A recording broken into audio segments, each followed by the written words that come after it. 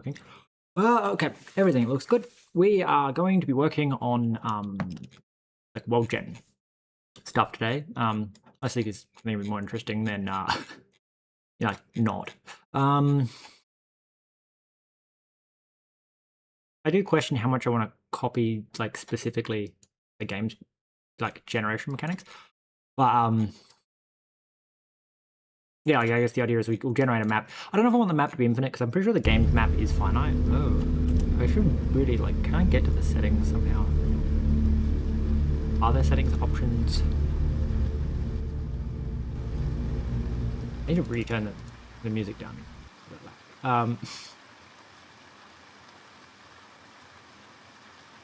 Main menu, resume. So, like, there is a pretty big map. Huh. And while you're in the map, you can actually... I didn't know you could do that.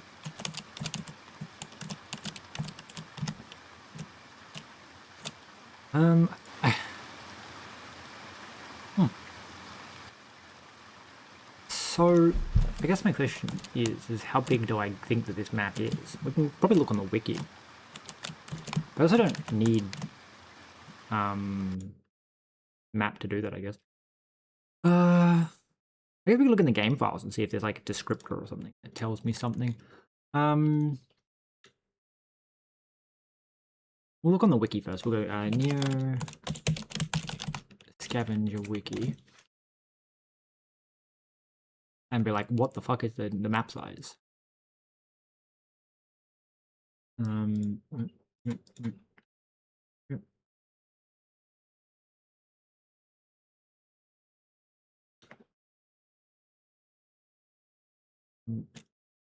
Checking something. I don't know.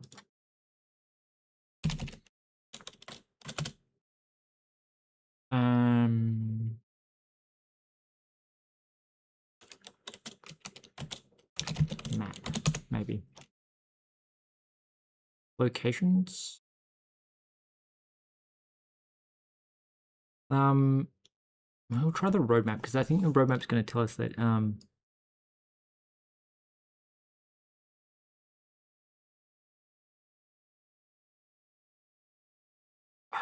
trying to work out.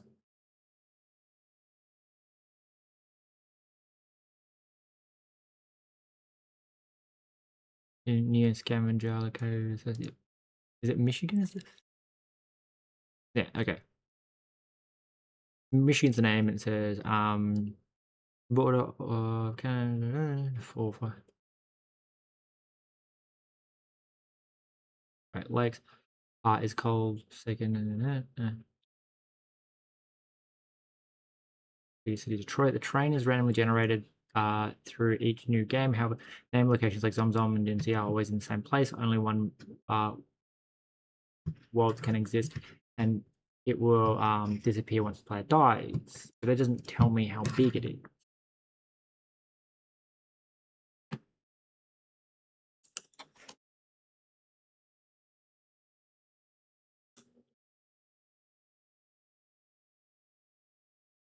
If that's 400 by 800, and then we can work out like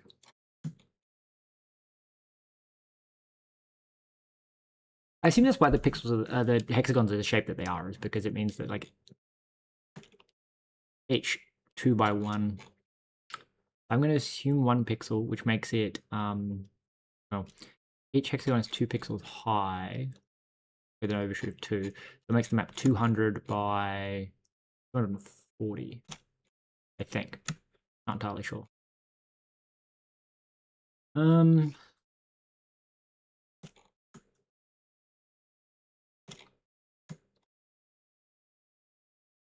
Yeah, interesting.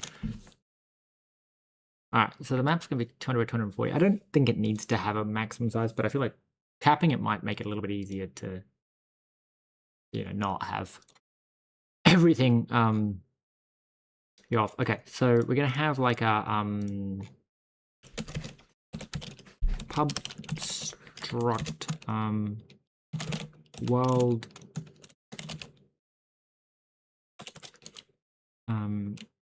well, I guess we'll call it a terrain.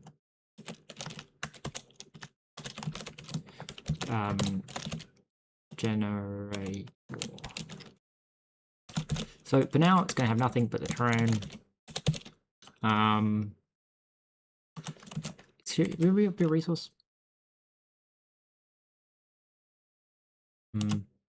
Maybe it should be I want to maybe make it a component because then it's like a map, and then when you go into the map, you can generate world terrain generator. Abstract. Well, okay. Should we just call this a terrain generator? And it's not gonna be a resource. And then, okay, I guess this would be a world terrain generator, and then a pub struct terrain generator. So that the idea being that the world one is a global, and then the terrain one is what's underneath. So then the generator is a generator. All right. So we should probably say something like bounds. Irec's a thing. Okay. Huh. A rectangle defined by two opposite corners. Huh.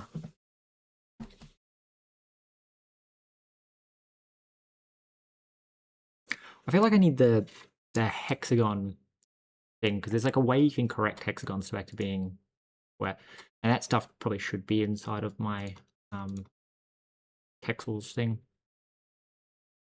So we want to go like map.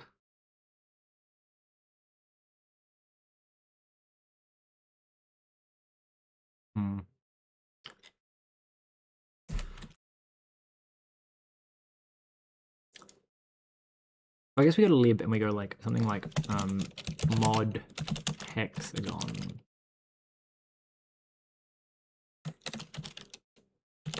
Utils. Right, and then we're gonna be like pubs, we'll go like mod jitters now. Just doing one. But we're gonna go pub struct I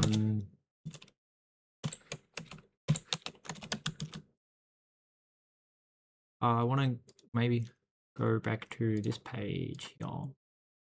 There's a way, like, they talk about how you can stack different hexagons together. The issue is, like, when you stack hexagons, you tend to end up with square, with hexagon-shaped grids, and if you just go, plus and minus, let's see how this one's every 2.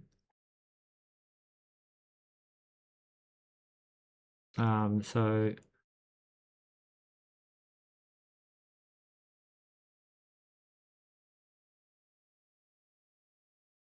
this is how we have to do the coordinate thing.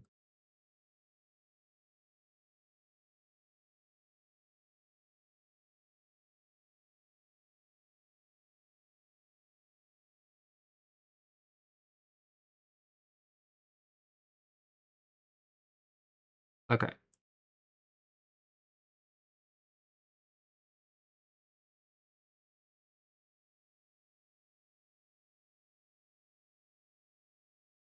So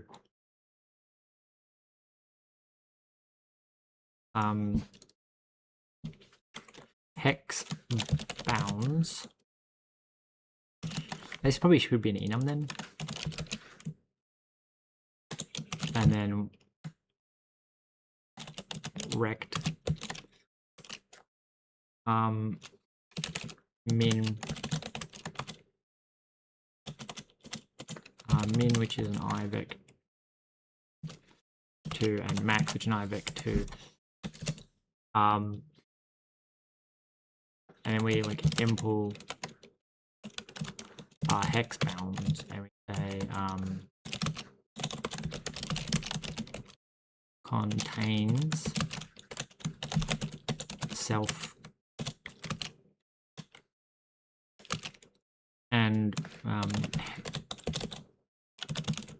cell which is a hex.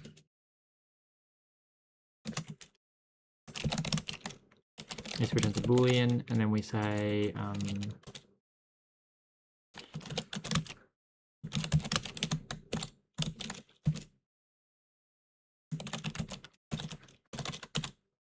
okay, so rect. So it's not just this, because this is not how this works. It's if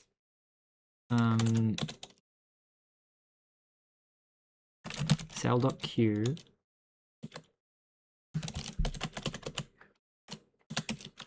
plus no not self cell dot q plus cell dot r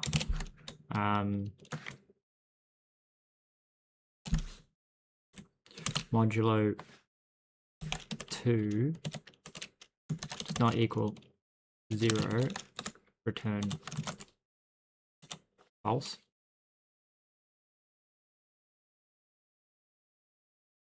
Wait, that doesn't make sense. 1 1.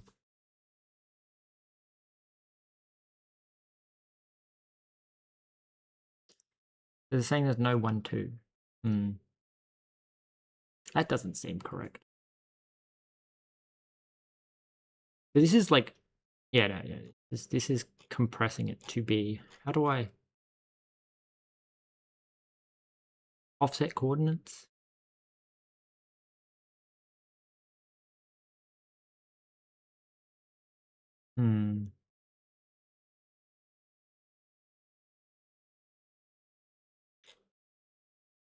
Now, how do I clip it to being square?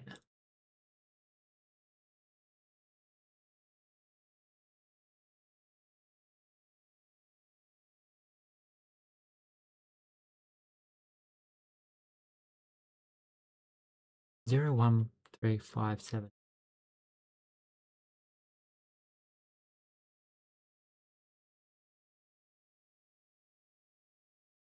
I don't know how to make it. How to make it square?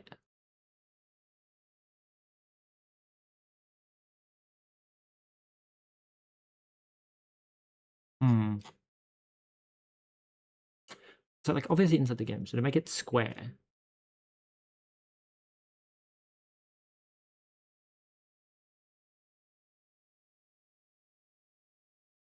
Because this is from negative to positive. But it's just if the value goes above a certain, the two combined being greater than something is, and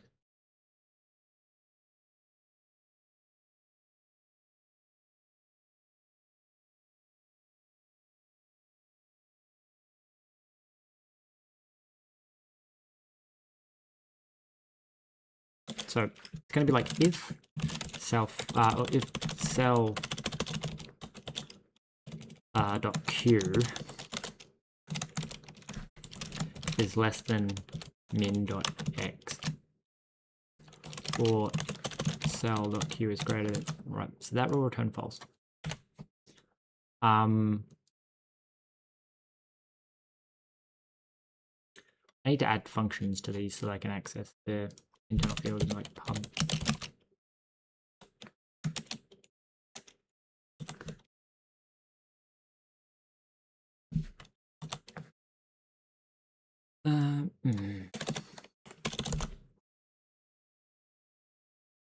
Oh, they've already got a Q and an S, then. Yeah. So cell.q.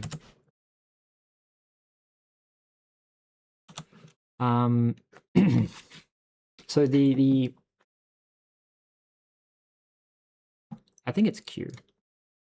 Q is the one that's making them move sideways. And obviously, like, it's staying in a straight line, so it's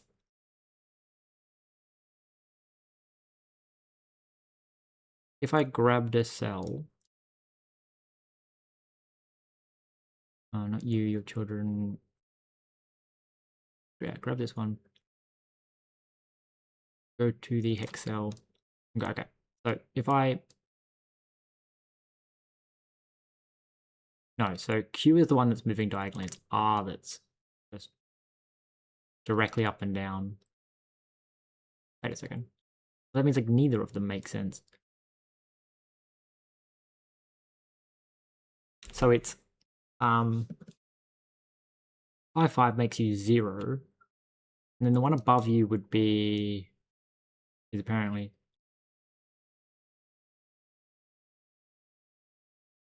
so you're wait. So the R doesn't matter.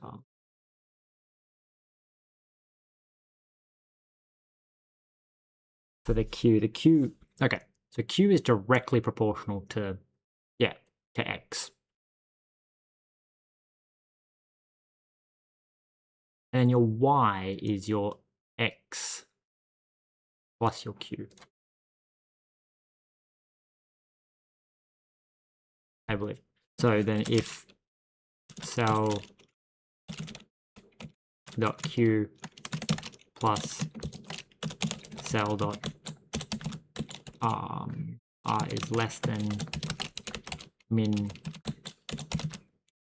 dot X or true. Should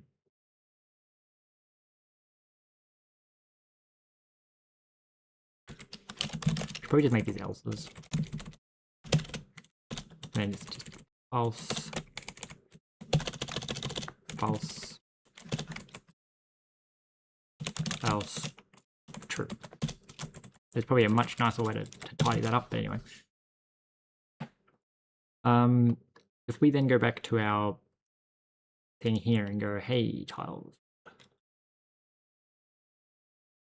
If I said, say, like, -10 to positive, let's go negative, and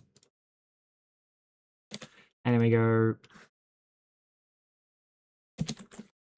let map size, well, I guess map bounds equals hexagons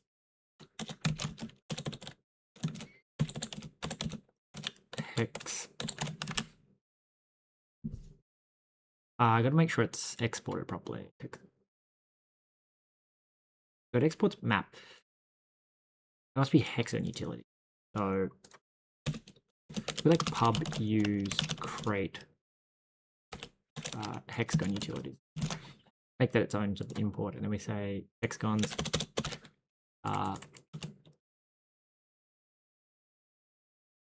Why am I not able to do that? Of that then. Hexagon utilities, hexagon bounds, rectangle. So min is going to be ivec2 splat -5, and max is ivec2 splat 5. Then we go here, we say if map bounds dot contains. I guess we put the ID up here and we say, hey, if you contain ID, continue, and then we invert that, so we go don't continue. Okay. If it's not in the bounds, don't continue, and then we can run that and see if I got the math right. This should actually make a square map, because it will basically discard anything that we try to spawn that's outside of square.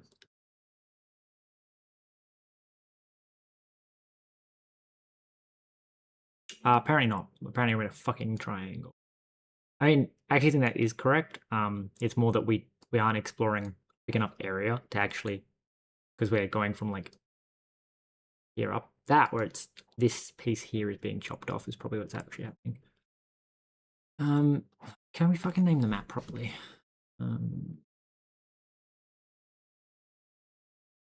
Or Jen. We name each hexagon, but we don't name the map. name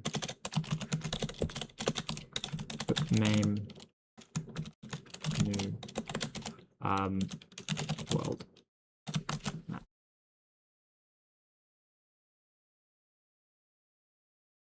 Anyway, so pop this open.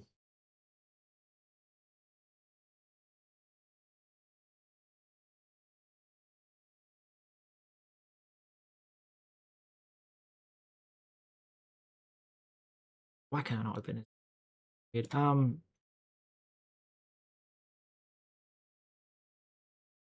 So the interesting thing is that we have nothing that's lower than 5 in the queue, which I think is correct, except something tells me that if I grabbed you and said that you're actually like -6 and added 1. So if I said like -6. 1? -1.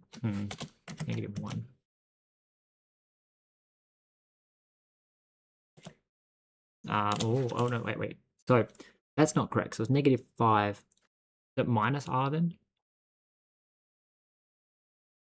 Okay. Utility. Put you into the folder, please. Rename it.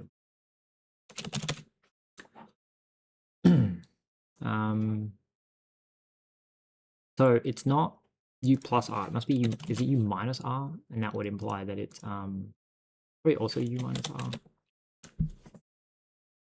Because if Q minus R is the Y, I think is what that should determine. Also, I think I fucked up their numbers because they're all off. They're very dark, which makes them most likely that I'm 1 row too far.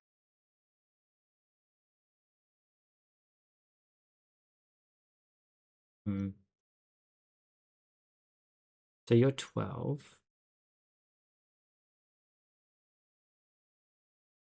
Okay. So we get wall, and then 12 plus 13. And then this is the, okay, so this would be 37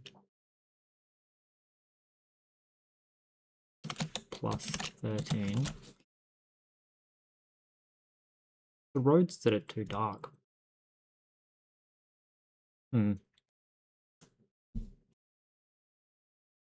Oh, because I'm just passing in their ID. Or am I just giving them all a number? I don't fucking know. I don't know how many I'm gonna roll out, but anyway. We've tweaked that. We're gonna go run this. So does that mean it's just using the S? No, because the S isn't just representing.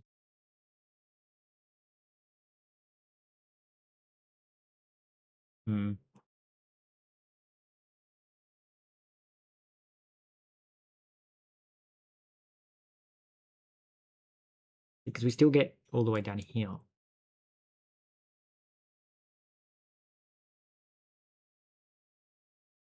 So that's not correct at all. I might just ask the AI because it's going to be easier than me trying to work out exactly what I'm doing.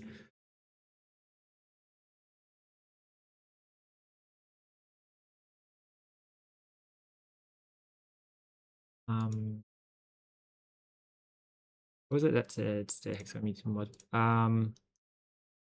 Just crack that open and be like, can you make a bounds check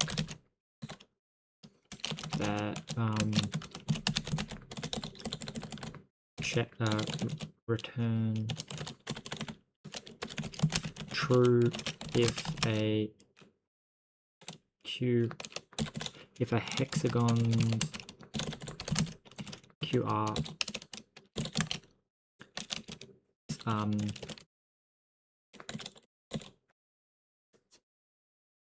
would make it fall within a rectangle bounds.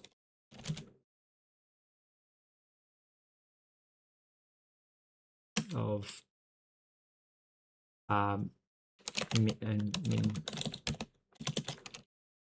and max where min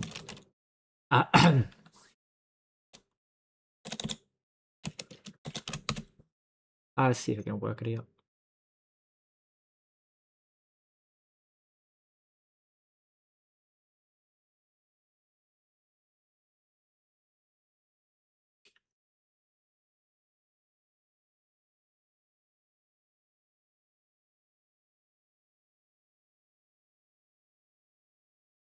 So it reckons that its q is greater than or equal to min.x and l.q is, so that's what I had there.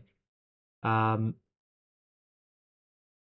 is greater than min y, and okay. See, the issue with this, and I'm gonna have to tell the fucking AI this.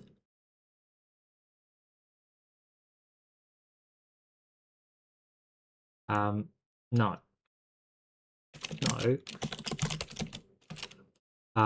This makes a diamond shape boy apple moving 1 R or in R moves both x and y.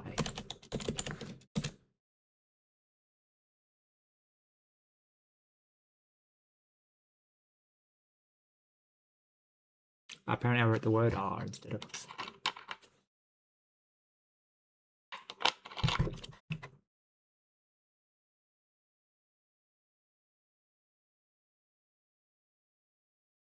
And okay, I'll instead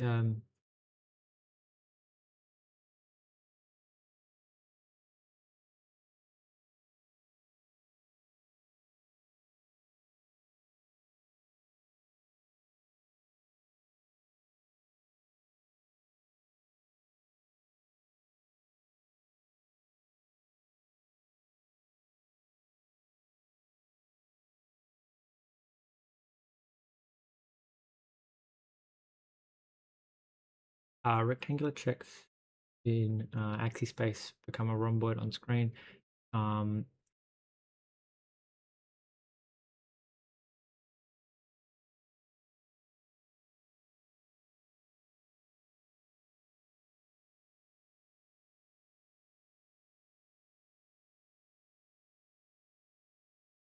it reckons it's negative.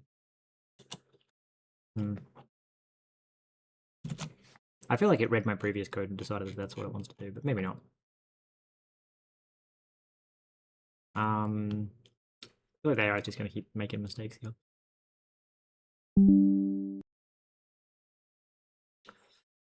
There's a way to do it. I just don't remember how to do it. At least not efficiently.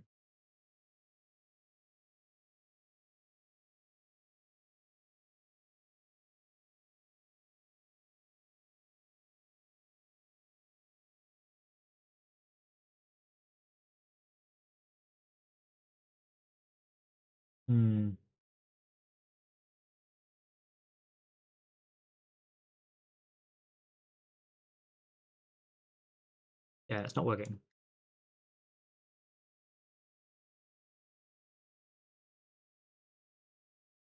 Why is it not working? So it's keeping up to negative. Maybe I'm not actually spawning enough. That would be kind of funny if that's what the actual issue was, is because I was only going like a little bit in each direction and I had it right the first time. So spawn more map size.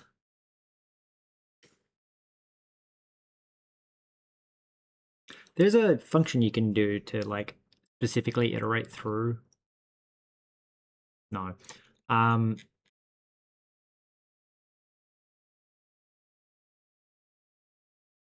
So question is, so is it is disregarding things.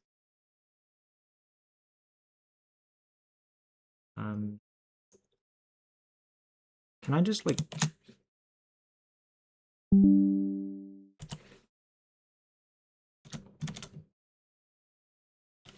This is, wait, what?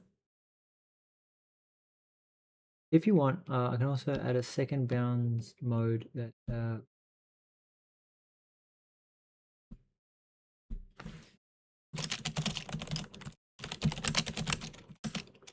-5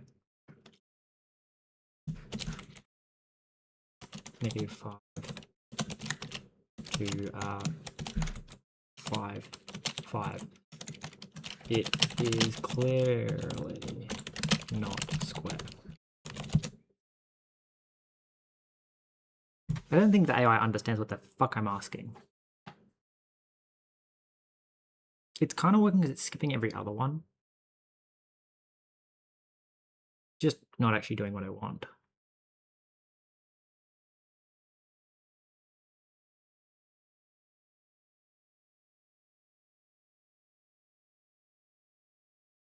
So the accepted sales from a...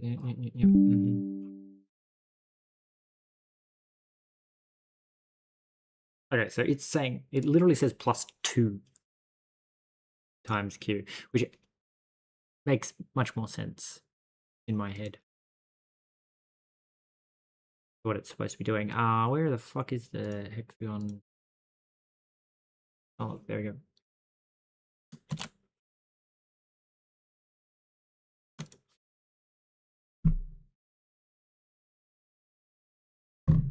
+2 times QR.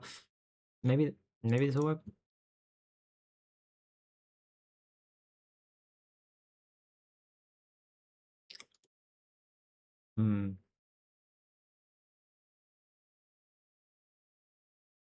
Hey, okay. I don't think it's actually quite working because I would imagine that this isn't actually because. Alright, we're gonna work on a little bit more world Jenny stuff. So this is bounds, which is going to be a hexagon utilities hexagon bound. And then I guess we make this a terrain generator T, where T is a sampler, and then we need like a trait sampler which takes in sample and then returns. So you're going to take in T and then you return T, I think. Maybe. Yeah. But then you're a sampler and then you're a sampler for a hexagon type. Hex type, like that.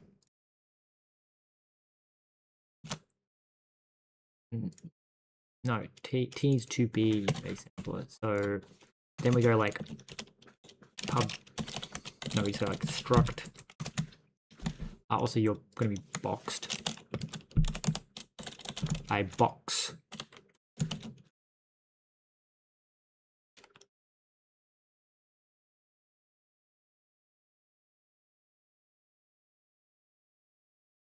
Maybe not. I don't actually. Maybe not. You're just a generator that takes in.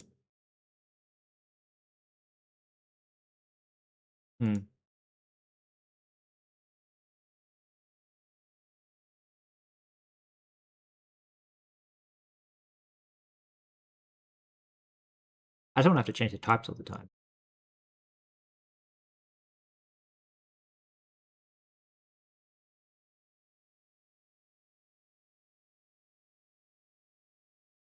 I guess we could just like terrain generator and be like, you're the sampler, which is a boxed dyne sampler of hex type. And then we go struct and we go basic pub struct why am I making like mod samplers Right, and then we go, this is going to be the pub struct test sampler. And then we import this and we say, hey, so the issue is that I think the sampler needs rules. We're gonna like bounding cell, which is also going to be a hex type. So the idea is that you are also going to import. You import sample, yeah. So we're going to import sampler hex type for terrain generator sampler, and so it's like if sample bounds, then self sampler sample, otherwise self dot boundings bounding cell. Yeah, that looks like it should work. So you're a terrain generator.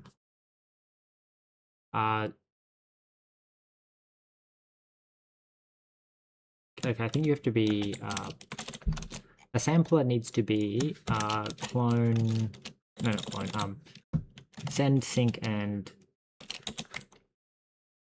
static, I think, so that it can be passed like a resource. Okay, so then we go to sampler and we go sampler and we go, okay, so this is a test sampler. So we have to like pub struct,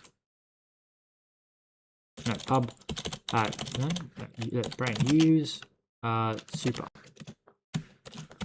Bring everything in. Okay, so we have test sampler, which it also gives us access to hexagon type, which I kind of want to put maybe up here. Maybe like mod test sampler. And then we paste all this into the sampler test sampler. And then else you'll see. Like rename. So we have our test sampler and the test sampler, and then we're gonna go, hey, so if cell equals cell dot equals hex cell 0, you return hex type. I think that needs to be pulled in. Oh, excuse me. And then you're going to pub use test sampler. So then you use crate preload. You bring whole crate in. No, use super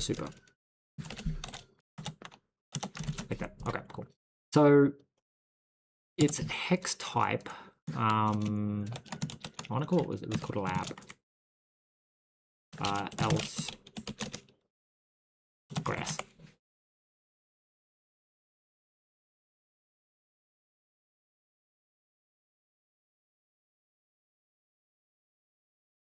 Well, I guess the test sampler needs some. We need noise, don't we? Noise. So then we're gonna go back to like here and be all like noise.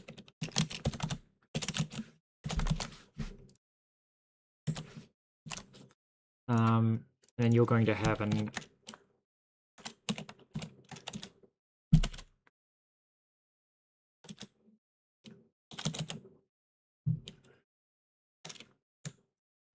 something noise.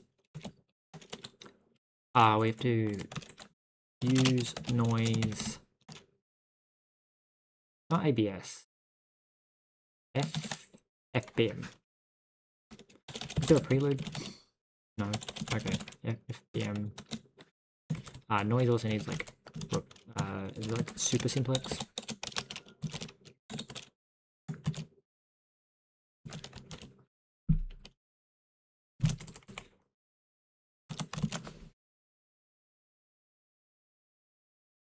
Okay, so we like import test sampler, new noise, seed, super simplex, new seed. Don't set octaves, please. Oh, okay, wait, no, you do that. Okay. So it's blue pass and seed. Okay. So that generates your noise. And you just generate grass. So we're gonna go back to here and we're gonna go, hey, you need a constant thing of being like pub const 0, which is self and it's 0, 0. Right. So when I sample this, it'll turn out that and it'll return that. And then when we go, this is my test sample. We need to go like cells. I guess terrain. Cells.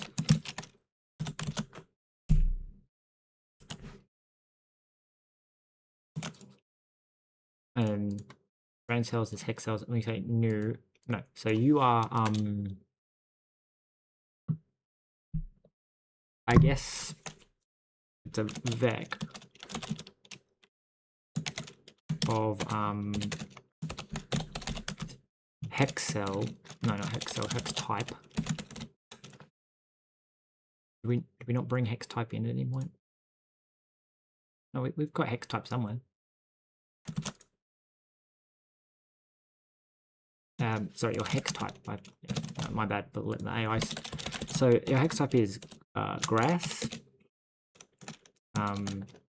Hex type. Why does it not let me have all the hex types? Like, what the fuck is wrong with you?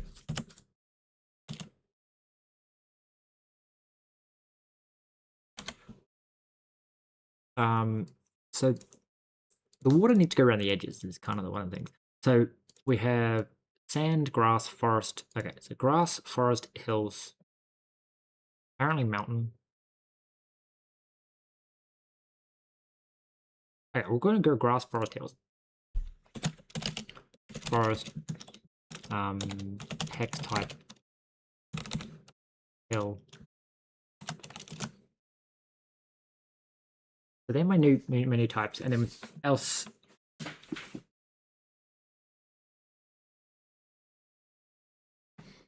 There may be something like that. So we go let val equal self dot noise dot get, and then you need a two-dimensional, so you're going to be cell dot q as f64 and cell dot r as f64.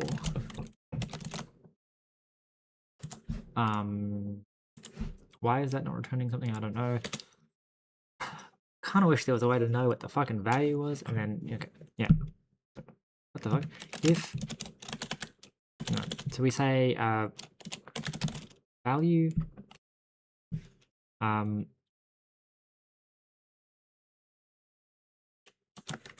plus equals 1, divide equals 2.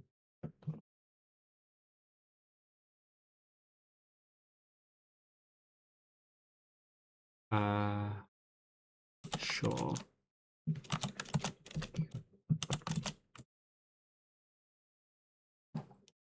Right. So that should then say, hey, if the cell equals 0, always spawn the lab at the center and then do the other stuff around it. Test sampler.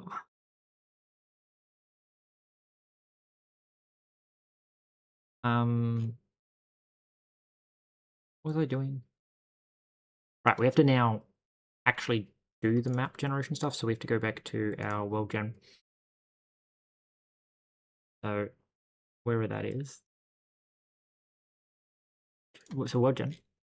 Something requests, yeah, so this is spawn test map. So we're gonna say pub fn spawn world map. So this takes in mute commands because we need that to spawn everything. It takes in, I don't even think it's going to take in hex. I think we do that after the fact. It's going to take in the generator, which is the world terrain generator.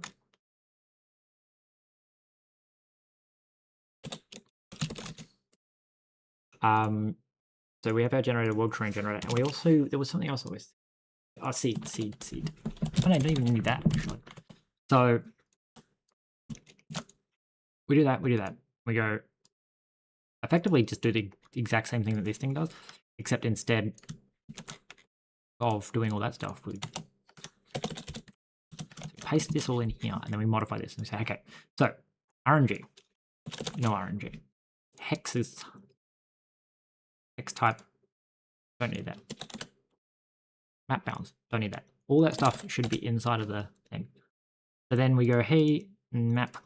So we're spawning the world around the player. So we need to go like commands, and then we spawn, and we said, hey, world map, identity, inherited, and no map. Then we iterate through 10 cells and 10 cells, and we say,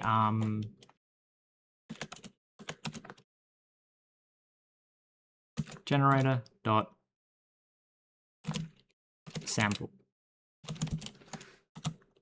I guess we let cell equal tuner. We say, hey, sample. Actually, we could just sample. No, yeah, we sample a reference to cell, like that. Then we don't have to check the map bounds because we let text type. So it doesn't have sample yet, but then it does all this stuff. So we're going to spawn a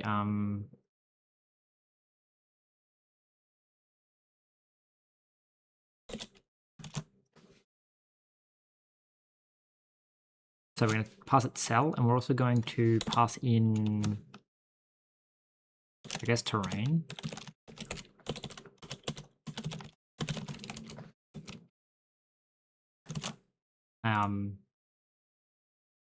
Well, I guess we just pass in hex type, I guess. That would make sense. So hex type. So we need to give our world terrain generator a impl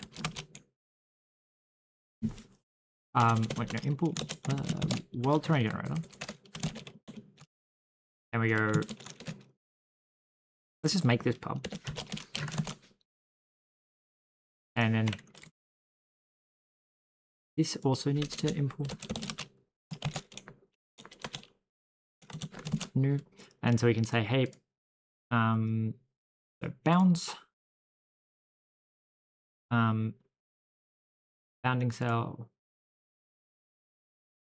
sampler, and then we pass in any kind of sampler. Right. So actually this one's going to be an impl sampler. And then you box that up. Cool. Right. So then we go here and we go pub sample.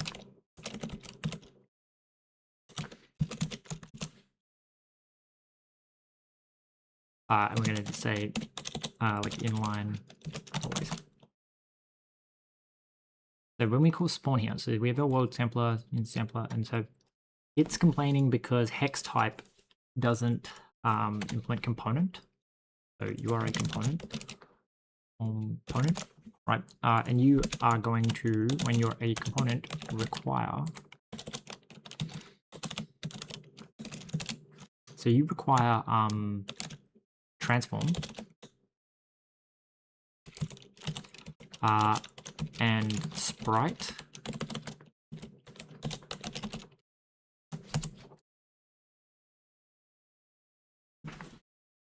Right. Okay. So why I don't know why you're complaining too. Anyway, so you require transform a sprite, and then we're also going to say component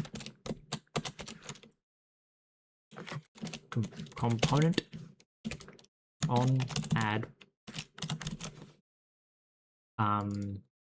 self dot set image. Right, and then we come down here and we import hex file. We go fn set image deferred world context. So we go, hey, get yourself. And then we say if let sum that's mute sprite let resource world resource. So this is not yet done. Okay, so we're gonna say tile assets. So it's image and atlas, and then you get those two pieces. I have to include these, so import that and import that, please. And then we say let mute sprite equals code get sprite. You require sprite, and then we say, hey, sprite.image equals image, sprite.textureAtlas equals textureAtlas. So that should mean that when we put a hex type on, it automatically updates the image, which means we don't actually have to tell it what it is, which makes spawning them like a hell of a lot easier, because we expect effectively to say, hey, spawn world. It'll run through, it'll add names, it'll add, so it just adds the tile and the location. And then we go back to here and we say, hey, run cached system. So you actually think we want access to generator.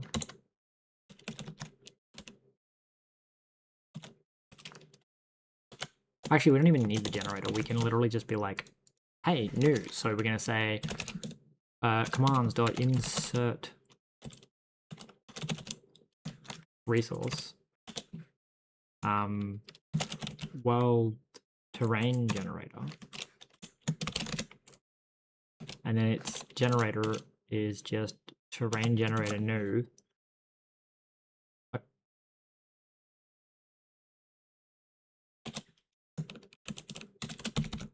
Rect I vec2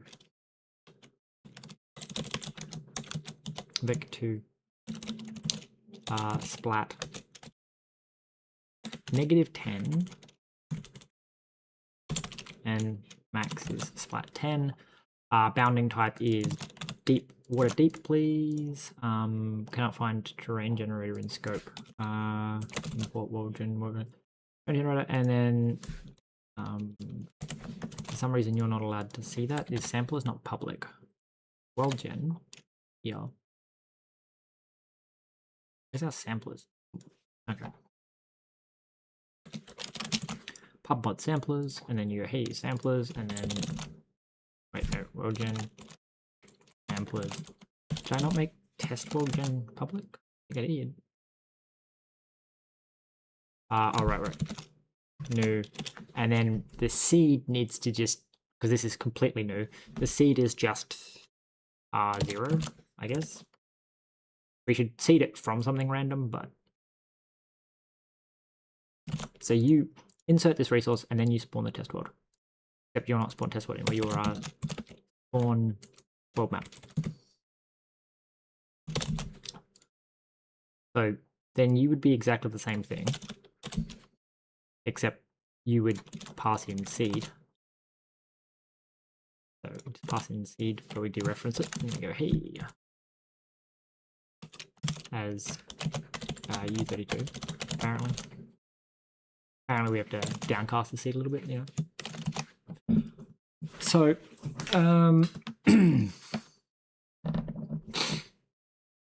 seed. So we should probably not be downcasting the seed and instead say, hey, if we're only accepting that kind of seed, we should probably update our interface to say, hey, that seed can be taken in. So passing in a seed as 0 is probably not the best.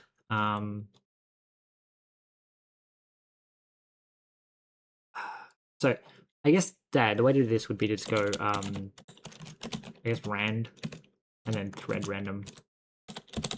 Okay, rand. Is it just? Can we just call random then? Okay, so we just generate a completely random seed. If you call new and then new seeded, so if I want to do seeded stuff, we can just force it to load, and then this spawns test world. Right. So these both spawn the world, and then this spawns test map.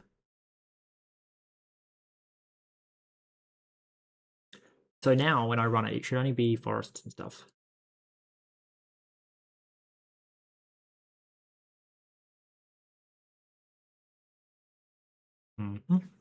Bottom.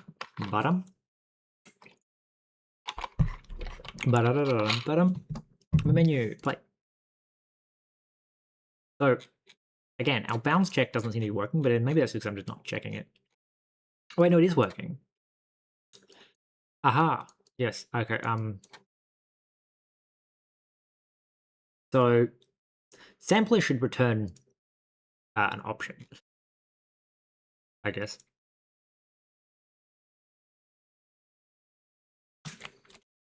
So sampler returns an option, like so. Sampler option t to say that it's possible to return no valid t. Then you'd be the same of returning option t, and then except we want you to check. So if self.bounds contains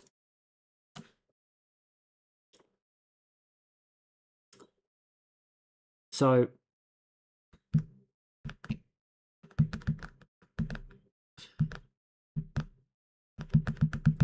the way I want to kind of do this, and it's kind of like a dumb way of doing this, is we want to have a second bounds, and this is like bounds e1 plus and this is just, again, it's a hexagon utility, hexagon bounds. So then when we call new on you, we say, hey bounds, and then that is just, yeah, I guess bounds. Then we're going to go back to our hexagon bounds, and we're going to say contains, and then like pub +1, which is min minus splat n.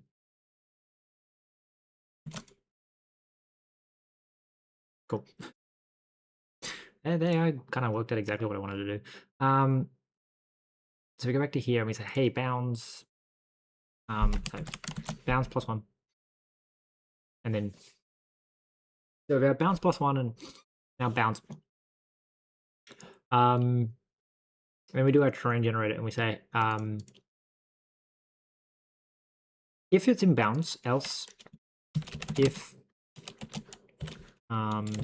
self.bounding plus it contains cell, else none. So you return none if it's too far away, just because that saves me having to fuck around with too much shit. And then we go cell. So let some else continue.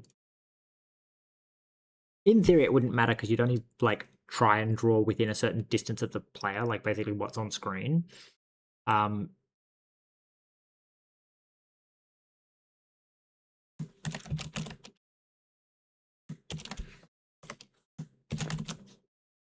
In theory, I could actually just say cells_trains.get. That would do the bounce checks for me. You should always be like returning some, but anyway. Then we get rid of the addresses. Right, so it's either IDX min.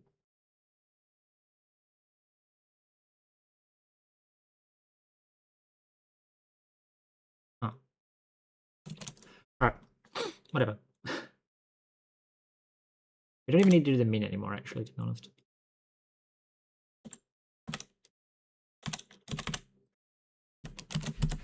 Because you're just like rolling dice. Anyway, we're on this. So this should then result in spawning in our 10 by 10 and then only one. I don't think the math's quite working out in terms of like. That's definitely incorrect. Why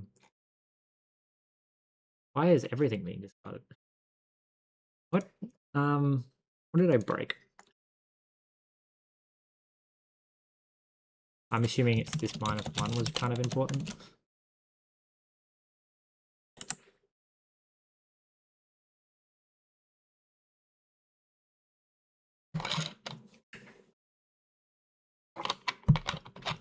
And that it's almost always rolling.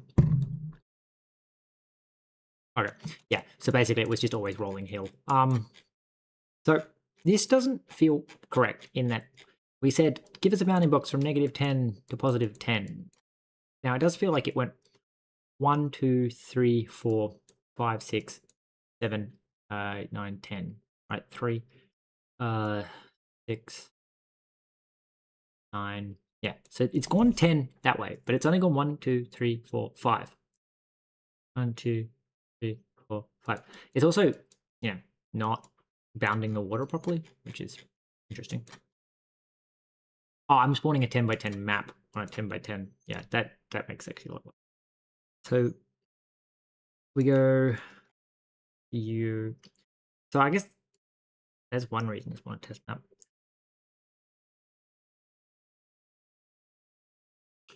Ideally, this is two separate things going on here. Is that we're spawning like a really big map. Like, let's do like 20 by 20. Specifically to test that the map's bounds are working, because in theory you'd only spawn like a 5 by 5 or something. Like it's within the player's vision distance. You'd spawn around the player. So let cell equal hex cell some hex cell generate sample. We'll continue. So our sampling is done really dumb. I think it's because we're constantly sampling integer multiples that we're just getting the same value every time, maybe. Something's more private than something else. What was it? Sampler, the trait sampler. Okay. Okay. Wait, no, not pub impl. Pub trait sampler. Pub trait sampler. Okay, so it's in our test sampler. You are your IDX. That's why we're always literally returning the same value. IDX. Thank you. It didn't even sample the noise. It was just always returning the last element in the list. Okay.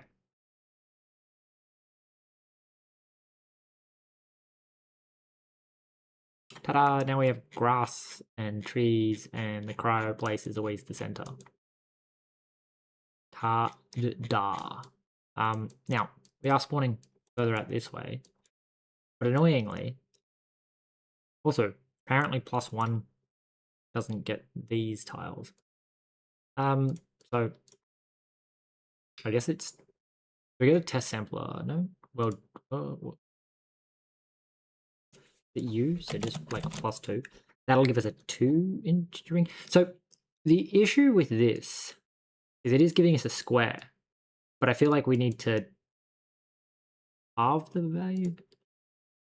Oh wait, no, that's easy. We can just multiply the value by 2.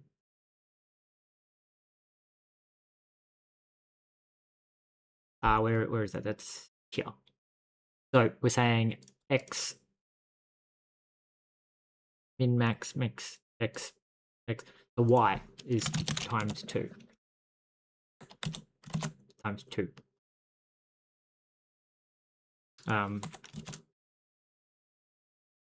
So when I run this, that should make it actually 10 by 10.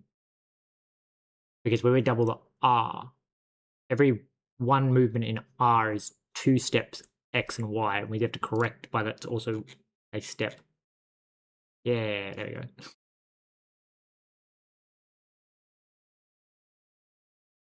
Well, actually, interesting. Now it's definitely getting 2 water, so maybe it was just that I was, causing issues. Maybe we can go back to 1. I wonder if it'll get that cell, probably, because it's doing that one. Means it's like 1, 2. This. Okay, it's interesting. Again, that's in the game level. Here I go, hey, just like +1 then. That should fix, I guess, the surroundings.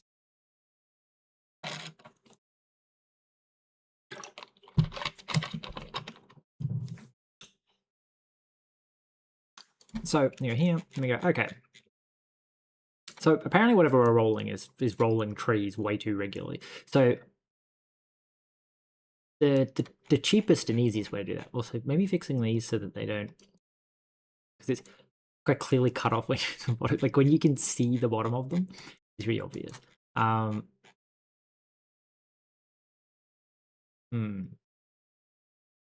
I don't know if you should be allowed to zoom in that close.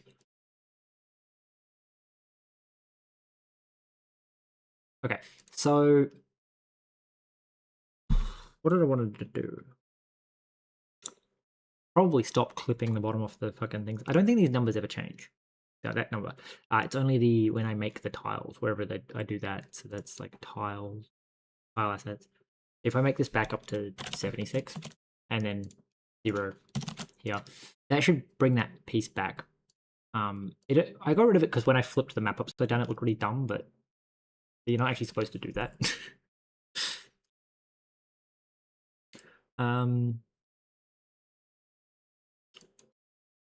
So now the bottom of the world actually has that effect again.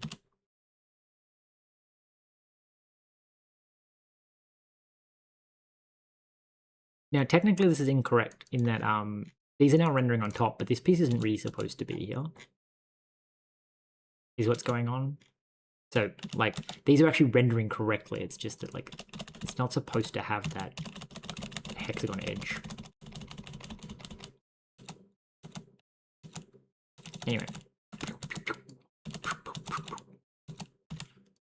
Alright, so the cheatiest way to fix that is to go... grass is the most common draw, which makes sense, because we're effectively saying anything like plus or minus half is the middle tile. So, now it's mostly grass with little patches of forest. So I guess the way to fix that patchiness would be to say sample q times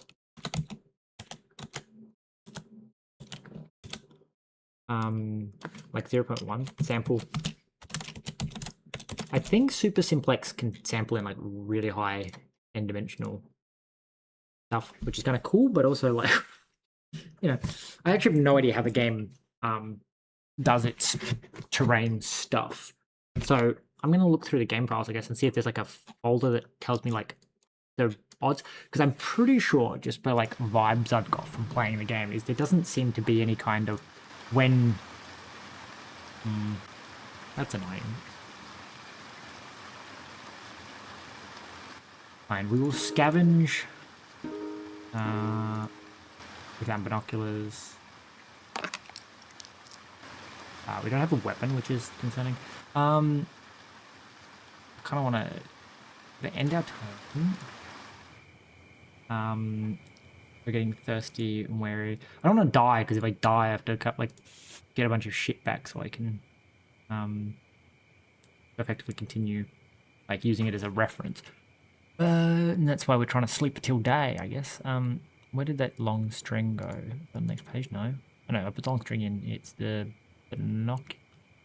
There we go. Put a strap on them. Take them with us. Put that in our hand so that we have a weapon. In theory, do we have something sharp? No, meat's rotten. What we're gonna do? We're gonna think we're just gonna sleep. Okay. We need it to be day, please.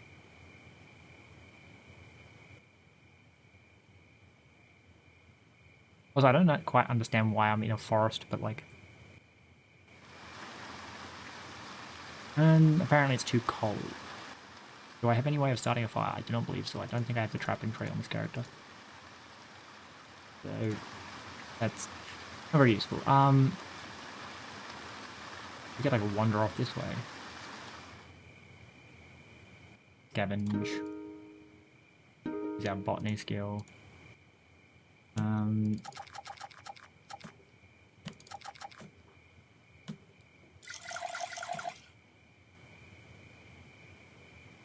Apparently the outside temperature is too cold. We don't exactly have any way of warming it up. Can we sleep?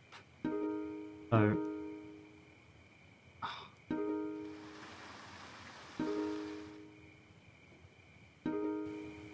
Okay, that ran away. I just need it to be daytime, please. There we go. Oh, that was the guy that... Okay. So we're in dawn, which means that everything's a little bit weird. I also don't like that, like, at nighttime, apparently your character forgets, like, their memory disappears, because, like, apparently, I know this is over here without seeing it. Flat grassland, hills, or, hills of water, piles of rubble from what was a city, and a high-rise building. Right. So, as you can see, like, it doesn't seem like... Maybe, though. But, like, it's like little clusters of trees. It's not... Like, there's no big forest. It's just there's sort of a chance of forest. This is a scripted thing. That's why there's so much there. I think this is scripted. This is scripted. These, like... there's always a forest here and always a town here. But, like, everything else feels very much like it's just sort of... like arbitrary, like it's just there are hills, there are forests. The same kind of thing can be seen because if we open the it's here the map. Like there's no, well, there's kind of lines, but there's no obvious blobs of stuff. It does feel like they're just using sort of random scripting and then like a little bit of a like if X is greater than this, it's water sort of thing. Because I know there's like a swamp down here as well that's like always there, I guess. So, did I run this after changing the thing? Yeah, so now we're ending up with, like, hilly patches and tree patches.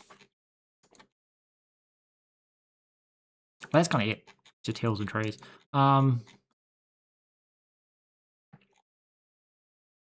That's what I was checking. I think if we check the game files, so there's attack modes, barter hexes, battle moves, camp types, change profiles, conditions, container types, creatures, creature sources, data files, encounters, environment triggers, factors, X types. So I think if I open this,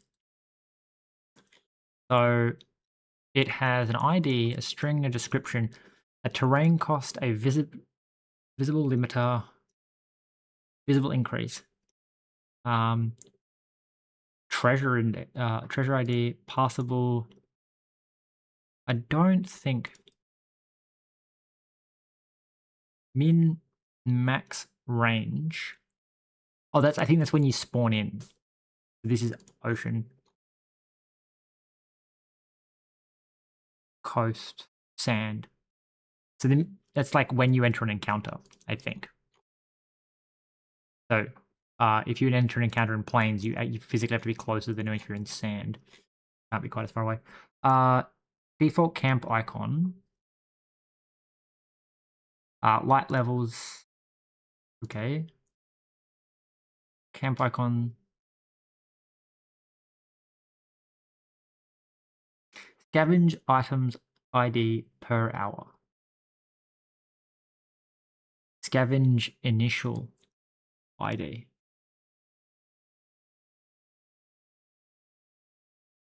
I have no idea what that means. Passable 1. So these are just booleans. Treasure index is 7, so this is saying like the loot table. No limit. This limits you because it's a forest. It limits the visibility is limited to 2. And then this is a hill, I assume. Yeah, because when you stand on a hill, you can see further. Hills. High mountains. Passable. Apparently, it's passable. Terrain cost is 11, so I think the answer to that one is no. It's not passable because if it costs 11 to move. Oh no, right. So what it's saying is whenever you move onto a mountain, because I think the game doesn't stop you from moving onto a tile. You don't have the movement to move on. It just subtracts that movement when you move onto it. So you can move onto a hill, but no matter how much movement you have, a mountain will you only be able to move one mountain tile. Suburban ruins. So this doesn't seem to contain anything except like loot tables. So the hex types, I guess, telling information, not about the spawning of it. So that's obviously not the right file. Ingredients, item properties, item types, maps.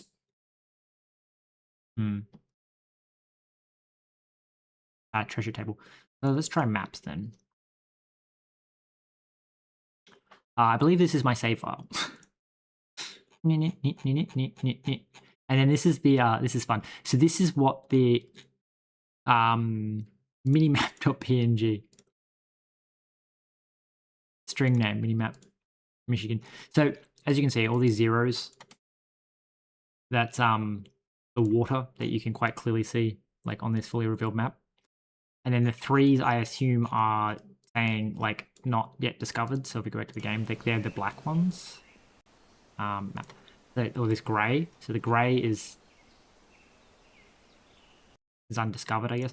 And then this is 33, 33, 4, 4, 4, 5. So the 33s are something. What? Where's there like a streak of 3 colors in this map? 3 are the same color. Oh no, somewhere in here. Maybe the 33s are where I'm standing. 4, 4. A lot of 3s. There's some 4s. There's a 26 down here. It's such a weird way of doing it. This is the swamp at the bottom. So maybe this isn't doing what I think it's doing. You can really clearly see the shape of the map in the... Kind of funny. Anyway, we go up here. So this is my map, which I find kind of interesting. That implies that, like, because the map's generated apparently right at the start, then that, or it's actually representing something else entirely. 10's 5, but maybe it generates just purely random numbers. Like this is just the RNG. Because it's like this tells me certain information because I know about the map stuff. Like the zeros are obviously where the water is, and then down here there's a thing called the swamp, which is like a toxic area that kills you. The fact that that's all drawn into the mini map before you spawn means the mini map must actually be the map, like the actual saved. So there's a 15, 15, 29, 15, and there's 7, 7. So I'm assuming these are actually like pre-computed tiles. So somewhere in here would be like a completely surrounded thing, and it'll be the enclave and stuff like that. So 33 surrounded by 4s. This is probably the enclave. 33 surrounded by 4s. Maybe, I don't know. But the idea is like this is saying like 3 is, there's a 35. So it's saying like these are undiscovered, I assume is what 3 is. We can probably find the terrain thing. So 0 is obviously water. So this is actually the map, and it's just called mini map, but it's actually, this is actually the map. And then this, I think, is like the RNG. So it's like when you discover this map, it's like 3, and then it'll be like 3 plus whatever the corresponding index up here is. So like this is how it generates the map without actually generating the map.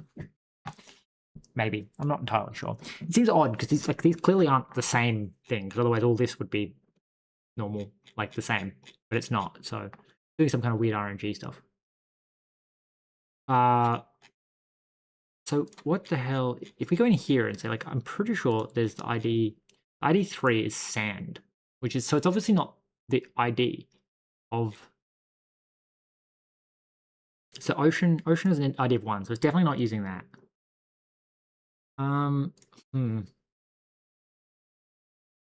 I legitimately have no idea what the odds are that certain tile spawns. I thought I've seen it before where it was like, maybe it's in the data files? I would have thought it'd be in the hex types. So start data file. No, these are just random bits of text that you can.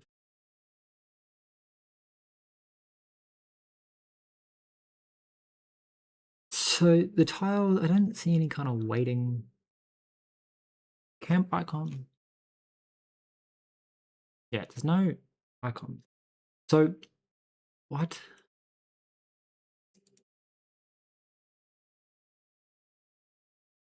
Charge profile camp types. Conditions container. I wonder what charge profile is. The ID name. Kit refill. Item ID is 95.1 per use per hour. Per use per hour. Night vision goggles. And rifle per use 1 per hour. Per hour equipped. Interesting. So these are charge, as it says, charge profiles. Okay. So it's not in there. Battle mode, camp types, barter hexagons, attack mode. Barter hexagons maybe, but I doubt it because I think barter hexagons are literally going to talk about just the barter hexagons. Creature sources, data files, DMC placement. DMC trace placement. So Dino health. So this is just like, again, like a map when we go to the DMC. You unlock a map that you can click, and this is just like literally how it renders it, which is kind of funny. That it like has that as its own like folder. Encounters, encounter triggers, factions, forbidden hexes.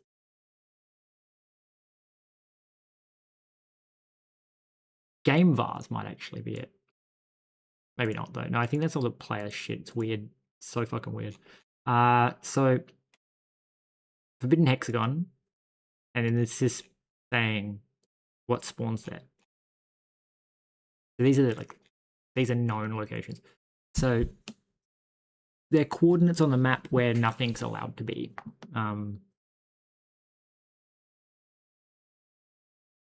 It's fun.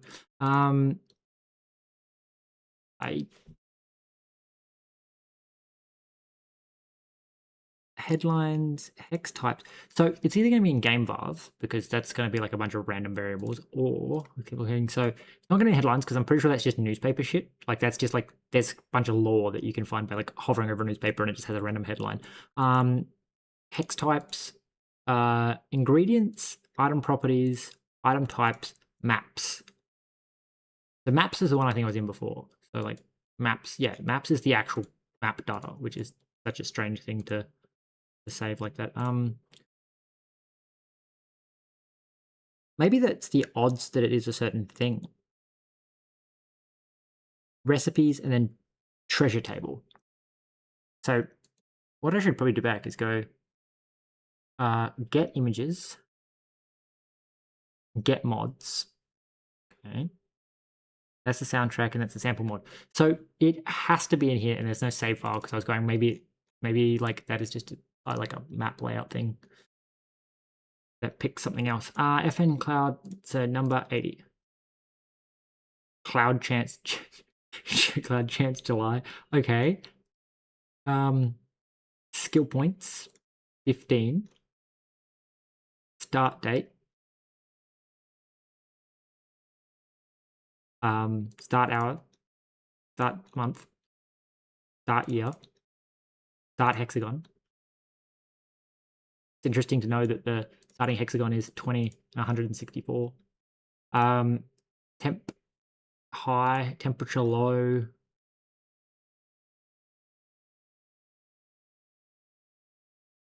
I'd like to point out that this implies that you're not supposed to live past like 1 month.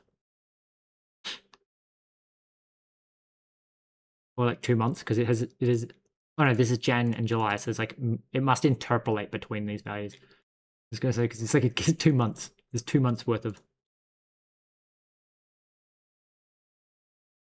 high, low, and var.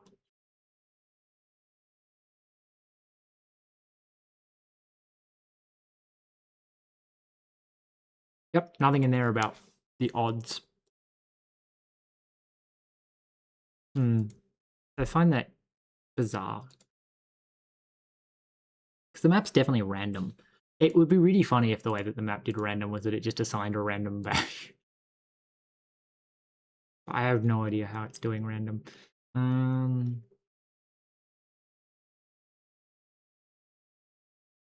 That's literally just random game values. Like initializing integer values. What else? There's nothing in here like seems like treasure table, recipes, maps. The only thing I could think would be hexagon types, and then like obviously that's not because I didn't have anything about like percentages. Unless I missed it entirely. But I also just realized that it's possible that it has more than one thing in here because it says this is the schema.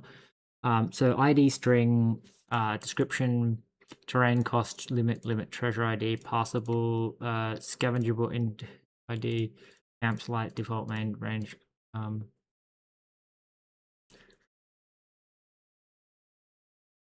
V cond IDs. V cond. Okay, wait, maybe we found something because we've got ocean and coast don't have valid IDs. Conditioner. Cons IDs. So sand also doesn't have cons IDs. Nothing has cons IDs. So what the fuck has I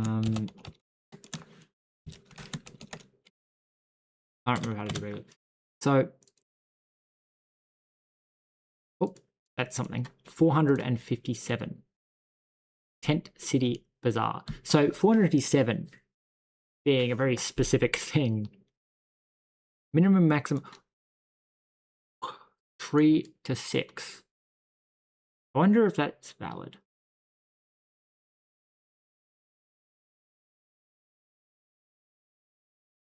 Camp items. So camp items. So I'm assuming this is like 4 will be something because it's a tent city. There's like a power plant somewhere. Like you can like extract power. Default camp index.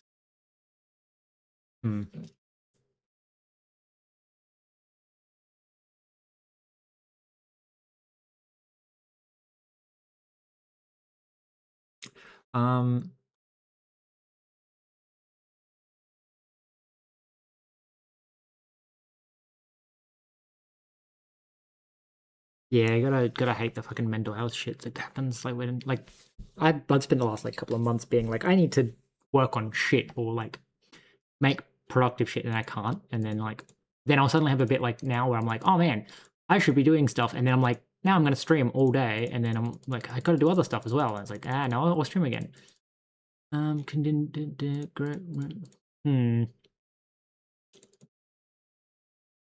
So the thing is the conditions are apparently really low.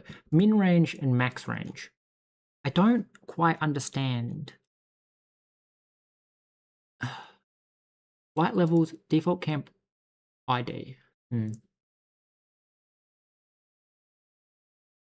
it's sometimes it can like I think my biggest thing with like coding, especially with mental health, is if you succeed at what you're doing, the coding is great for your mental health. When you try to do something that you're like, hey, this should be really easy, and then it's fucking hard, then it like really unmotivates you to do anything else because you just like feel worse, like because you're like struggling to do something that in your head you're going, but this should be so fucking easy.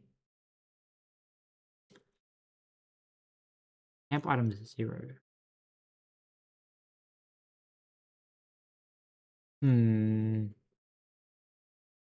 I'm trying to work out what the fuck it does to work out when and to spawn things. I'm sure I've seen it somewhere that it was like there was just like a bunch of percentages. Data files. Did I open data files? Yeah, because data files was just text. Like data files is like you have a headline and then also text or something. Oh no, data files is probably the actual. It's like a hacking thing where you can like extract data files, and I assume this is just the random page. Yeah.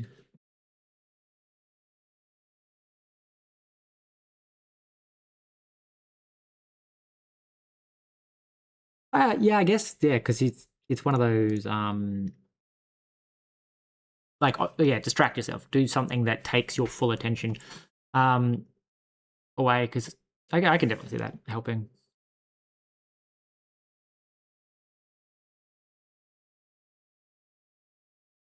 Yeah.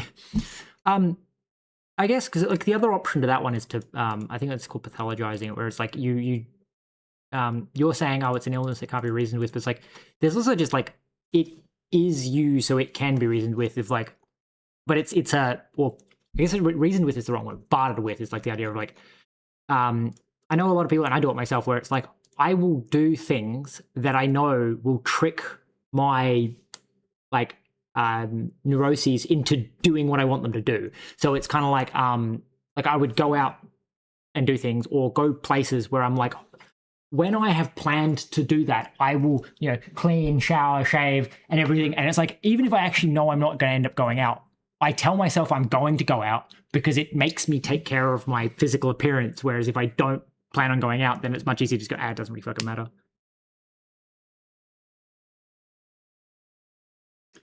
Yeah, that's what I mean. So like, don't focus on them, but it's like if you know that something has a specific effect, like you're saying, programming distracts you to the level of not being.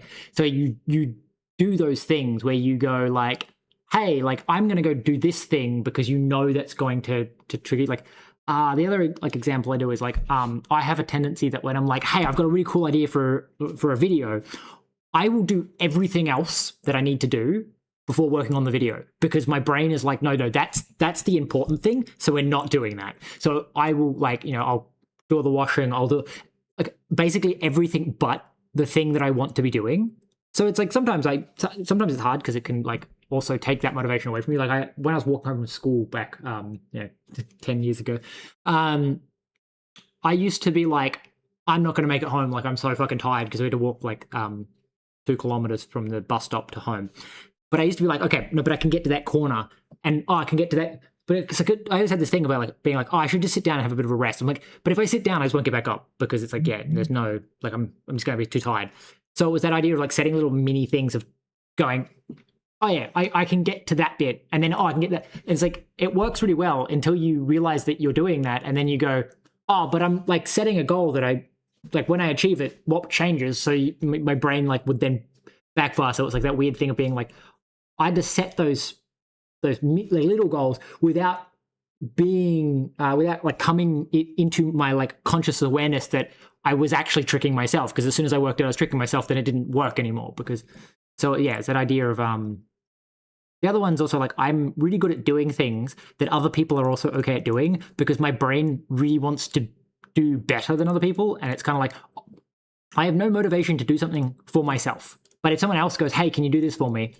I will do it, like, or much more likely to do it than if I want to do it myself, which is that one gets you taken advantage of a lot because people are like, oh, can you do this? And it's like, oh, sure. But when you have the right kinds of people around you, you can be like, people will be like, oh, can you do this for me? And it's like, oh, yeah, I can do that. You do it. And then they go, well, I didn't actually want it done. You wanted it done. I was just asking you to do it because if you do it for me, then you actually do it. It's that like weird thing of like working out what tricks that part of your brain into doing what you want it to do. So it's that I like there's a YouTube short that I've seen a few times because it keeps like circling around of being like the ADHD person being like, oh, I've just cleaned my room ready for you to come over, and like, oh, I'm not coming over. I was just telling you I was so you'd clean. It's not even holding me accountable. It's removes the choice from me. So the idea being like if I go, oh, I need to clean my room, at a certain point when I'm like, I don't want to do it, I can go, well, yeah, but does it really matter? Like, I don't care if it's dirty. So it just doesn't get cleaned. Whereas if it's like someone else was like, hey, I need this done, I don't get to go, yeah, but I don't actually want it done because it's not my choice. Like I don't get to rationalize away not doing it because, the person who gets to decide if it needs to be done isn't me, so I don't get to decide it doesn't need to be done. Whereas if you give it to me and be like, oh yeah, like, cook food and be like, oh, well, I'm not really that hungry, but it's like, oh, but that other person is, so it's no longer I don't mind if I don't eat. The other person is, so it's like, yeah, it takes the ability to decide that it doesn't need to be done away. rather than holding me accountable, it's literally just removes the like choice to not do it. Like I no longer get to say that it doesn't need to be done because I don't actually care if it gets done because it's, yeah, does that make sense? All right, so we have this table. Does this table contain any information? So we have the name, the description, field names, modifiers.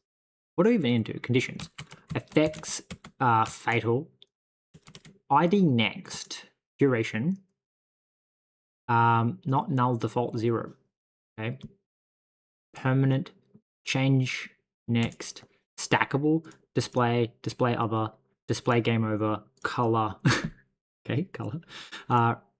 Reset timer, remove all, remove post combat, transfer range, threshold.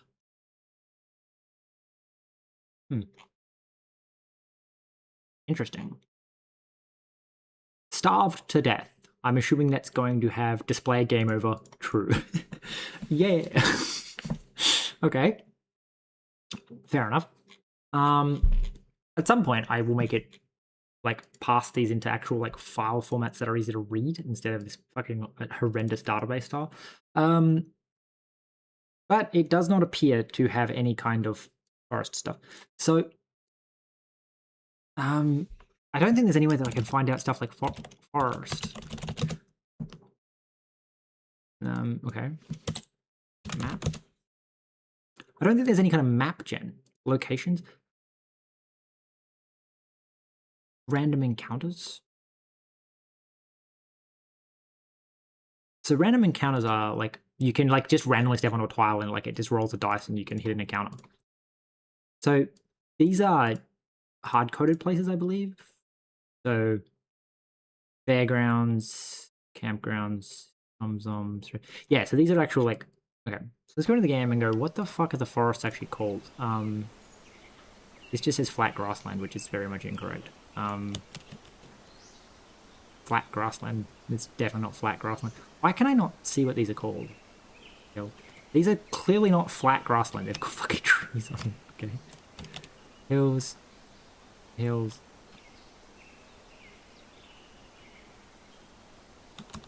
Okay. So where I'm standing, it's called forested area. I wonder if there's other types of tiles. Probably not, to be honest. I'm trying to work out if the wiki has some kind of odds thing.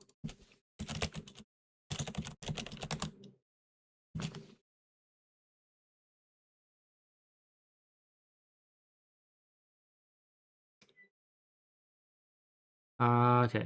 Train randomly generated through each game, however, name. Yeah, but how is it randomly generated?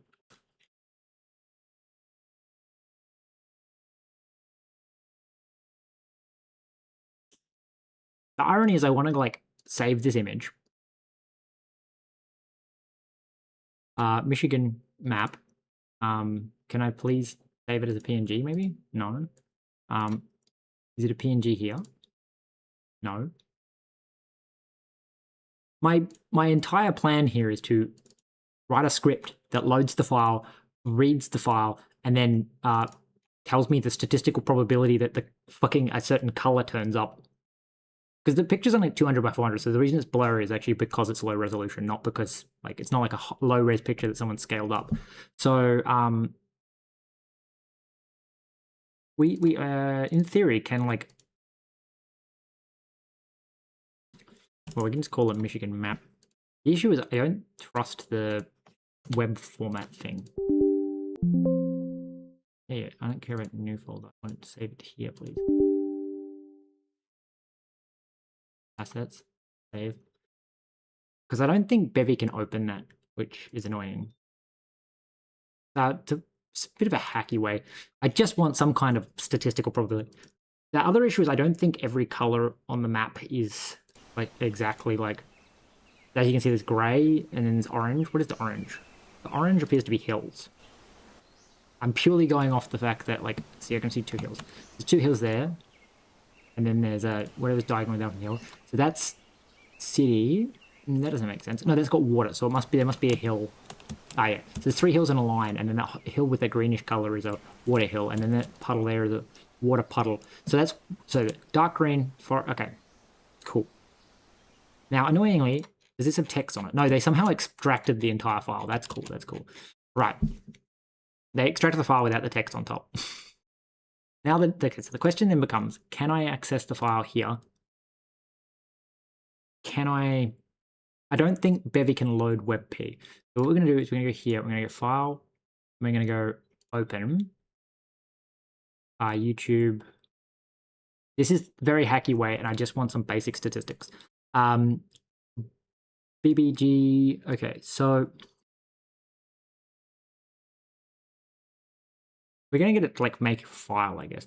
So where is it? It's this, and then it's assets, and then the Michigan. Okay, I'm going to open this. So then we're going to file, export as PNG. Right, export. So next is to do the same hacky thing that I did where I'm going to make an example. New file. This is going to be called scan map.rs. So what this is going to do is we're going to have fn main. Right. Going to do nothing, I guess. I'm going to use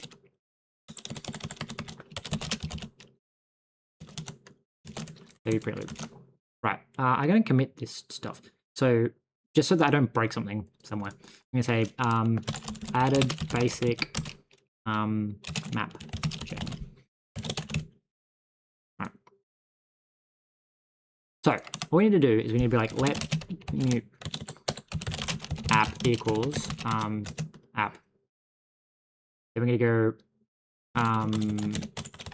app dot add plugins basic default plugins. Then we're going to go app dot add system to last.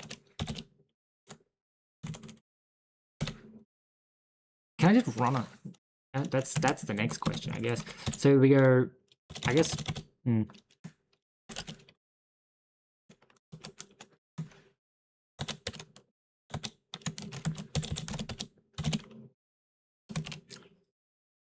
And then we go extract. And then we need another one. We go app dot, I guess run. Be like app dot add system startup load. And then we go fn load. This just literally goes asset server. Actually, we can just do something like pub struct image, which image, and then it's just a handle to image. Then we import from world for it, and then it loads. Rename this Michigan map.png. Okay.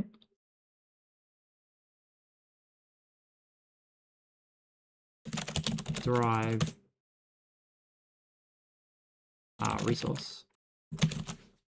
What are you complaining about? You're saying that image. Yes, it is.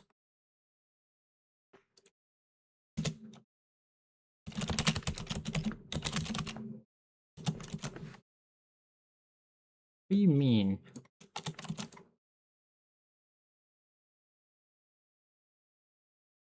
Oh, I bet you don't have default turned on.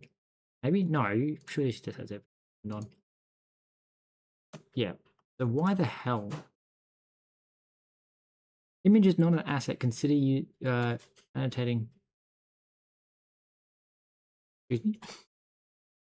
So we want to go something like init resource. image. And then we want to go app.add system, I guess startup.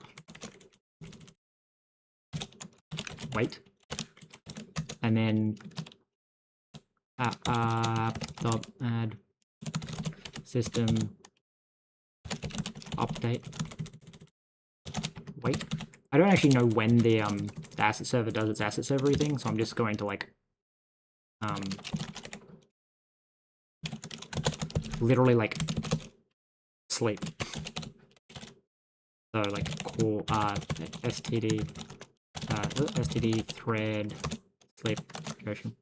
1 second's probably way too long. Or from millis 100. Just like stop for 100 milliseconds and then extract stats.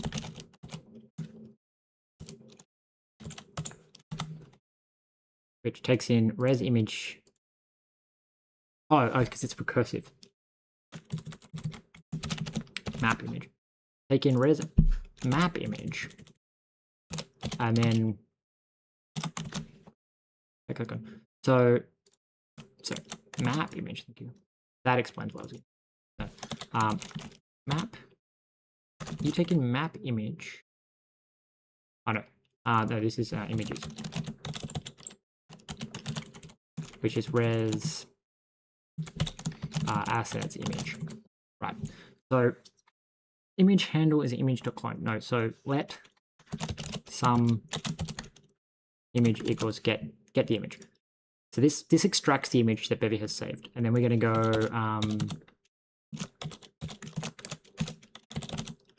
for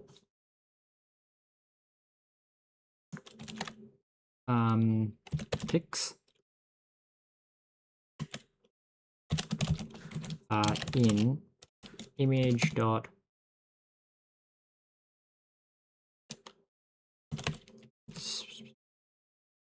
size.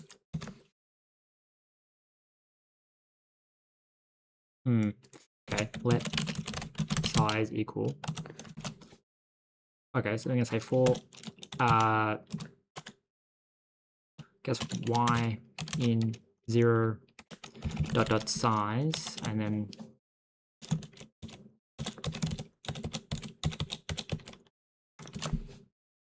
can we fuck all this shit off and just give me 2 closing braces, AI? Why do you always do this to me? Okay, so now we have our y and our x. And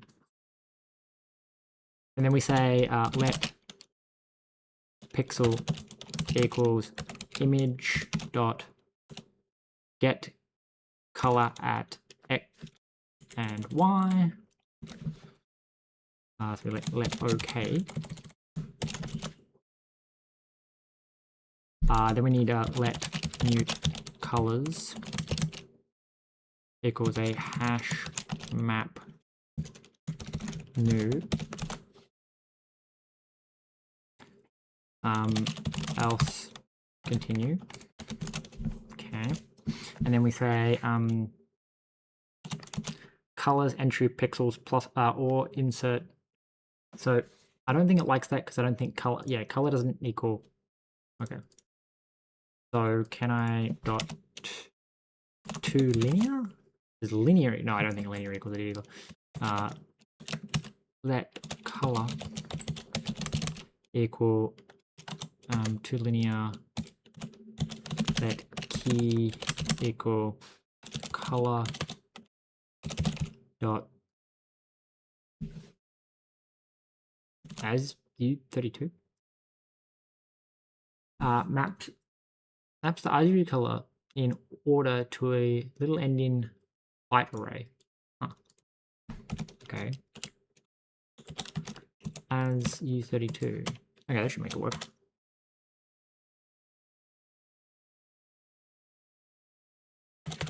I just use the Bevy UI. It's one of those you've got to commit to building the structure first. So like last stream I was doing it where like to make my menus, I have learnt in the past you don't just code the menu. You spend the time coding a menu manager that you can say like add a label, add a button, add a scroll bar, and then you make it do the things you want it to do. So like if we go to my menu thing, so I have a horizontal, and all that the horizontal does is it takes the horizontal on the menu builder. So you have a menu builder, and then when you call horizontal, it returns a new different menu builder, and that new menu builder basically spawns in a new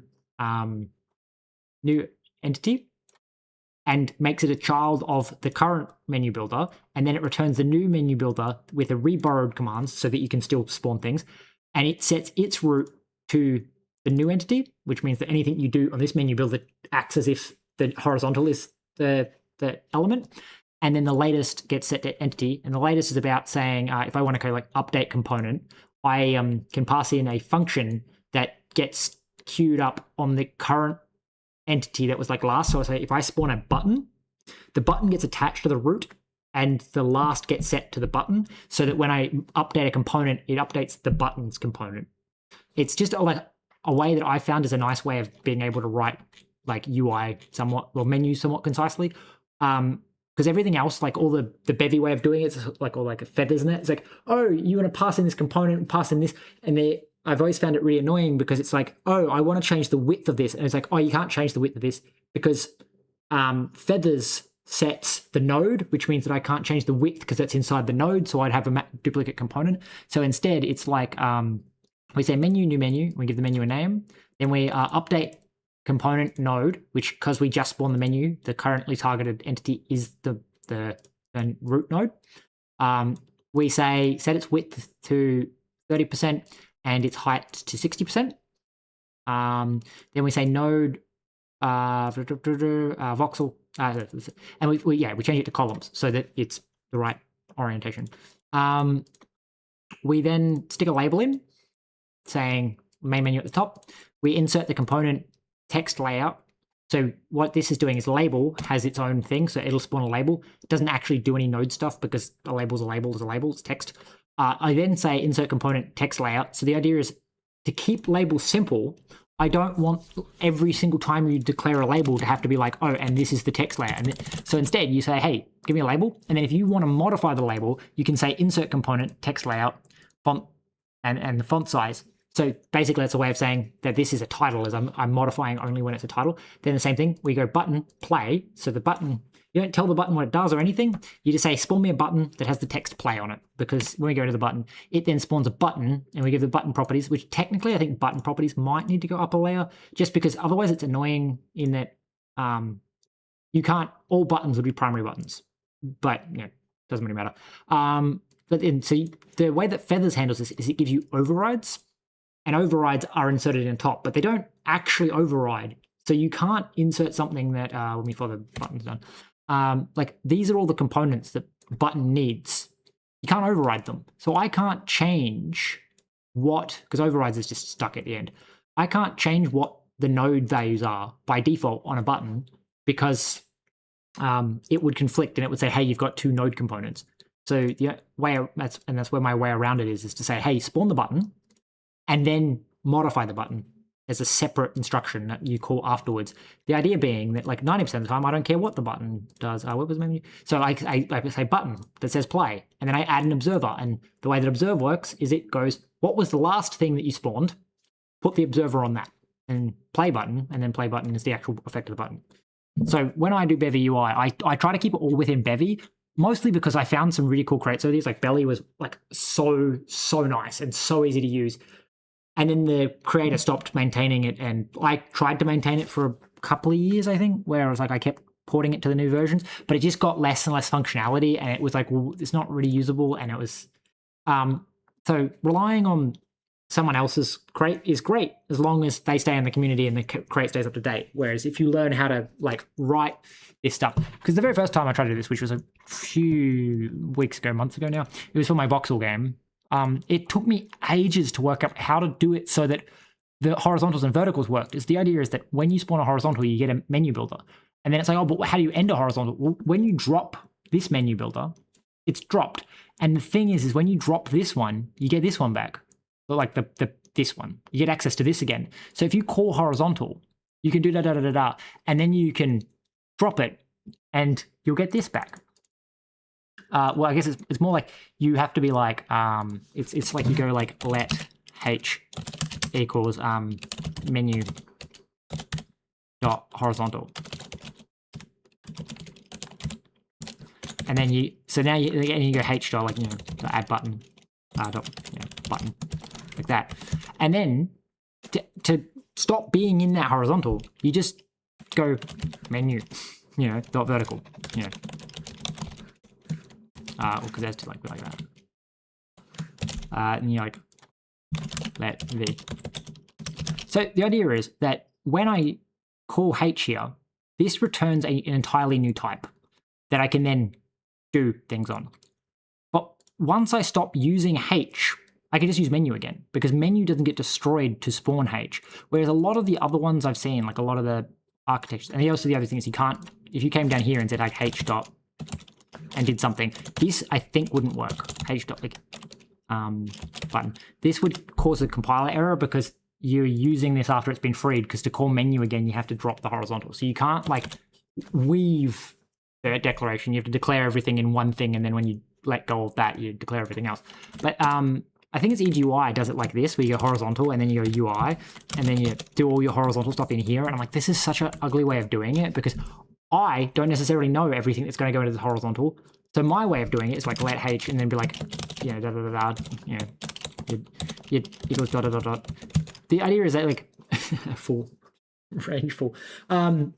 You can do anything to the horizontal based on your if logic and pulling other things in, instead of having to know exactly what the closure is going to do before you're done. It's like I can just drop h when I'm done with the horizontal.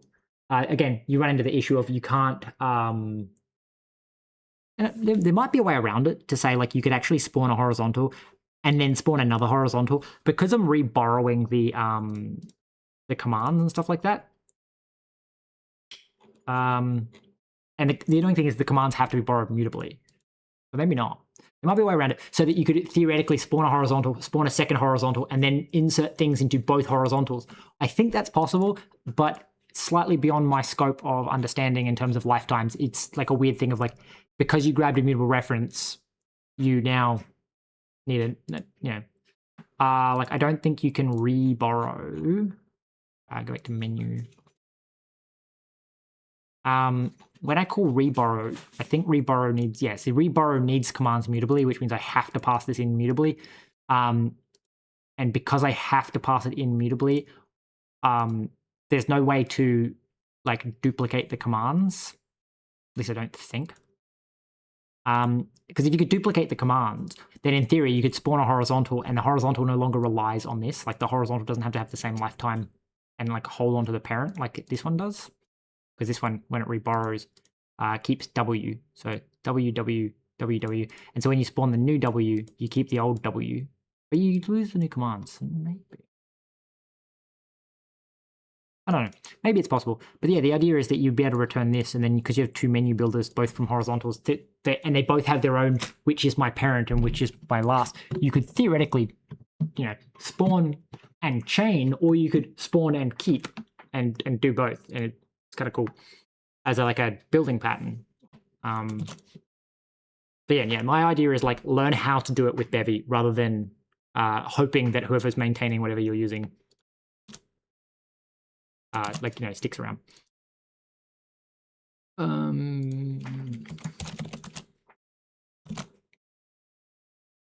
Extract statistics. We don't need commands. So we iterate through this, and then we say let total equals I guess, yeah, that's just how total works. Then we come down here and we say print line total pixels, new line, something like that, and then we say colors, maybe. When I run this, it should spit out the total number of pixels. So we have to work out how big each pixel, I think it's, I'm guessing by the like 2 here, that each hexagon in this map is 2 pixels by 2 pixels, which means we need to divide the total by 4. Is it still going? Yeah, okay. Please do not. Please do not. Right. I guess that's where you go here and you say event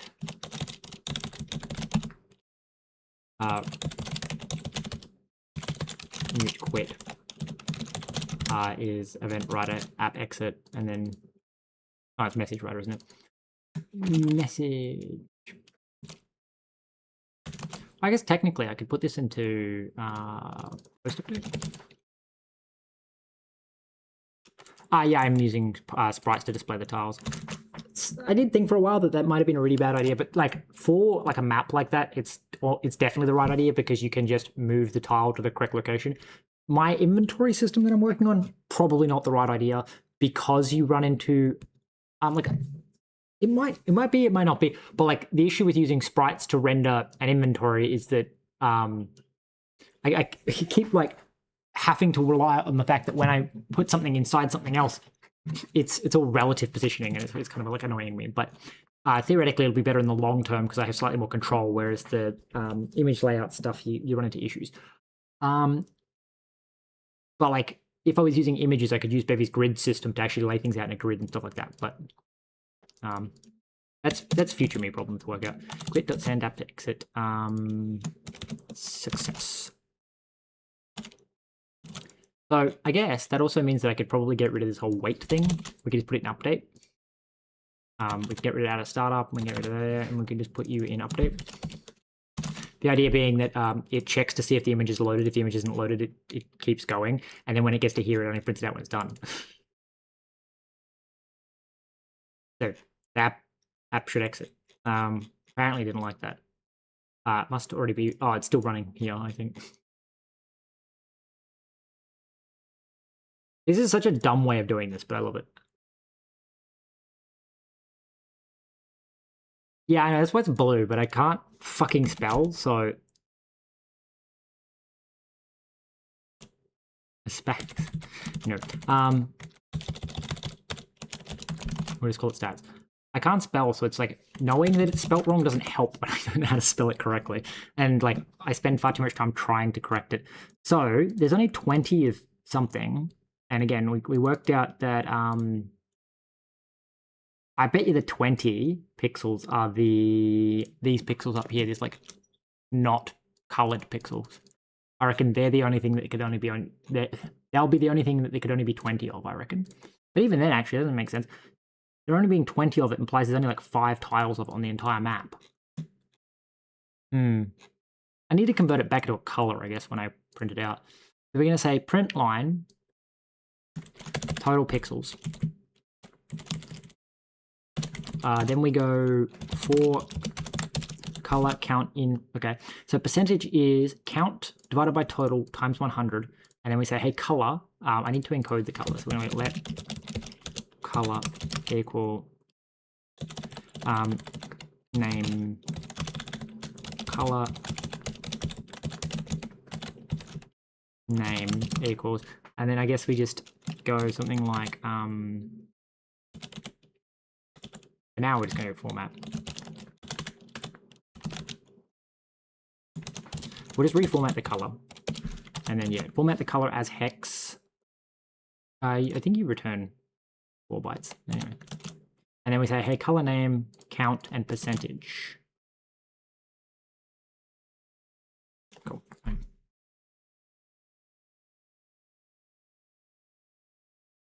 Yeah, that's why I use abbreviations and everything, because like I understand that like apparently like the new coding paradigm is don't shorten everything, but I'm like I use I because typing index just risks me misspelling it all the time.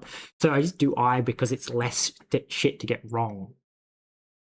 Okay, so what does this say? This says that there is 19,000 192,000 pixels. Now, my question is, GIMP, did you turn this image into really high res? I don't think you did. Okay, so it's 50% of whatever the fuck this color is. So they all start with FF, which, so this is black, obviously. FF, all zeros. And there's 200 and something of this. Now, apparently I don't think anything has transparency. I should probably check the image hasn't, like, did GIMP add, I think GIMP has added this color in or not, I don't know. But, So the FFs all zeros, there's 208 of them. These are all full Fs, which means that's pure white. Oh, I bet you they're like actual buildings or something. Like, or maybe impassable buildings? What would all white be? Because it's like right there, which makes me think it's the Also, is that correct? 190,000 seems 192,964 seems way too high. It's, what did it say? 400 and GIMP says it's 480. 480 by 402. Is it that? 102? Yeah. Okay, no, that is the number of pixels. So the other thing is it could theoretically, again, we can check that because we can actually go into GIMP and be like, hey, view grid, configure grid, 1 pixel, and then view show grid. No, so it's actually way bigger than that. It's 1, 2, 3. So it's each hexagon is 2, 4, 4 by 16. So what the fuck is 20? Where the hell are the 20 white pixels on this thing? Somewhere on this picture is 20 white pixels. So there's 16 there, and then there's like 4 somewhere else. What the hell? Because I'm assuming this is the only thing that's white. We're going to color drop it and go, hey, yeah, you're pure white, yeah? Pure white? Pure white. Yeah, pure white. So if I go like magic wand, no, it's the color selector. Where the hell is the other one?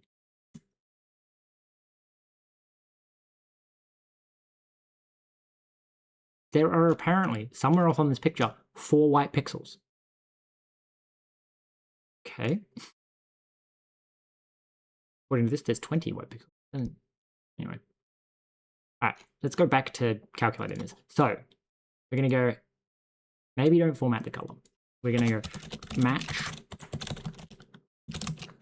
color. So we're going to name each of these things. So, 0x, FF, FF, FF, FF is not white, it is cryo. See,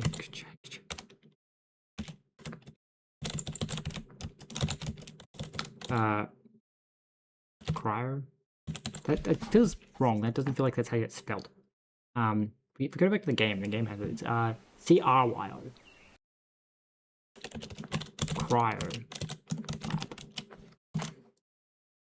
Right. So there's the cryo lab. Maybe the picture is made by someone else. Do this and then like format.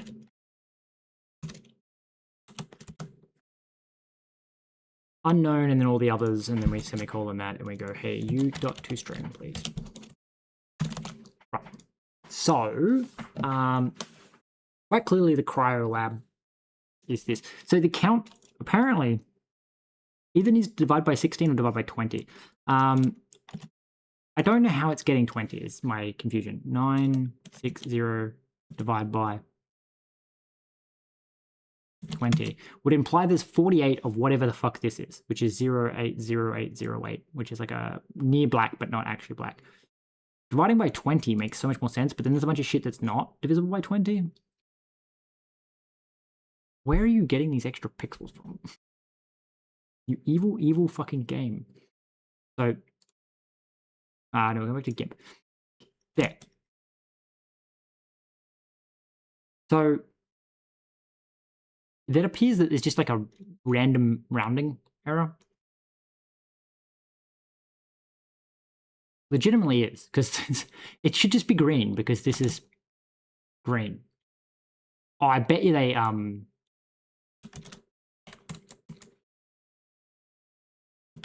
they probably file export. Right. So what'll be happening is that there was probably text on the image. Because, like, again, if we go back to the actual game, see it says this. So the fact that there was a tiny piece of white is probably that there was a piece of text there, and they have cut the text out. So, good to know. That's the cryo. So, what the hell is 51? So, first off, we are apparently matching this. So, what the hell is the count? Color. Count color. Or color. So, it is in fact a U32. So, what we can do is we can, if I shift it down, no, because we want to take color and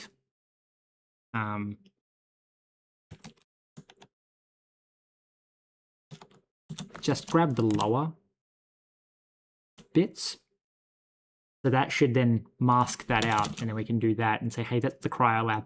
And then when we print it, it won't have all these Fs. So this is black, and there's calculate. So there's 208 black ones divided by well, it's not 20, obviously. So my thinking is, why don't divided by 16. There's 13 of whatever the fuck this tile is. But I actually think that there's more than 13. There's probably 20. I reckon that's outside the map. Maybe not, though. What color is this? So we go U. Wait, does it not have a color? No, it does. So that's 2020, 2020. We're out of 256, which makes it X. Where's the hex? Is this the hex? 33? Probably not, but 36, 36, 36. It feels like it could be that one. No. Can't be that one. So it's not the white. It's got to be this one or that one. What the fuck is 9595? Right. First off, can we convert it to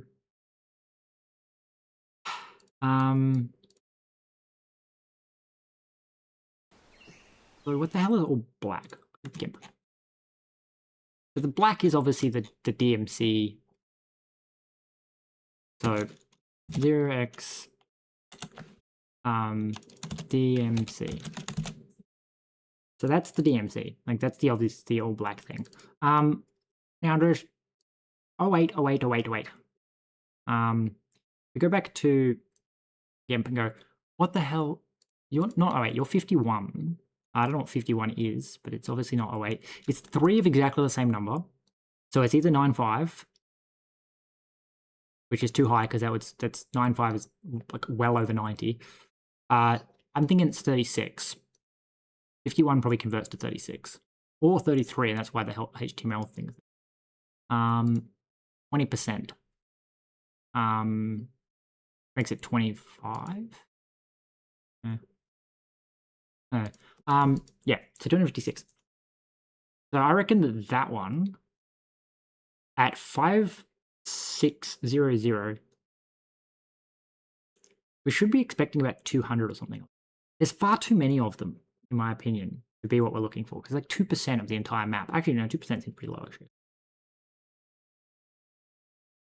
All right, 1D actually, 1D. What is 1D? 16. D is A's 11, 14. 16 plus 14 makes it 16. 16? Okay. Brain. 16 plus 14 makes it 20, 30, 30. So this one is 30, 30, 30, 30, which is apparently a different color. This is 8, 8, 8 is something else entirely. I don't know, maybe when I eyedropper it, I'm just getting the wrong color. So this is pure green. So the pure green is obviously forest. Let's find another random white tile. That's probably Zoms on there. Yeah. So here's the thing. So this green, which is pure green, which is 00FF. Okay, so 0x00FF00. The pure green is grass. 0x00. Is there a pure blue? I don't think there's a pure blue. Fuck is 9.5. Okay. Find out the orange. Orange is hills. I know that. So this is the hills. Hills is FF and then whatever half of FF is. So like something. Because hills is quite clearly. Unless it's backwards. Ah, okay. Yeah, FF36. That makes that pretty dark green, yeah? Yeah. Okay. So 3600. That's forest. And then 0x036 FF, that is hill. Right, so I don't know what this is, but 28, and I'm assuming it's like 28 divided by, because when we come over here, there's clearly other things. So you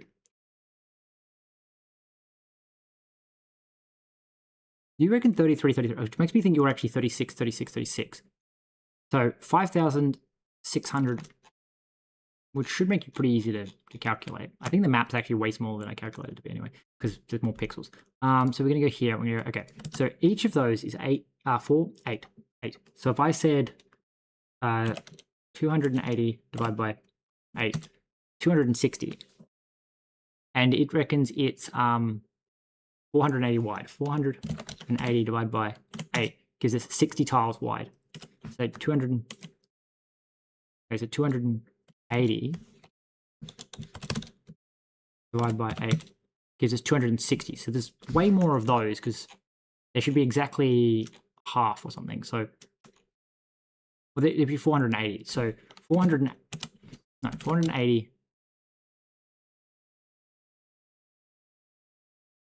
times 2. No, times 4.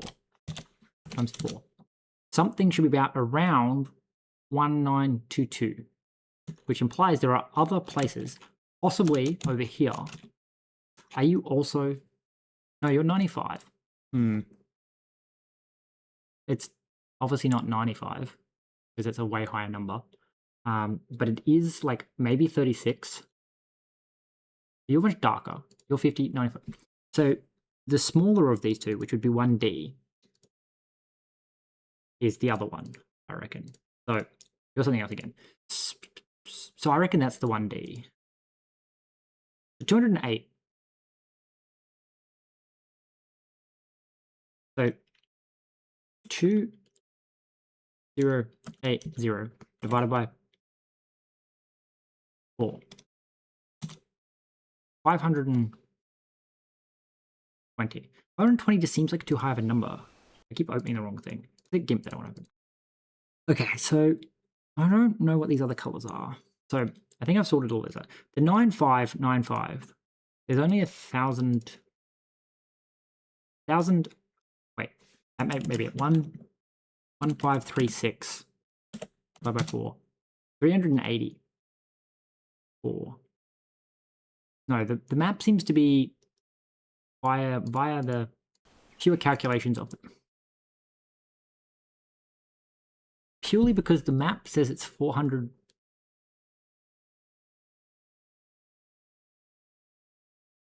$480, and it's 8. 480 divided by 8 gives us 60. Let's put a note there. Map is 60 by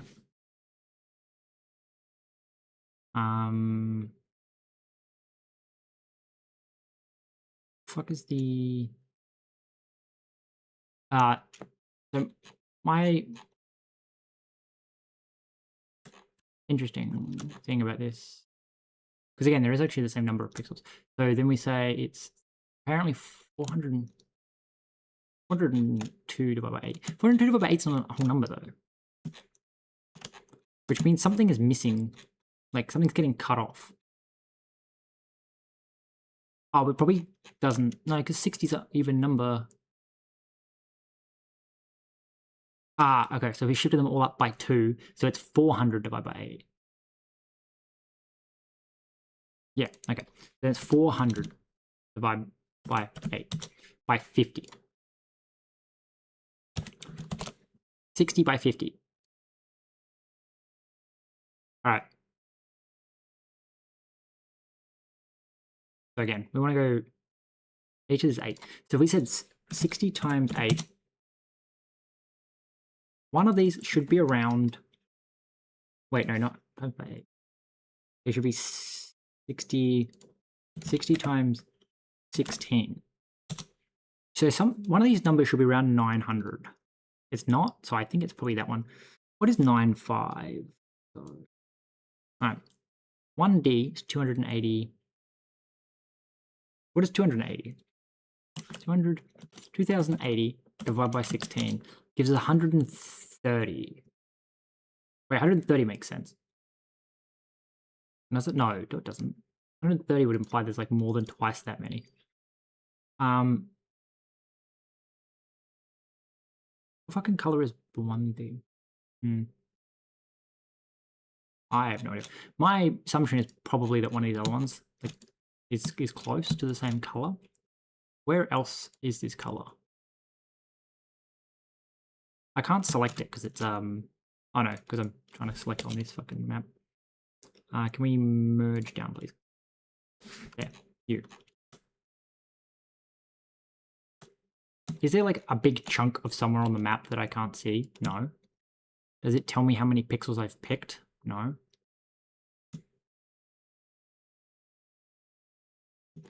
Maybe I'm picking the wrong color.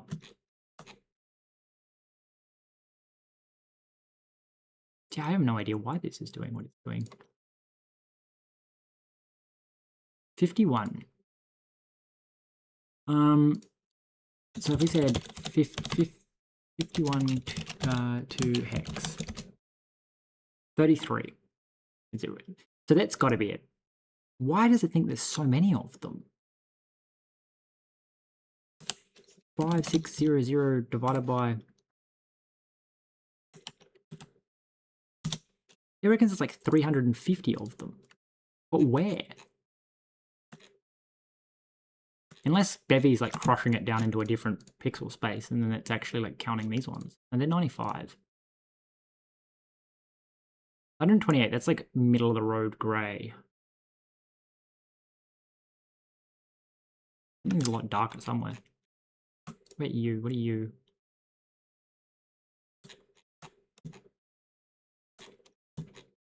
I wonder what these 95s are. Alright, so there's 125, which is 3 numbers the same about the middle of the road. 9? I'd say 9's about the middle of the road. We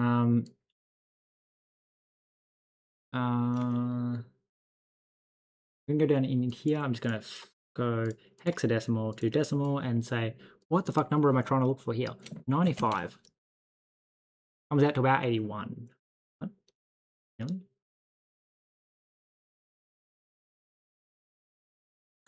Hmm? 81, you reckon?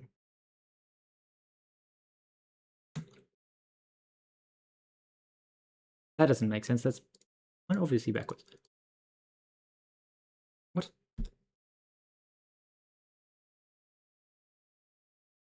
How does that even make sense?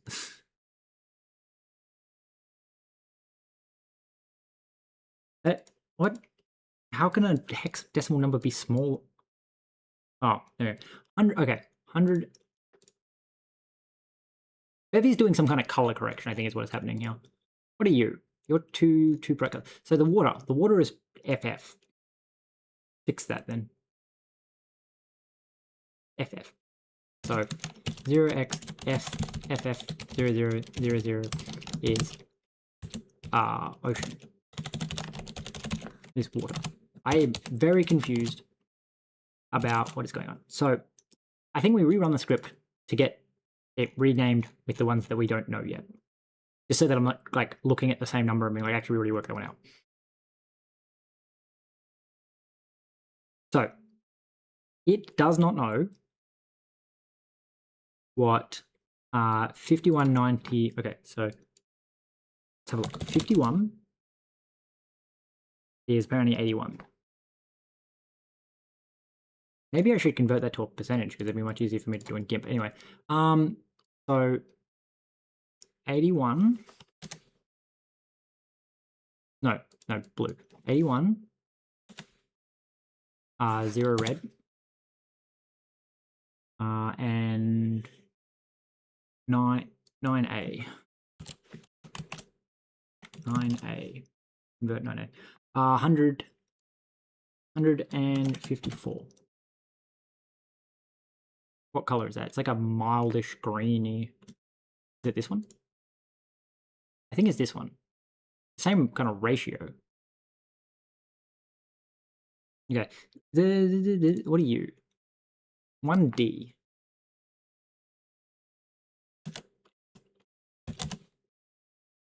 $29.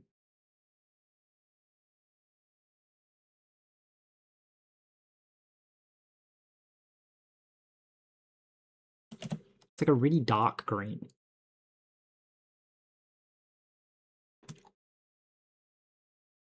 Oh, look, there's 2 forests. I reckon it's probably the 94 then. Unless there's an even darker forest somewhere. There's not very, very much of it.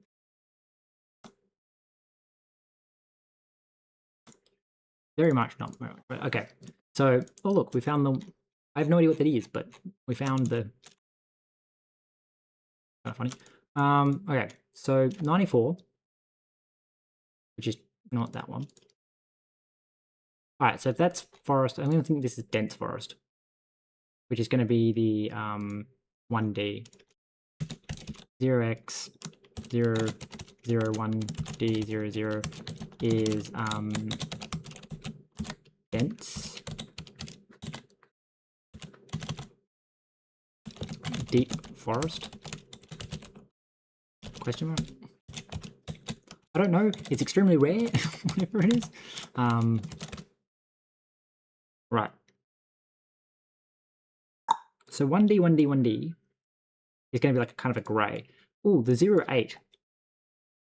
Hey, Bevy is doing something because the fact that I'm finding 0.8 now, which is just 8, and there's exactly 96 of them. So we say like 96 divided by 16, 960 divided by 16 gives us 60. So yeah, 100% 0x 0.80808. That is fill.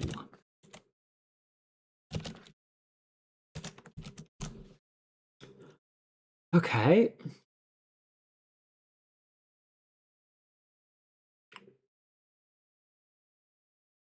Don't know what these colors are. These are like, again, darker grays. And then this is quite a light gray, the 9. But again, they're also very low percentages. So it's like 50% grass.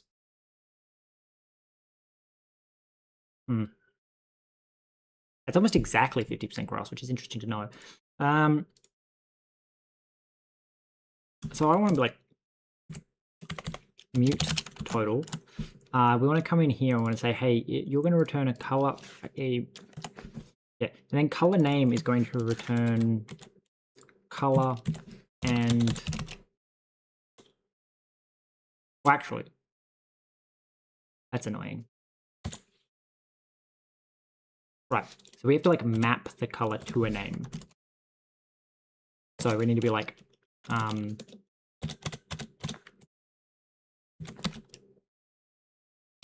colors dot iter.map. So we need well, I guess it's color and count. No, I need to do it like, okay. We can't do it here because we need to actually modify like all of them. So we need to go, hey, total pixels can happen at the end. We need to do it twice, I guess. So we need to go here. We need to go, hey, iterate through this. I guess we need a new map. Maybe like let, I guess total, let mute total equals 0, I guess, because like there's no point starting with all pixels and then subtracting right down. So we're gonna start with 0 pixels and let mute colors. So we don't need the hash UMAPI bit of it because we've already hash UMAPI'd it. So we're just gonna say vec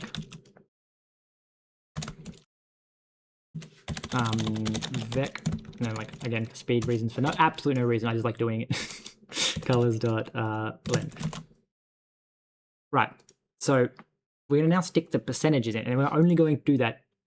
Right. So we're gonna match the color, and then we don't even need to return the name. We can just say, hey, I don't even think we need to do the cryo lab.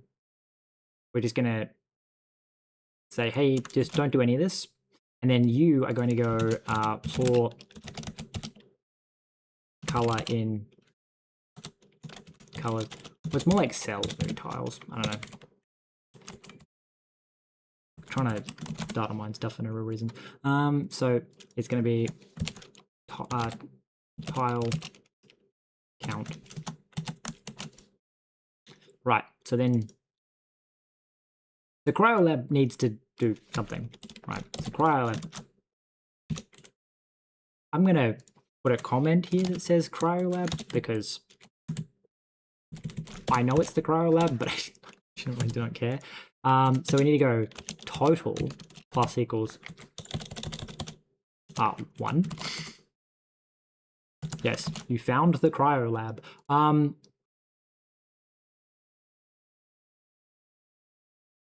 Okay, so this is DMC. DMC. I think that's what it's called. And so that's total plus equals, I guess, plus equals count divided by 16. And then colors dot push DMC comma count divided by 16. So at this point, apparently color is a string. Oh, because you're doing colors. Tiles. Can we call that tiles? Thank you. And then we say, hey, and then you say tiles.push. Right, there we go. Okay, so we come down here and we say, hey, this is grass. And then is it just going to do the rest of them? I don't know if I trust it not to fuck up the numbers, but anyway. So this is fill.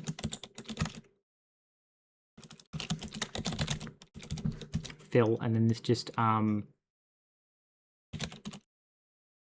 continues. It like does nothing. I don't ever do anything. And then we just say unknown, but annoyingly, we need to be like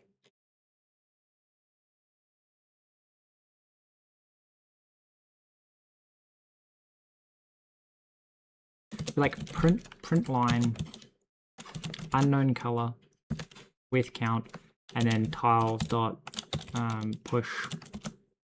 You can't format it, you just have to say unknown.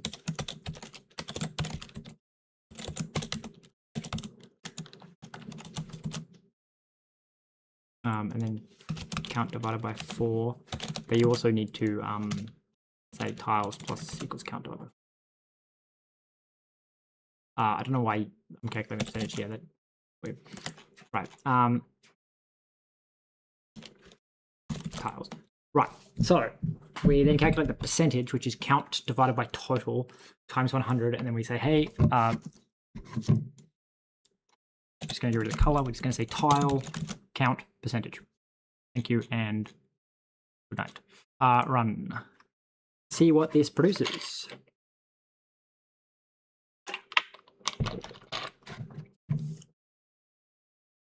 Ba-dum-bum-bum. All right. So we love a bunch of unknown colors, and annoyingly, I feel like maybe not though. Maybe I'm just they're shuffling themselves around. So there's 13 DMC tiles. Okay? So we spat out the unknowns here. So there are currently 4 colors unaccounted for. One of those is red. So whatever the fuck, 51. No, blue. I think that's water. So, but I'm not 100%. But I think that 0x 519A00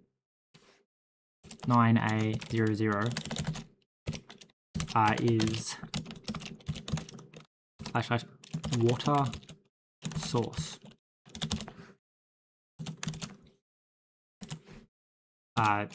Hilarious AI. You put that on the wrong fucking line. I think that's how that works. Oh, no.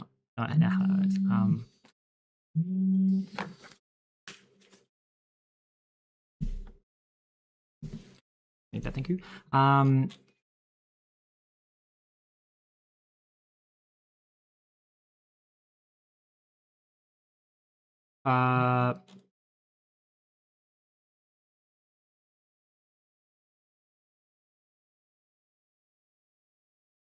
Oh yeah, I was going back to GIMP and going, these, I think, again, I'd have to check on my game, but I'm pretty sure that these are water tiles. And that means the other 2 grays are like ruins, something. I don't know where there. So, yeah. So we go back to my game. We have mountain, and then water source. Apparently I'm not over the top of wherever I am. So here, we're going to go at this. So it's mountain, water source. Because that's what I'm saying. It's definitely water source because of the fact that, like, when I come back down here, it's grass, water source. And it's not a mountain. So it's not mountain water source. This is just literally with water. Flat grassland with water. Yeah. So that's water. Like, fresh water. Water source. Yep. Okay. What would the other colors be? So we've got a grey, a different grey, and a different grey. So my suspicion, there's very few of these greys, and then there's lots of these greys. You know, there's like twice as many of these greys as there are these greys. So there are 3 greys. So they've got to be the 2 different ruins because they're the only thing I can think of, honestly. So if we open up this, there's so black. I don't know if I step on Zomzom and Zomzom becomes something, or whether black is actually like, because the fact that I can see it makes me think that black just means event, or like not a real tile. You can't actually stand on Zomzom because when you step onto it, it triggers an event, and then when you end the event, you I don't know. I actually think you are standing on it, but maybe not. Maybe that's why it's black. Unsure.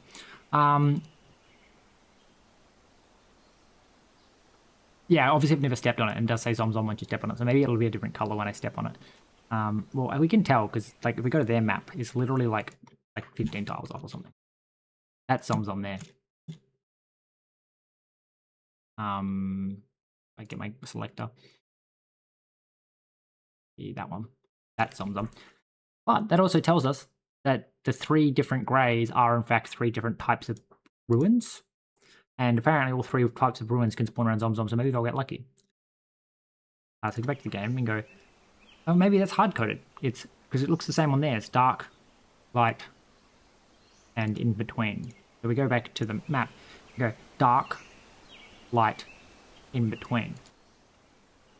Is that it? Map? I keep forgetting. Yeah, so this is dark. So this is abandoned high-rise building. So city, town, and ruins. So the lightest of them all, which is 0x 1d1d1 d1d, that is town.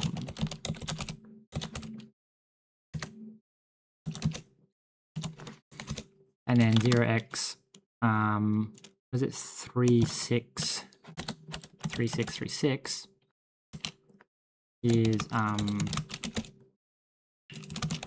ruins,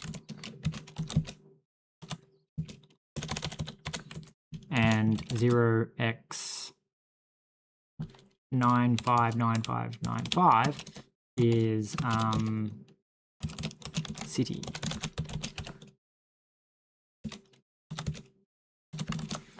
Okay, so that should then tally up in total. What did I just knock over? Something. So when I run this, it should now not tell me I don't know any of them. I like the implication that technically I could make it tell me the percentage of cryolabs, which is exactly one tile. All right, so we're counting everything. The only thing we don't count is maybe it's something else, the deep forest. I need to track one down on my map, which is what annoys me about the whole fucking thing. Like, wait a second, isn't there a minimap color thing? Maybe. That would actually be interesting because there's a tile. Mini. No, it's tile. Hex types. Hex types. Mini color map. No, something somewhere. There's forest area. Flat plate. So forest area. Hills, foothills, mountain, suburban ruins, cryo facility. So camp item, light level. I'm trying to think, like, surely it's got a color somewhere.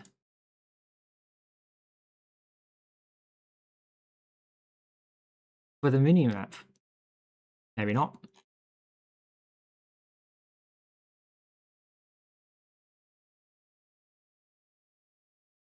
Light level, no, that's about like, I think how much you can see when you're standing on it. It'd be like morning, night, afternoon.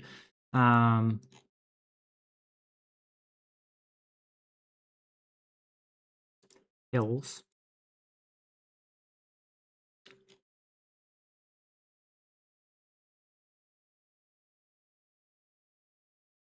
Mag City Midtown. Test planes, okay.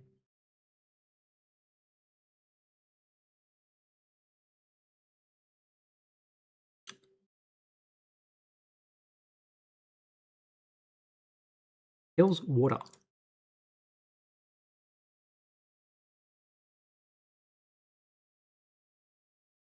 I wonder if this is the color.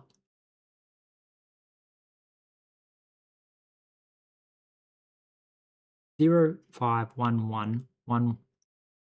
What was the hills? Back to our scan map. Hills. One of these is well, this is hills with water, right? Yeah, hills with water, which would be water source. So it'd be 0 so looking for approximately 0.5 and 0.2.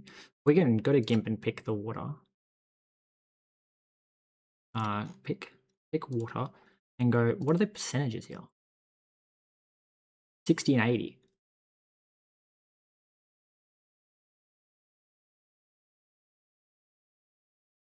It doesn't have a 0 in it, so that makes it unlikely to be that. I don't know where it gets the fucking minimap color from. Alright, whatever.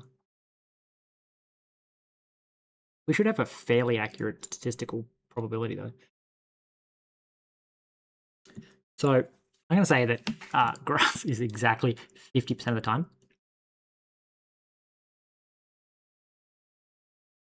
So cities are about a 1% chance. Ruins are about a 3% chance.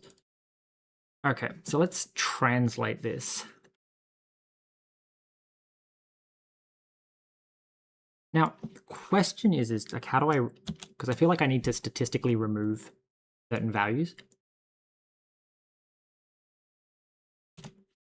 Also, the total pixels, it says, so it was 60 by 50. There should be 3,000. How did I get to 47,000? Oh, because it's not divided by 4. It's divided by 16. Which means that technically the DMC is much higher number. 16. Alright, fuck you. Get rid of all the divide by 4s. Can we say replace... well, this one I have to just divide by. So plus equal count. So we want to say anywhere I have said count divided by 4, just replace with count. And anywhere I've said plus count divided by 4, just replace with plus count. Okay, that should fix the number, and then we can say, the total will be 16 times too big. Calculate the percentage. So please print out total divided by 16. And that should come out to, whatever I calculate, 3,000. And then we go count and total. And then when you go to count, put the count as 16 lower. Because as long as they're the same ratio, the percentages won't change. I'm just trying to work out, because it'd be interesting if grass is literally 50%, which I'm assuming is what it is. It's too close.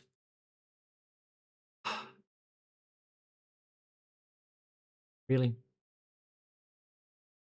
The worst.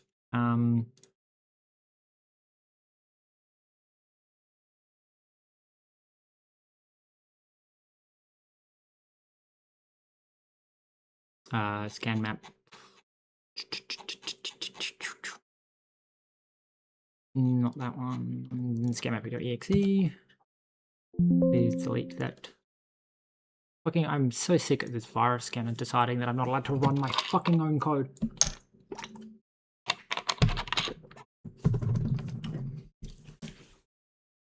That's why it's taking so long, is the fucking virus scanner is attacking it and like analyzing it and going like, nope.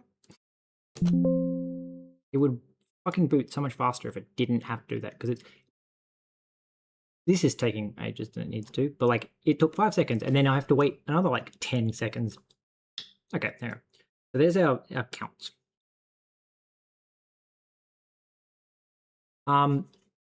Total pixels is still saying about 12,000, which again is incorrect. What am I out by? What should I be dividing by? I'm dividing by 16, right? Somehow I'm adding the total multiple times, I guess. If each of the colors, we have the total set to 0, then we add... Oh, you add 16. Then the total, which would explain why this was out by 1, is that it's exactly like one missing block. How are you getting 12,000?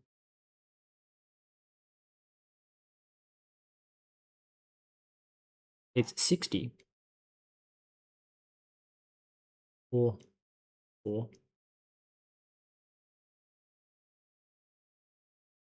It's 16.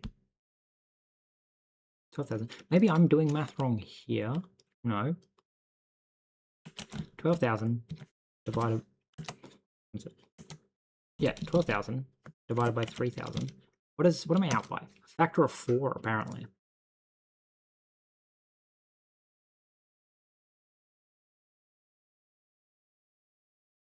So I print total divided by 16. How am I adding?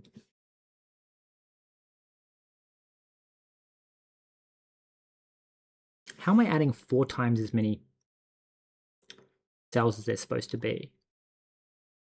Theoretically, the percentages aren't going to be wrong. 13.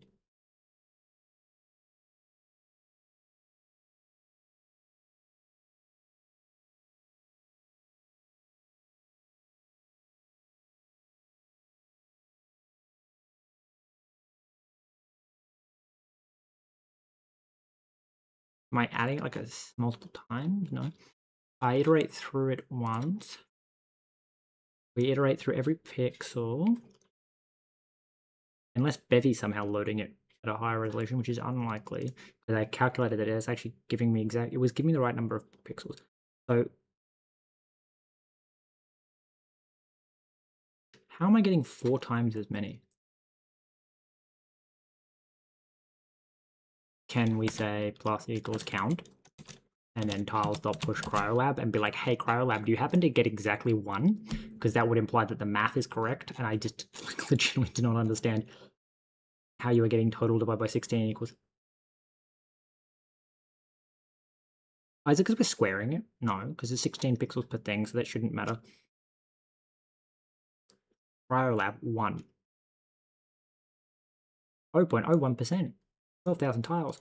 How am I off by an order of 4?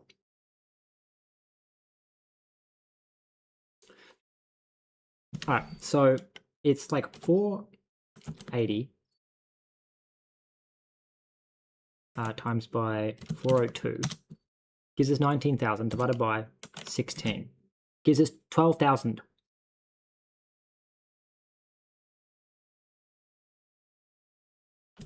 $480 divided by... Wait, is it 4? Am I just an idiot and it's actually a much bigger map? Yeah, probably. It's 4. Yeah, okay, the map is 120. Right. I had the map off by an order of magnitude. So 120 by 100. Right. Okay, so that would then, yeah. So now there's 12,000 tiles with a 50% chance that they're grass. So take these percentages and then we take them to our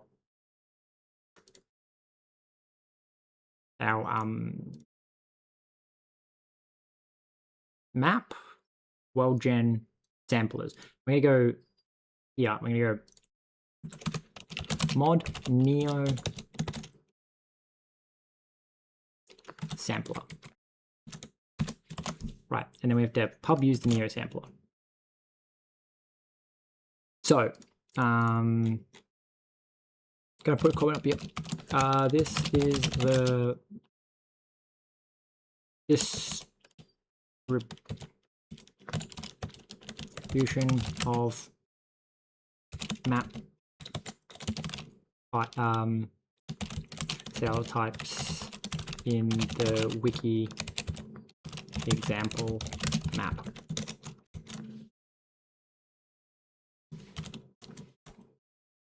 Okay. So we have 12,000, not pixels, cells. Water source, approximately 2%. Okay. Apparently, water column count. Right, yeah, that's correct. So then deep forest, question mark. I don't know what you are, but anyway, cryolab 1. Okay, town is 130. It's approximately 1% town, 3% ruins, which kind of makes sense. And then I'm going to say it's probably also a 1% city, which would also be indicated by the fact that in Zomzom there's, if you go off that as a general, as a rule, it says 3 ruins, 2 towns to every 1 city. Interesting. Oh, wait. Is the forest with a house? Is that what the deep forest is? Ah, okay. So deep forest is actually forest. So deep forest is cabin in in forest. Right, so we're gonna add some notes. So cabins in forests appear 2% of the time, which actually makes them like way more common than I thought they were going to be. That or they the dark green is it could potentially be like multiple things. So cryolab, I'm going to just like put some extra comments. 100% correct. Towns. I'm suspecting towns are probably correct. Ruins are probably correct. If the forests, probably correct. Hills. Well, actually, we'll put the comment on water source. Water source. So water source is any water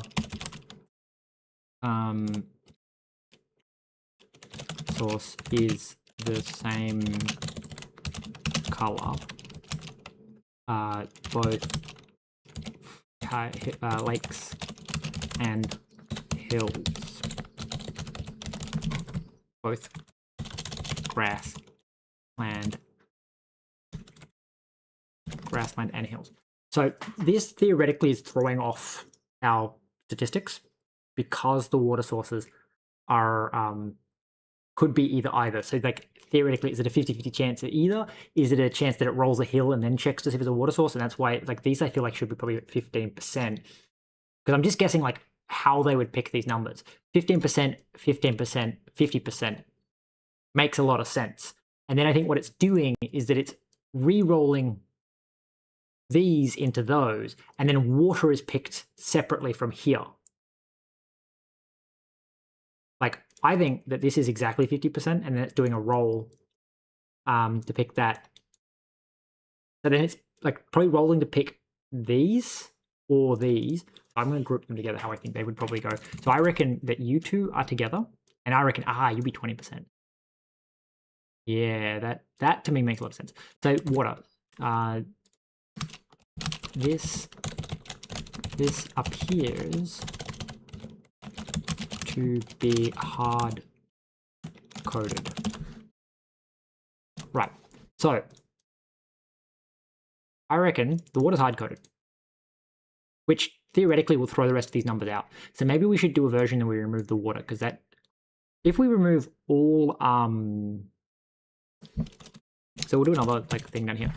Maybe I should do a like star comment, and then comment like that. Because I'm thinking it would be interesting to go like so in here. So we're gonna go this is the distribution of map cells with the wiki example. This is the distribution corrected for hard coded cells. Right, because I think what we'll find is that grass should barely move because the number of hard coded cells relative to the number of grass is pretty low. I reckon that the combined forest and cabins is going to be 20%. Hills will be 15%. And the idea is that it's probably rolling. I want this to be slightly lower than 50% in that would imply that these two are getting pulled and then split. But I reckon that you get pulled and split. And then the ruins will be something like, where's the city? So I reckon town, city, ruins, I reckon that's going to be 5% total. And then it's basically like it rolls, is it a city, is it a building? And then 2/3 of buildings are ruins, 3/5 are ruins, a fifth are cities, and fifth are towns. I reckon that's how it's doing. I reckon it's branching its choices. Okay, so we have to do the distribution when we remove the hard-coded stuff, because that will throw it out so much, like these numbers of like 0.1% doesn't feel like that much, but the water is 11%. That 11% will be redistributed across all of these other numbers to give us like a much more accurate value. So I don't know if it's hard-coded. We need to probably extract more information about the map. So I need to say like hard, well, I guess read map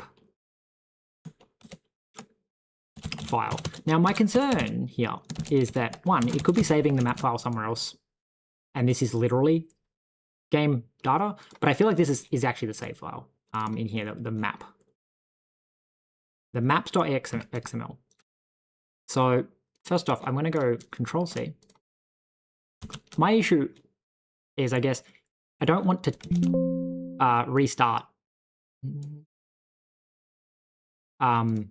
my save file, because again, I need it to like be able to reference things easily without having to like start a whole game and run through the intro stuff. But I suspect that this maps.xml, this I feel like is just noise, but let's say I think this is like somehow like your save data.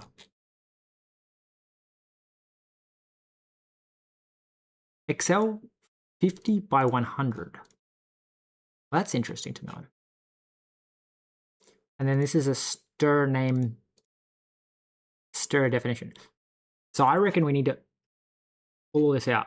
The question is, the cryo facility, I know where that is, so I'm going to encode this information. We're going to load it up, and then we're going to like add more code for diagnostics and stuff like that. So what we need to do is find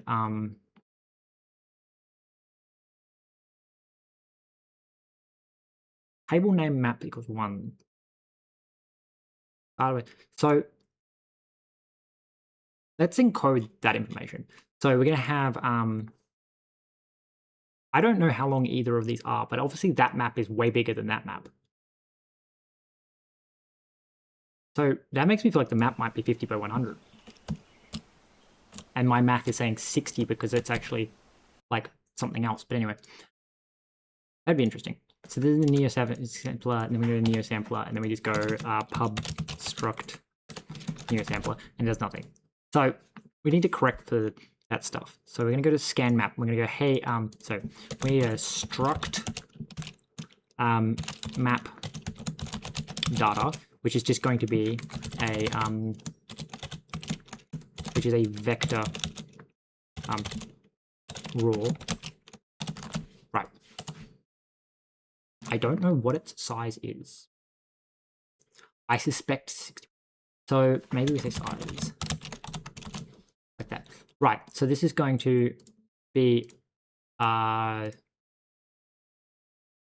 map data.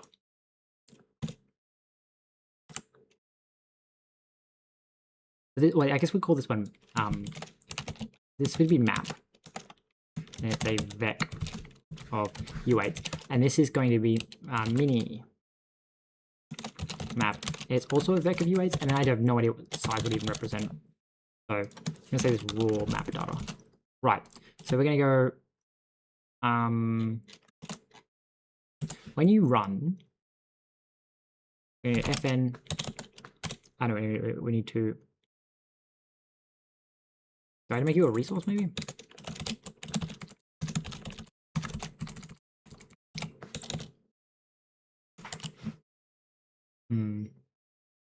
I don't want to like build a whole fucking reader, so I'm going to just go mute commands to do that, and then we're going to go let data equals stdfs read can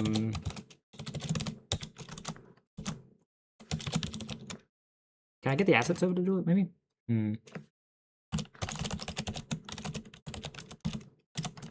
I'm curious if I can get the asset server to load a file.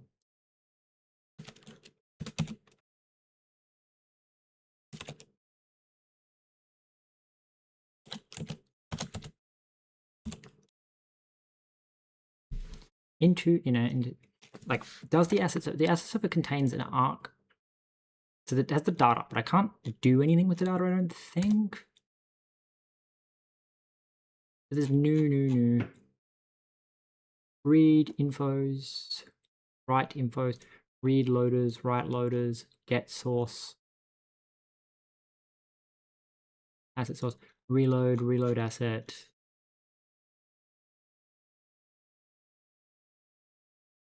There's a way to get the load. No, that's the actual calling of load. Acquire, load acquire.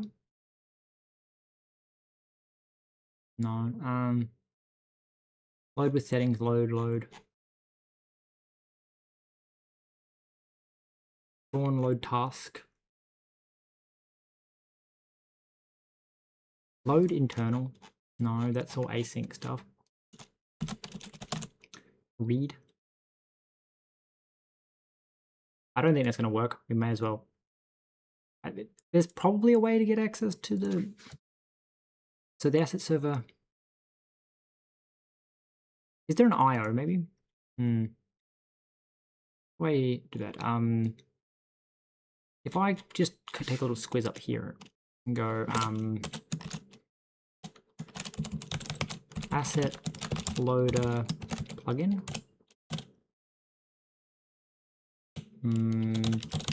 Bevy. Okay. Let's look at the default plugins. One of these is going to be the asset loader. Is it the assets plugin? Asset plugin. File path. What do you do when I build you? Because it's the file path, default file path to use.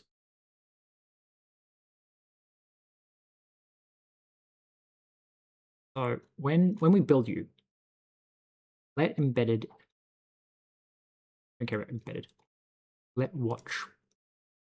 Okay, so you insert resource embedded, loaded folder, loaded assets are so configure, pre-update, handle, register diagnostics, started loading asset count.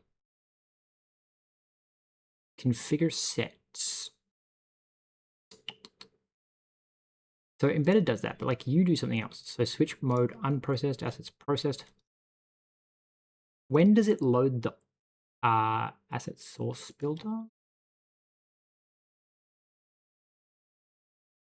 trying to work out when it loads like the IO.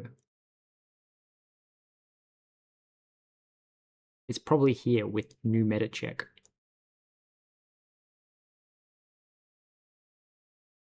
Sources.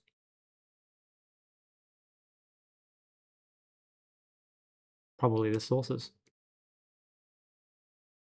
Watch. Yeah, probably. Now am I allowed to access your sources?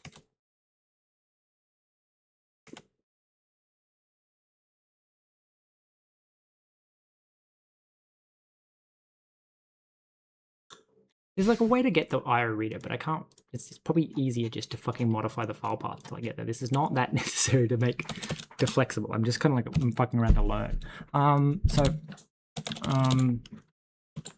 Like it's like assets of IO. Reader? No. Okay, there's a way you can access like the IO reader and then do all that stuff. But anyway, we're gonna say stdfs read to string. Do I have to pass in a string? No, it does return a string. Dot unwrap. Okay, so the path is going to be path is /assets/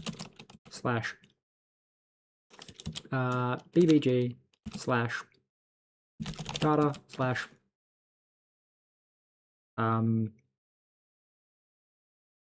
maps.xml.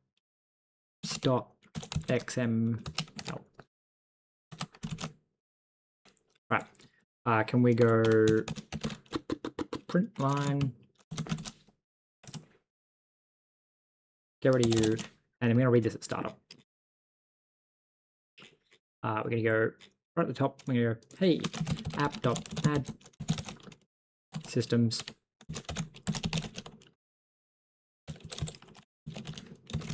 Startup.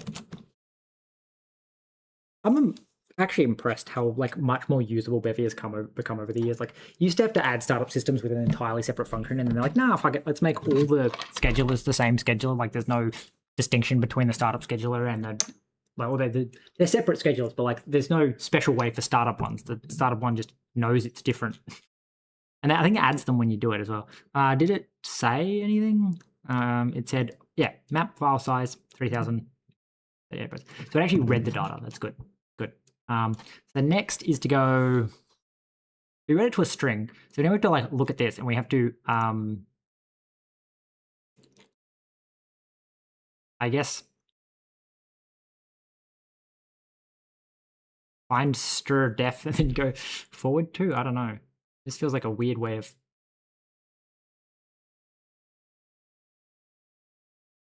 So there's two definitions of table. So I think in this entire document, how many times does the word table come up? That's case sensitive. Apparently 6 times. So, damn. Okay. What about table? 2 times? Interesting. Okay, that's good, because that means that we can catch the start of each table, and then presumably that comes up twice too. Okay, okay. Lovely, because that means we can make it so much easier to fucking parse it. Because we can go, again, not making anything flexible, we're literally just hard coding everything to fucking get it done. So we're going to say let tables table start equals data dot matches, and then it's table, case sensitive table, right? So that's what it's looking for in here.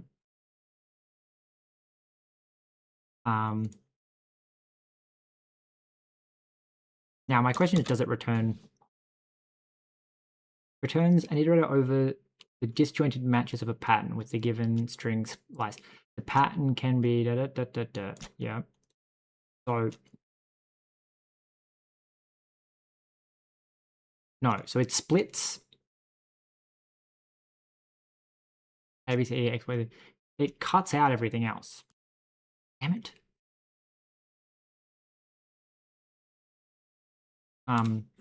Find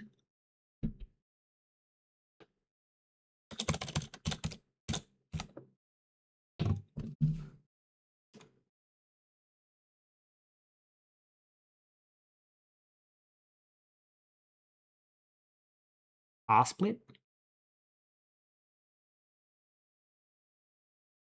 R matches.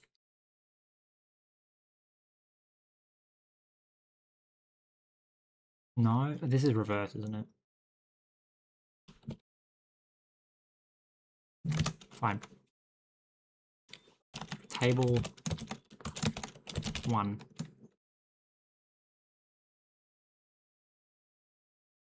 So when I split you, does a split return something? What the fuck does split return? Split.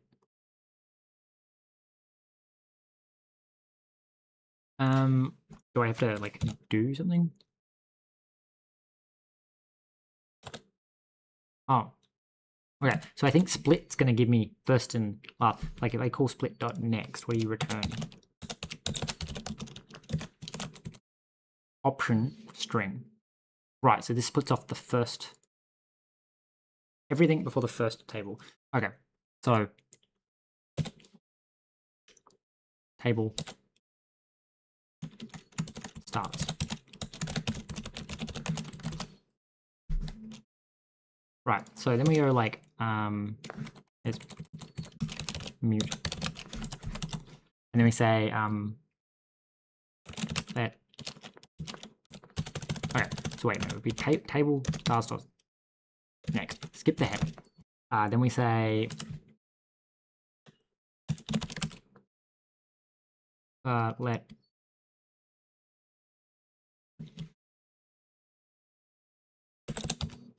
there's a split. Is it split off? No. There's a like split at.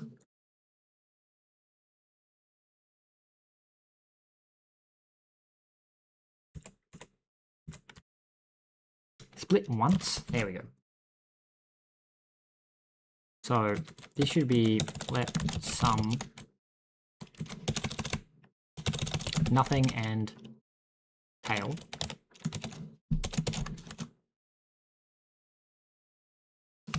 Else panicked. Okay, cool. Like this, isn't it? Yep. With tail, and then we're gonna say let sum first equal first. Well, right, where first rest equals yep, split closing table. Else, okay, yep, and then let. So my trick here is that I'm kind of being a bit lazy, to be honest, but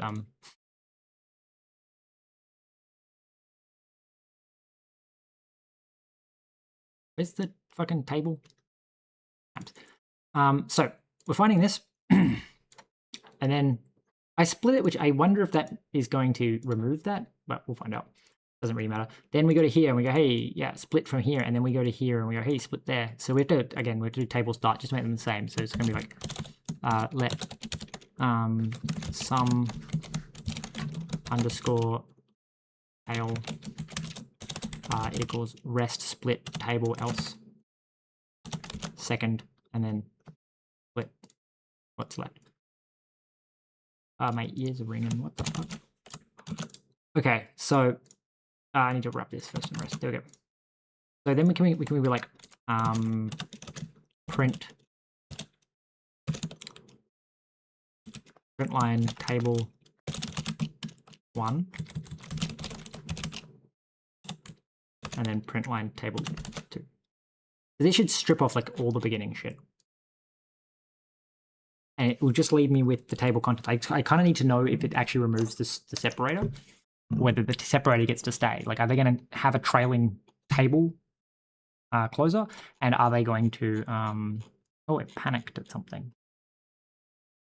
Failed to find table. That's interesting. Interesting. So it failed here. So can we pass in data? I feel like it reckons that nowhere in this entire block of data does it say the word table, which, fair enough, I probably typed something wrong. Or missed a spacebar or something. So it dumped all this crap in here, which is kind of funny. So it definitely contained, as I failed to find table in here. So we need to find, oh, because it's lowercase t table. Lowercase t table.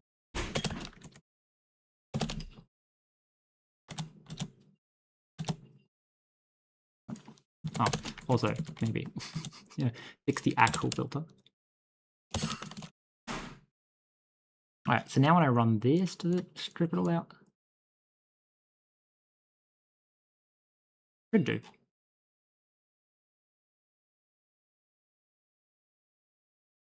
Don't you dare catch it again, virus scanner. Okay, so it did, and it printed it all out, and it said, hey, here's some information. So it does in fact strip out all of the remaining stuff. So I guess the next thing is to just discard everything that doesn't say column name start string def. Okay, so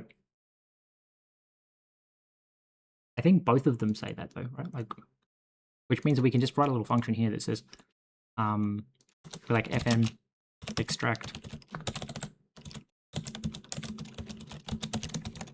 table data, which is taking in the table and returns a vector, and then we just say commands dot insert resource raw map data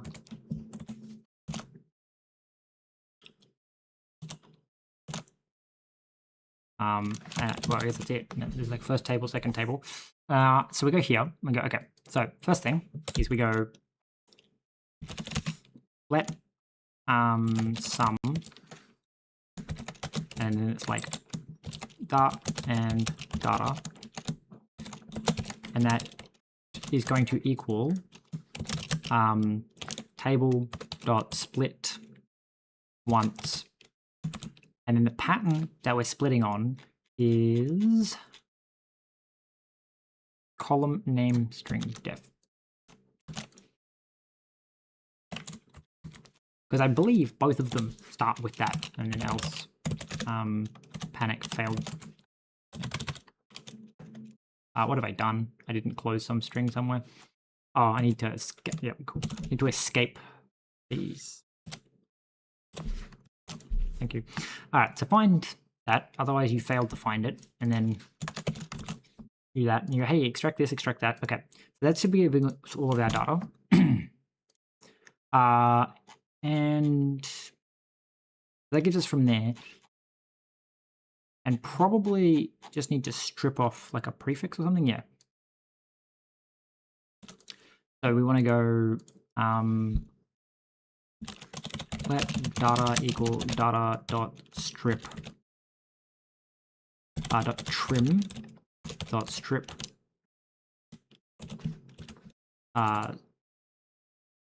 strip suffix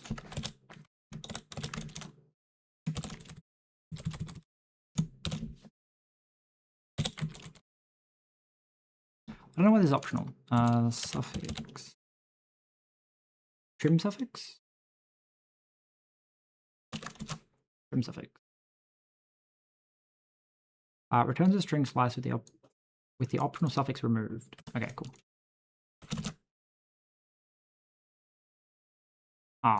You suck.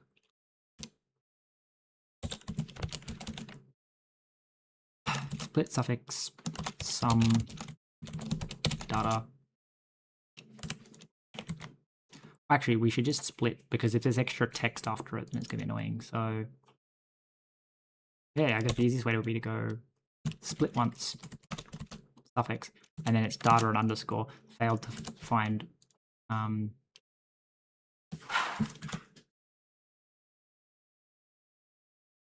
in table.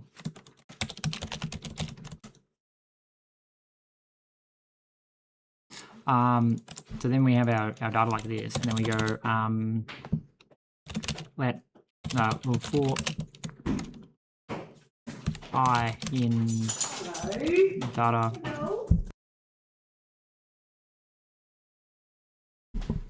dot split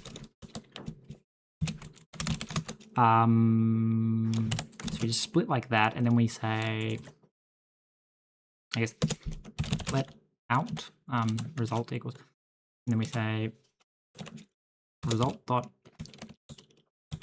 parse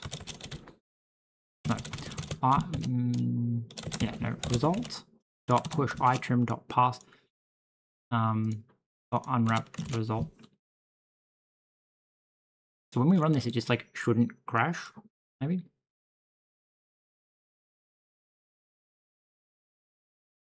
If it doesn't crash, it means it found them all, I think. We know we did the virus scan, it kept scan. Nope, something failed. Unwrapped on something. I probably unwrapped on like an empty string. Invalid digit. Okay, let I equal I dot trim if I is empty, continue. I think that should work. Then you don't need to do that, you can just parse it directly. So with that extra information, so my confusion with the minimap is that, so it's still panicking. Where is it panicking though? Invalid digit. Okay, so where is the invalid digit is the better question. Can I if let okay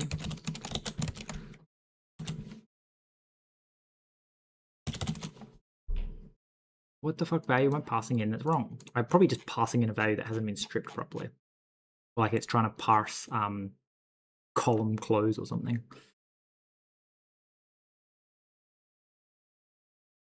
Something about not being able to parse the XML3. Failed to pass value 5, 3. Now did I break that? Or is there actually just a value 5, enter 3? 5. So there's 35, but it's like 5, new line 3 is what it appears to be saying. It is finding. Okay, sensitive. No, this. That is kind of hilarious. Now, is it supposed to be 53?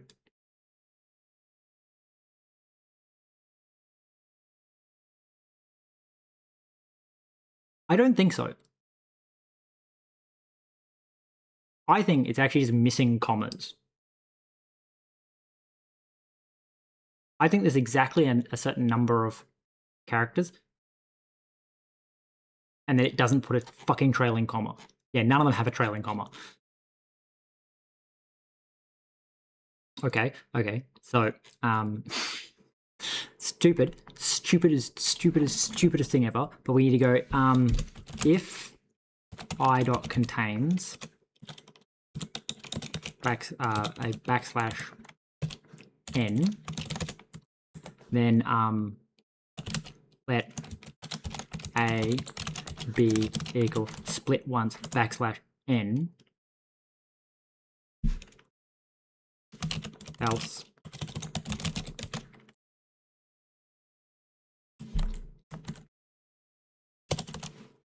and then we just copy this twice, I guess. Right, but then we don't pass I, we pass A and B. Why would it not have a trailing fucking comma on like the end of a line? Anyway, I think you can just tell it to split. Actually, that'd probably be smarter. I think I can tell it to split on commas and also new lines. That's just a thing you can do. It's still panicked. It says value 5. I don't know what's wrong with this value 5. We should also keep it. So we're instead going to say split, and then I think split is like char, and then char equals comma or char dot is white space. Right, so that should be able to be like, hey, get booked.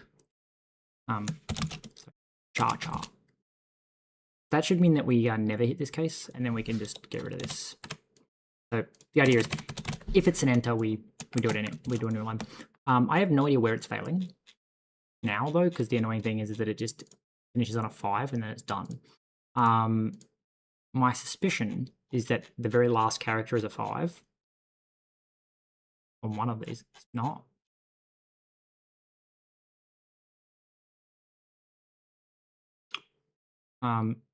So it doesn't end on a 5. It ends on a 4. Oh, we got to the end anyway. So it was apparently fixing up that white space thing just fixed it. So that's good. Okay, so what I'm thinking is we want to probably iterate through. So I need to print out, I guess, some extra information so that I can like mentally work out what the fuck is going on. So can we be like, please like proceed to print line the map data length and the minimap length. So my assumption is that the minimap length is going to equal 12,000 because like there needs to be a minimap thing for every square, but the map thing says 50 by 100, which implies that there's a different number. So Map data length is apparently 12,503. And then the minimap data length is 12,251. But so question, it's not even double. What the fuck? So the minimap must contain extra information. Now that it could be that the minimap here is physically a different shape, but I think what that tells me is that the minimap is probably, like, this block of data is probably encoding 2 chunks of information. Like, it's probably 0, 0. That's going to be so much harder to decode. We're going to look at that picture and go, the entire top has water. This entire side has water.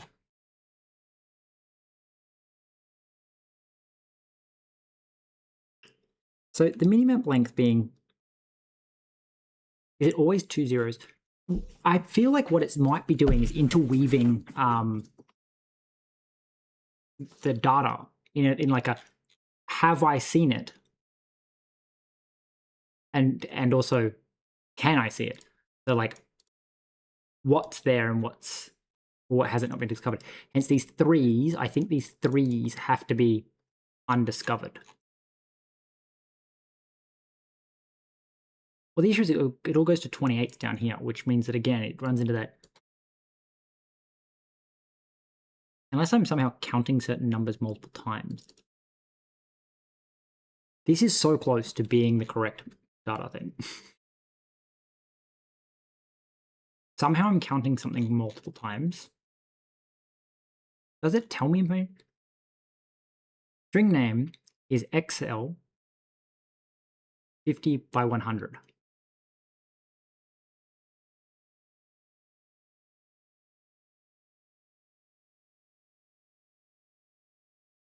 Does not help. 3 5 3 5 3 3 3 9 5 4 5 4 3 4 4 4.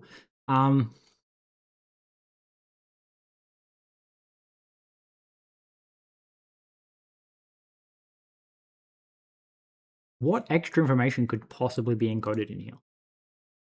Also, why would the number be 500 more than the fucking size of the map? Unless the map, actually, the map being 503 tells me there's probably like an extra line of data, and this is probably the map.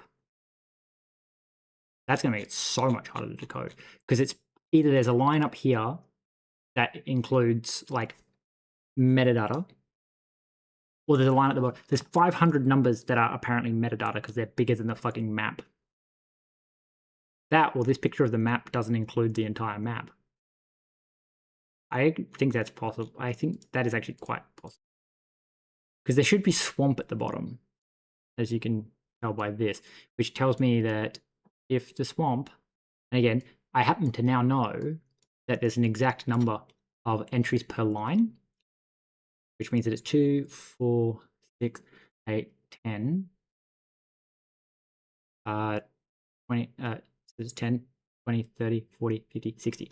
Yeah, so the map's 60 wide. 100% it's 60 wide.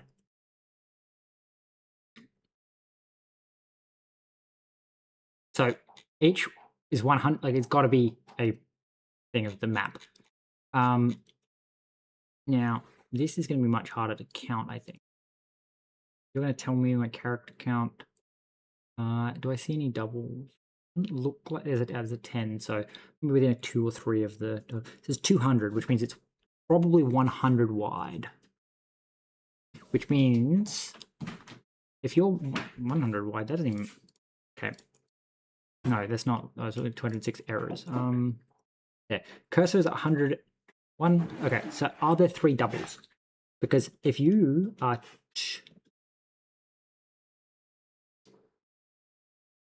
If you're twice as wide, that implies there's like 2 entries per thing, right? So there's 1. I'm just looking for double numbers because it makes it easy. 2, 3. Yeah, there's 3 double numbers, and it's yeah, 22. So that means there's one entry, so 60 entries per line, because each comma plus there's 3 double letters, which would give us at 60 entries 123. So this contains one entry per, so the map is 100% 60 wide.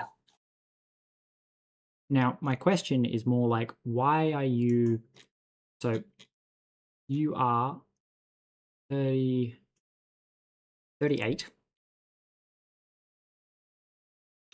and you are 100, okay, 137 minus 137 minus 38, 99,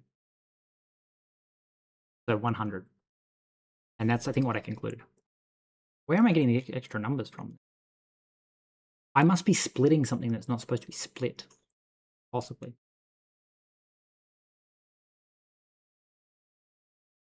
Maybe. Where am I gaining my extra numbers?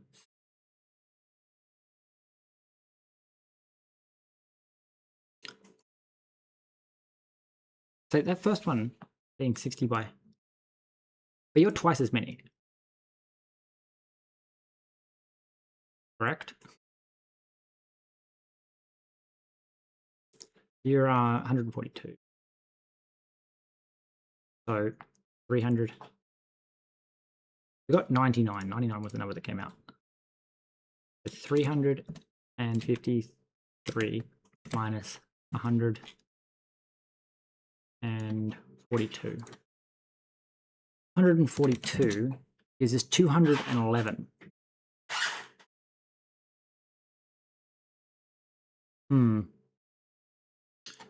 Something tells me that some of this is not accessible. Like this is still swamp, but you can only go like maybe 3 cells into the swamp, and then that the I don't know the game well enough. I suspect that it's like if you were down here, you can't move down here, but it would render down here, and that's what these extra cells are, is rendering that. But maybe not. I don't know. We'll check the wiki and see if it says something about the swamp. I love how this search bar doesn't work because you have to actually hit search, or it just doesn't show up the results. So the Grand Swamp, it says possible loot. Around the it's located around the suburb. With toxic water, even the area swamp is said to be very toxic. If the player stays around the area too long, he risks suffering exposure and eventually be rot.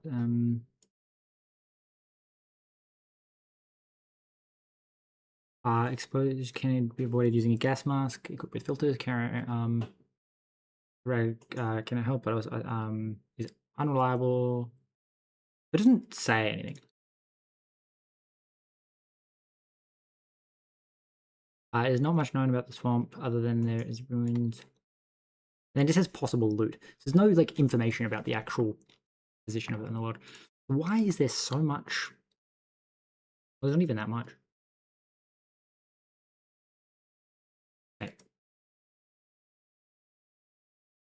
Well, that's the more interesting question. Why is the minimap data length twice the right? Because there's 200 versus 100. So yeah, each of these has to represent like somehow, some way. This has to be 2 times the data. There's twice as much information compressed in here somehow. I don't understand where. Because this just looks like the map. Like stretched out, sure, but it is just the map. It's because the characters are taller than they are wide. Represents the whole map. The map's like 200, not 200. Completely surrounded by zeros, 2 zeros, 1 0.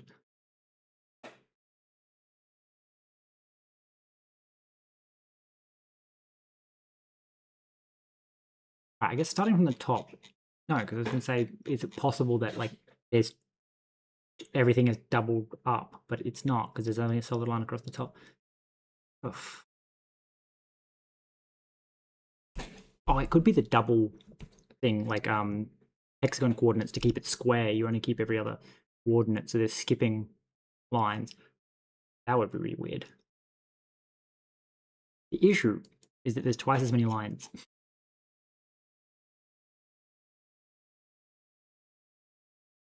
That's okay. So I guess when we process it, we should. So these 4s are something. These 3s are something. So I'm assuming 3. Like just going purely off the logic. Yeah. If we go to hex type, what is hex type 3? I reckon that we're going to find out that hex type 3 is just something. But is it something that's used is the more important. So hex type ID 1 is ocean.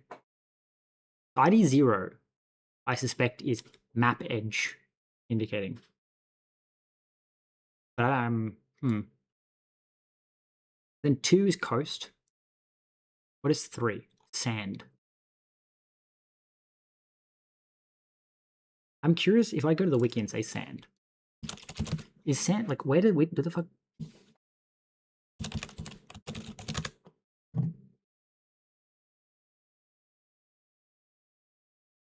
Sand. Dirt.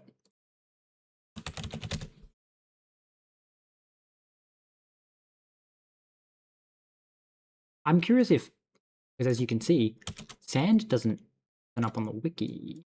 Does that mean it's just like not in the game?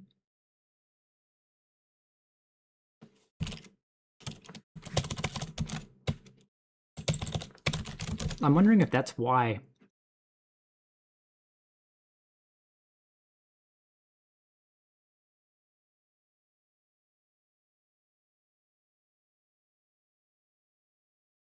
So 3 just indicates that it doesn't exist, and 3 is sand. And so you can't actually find sand.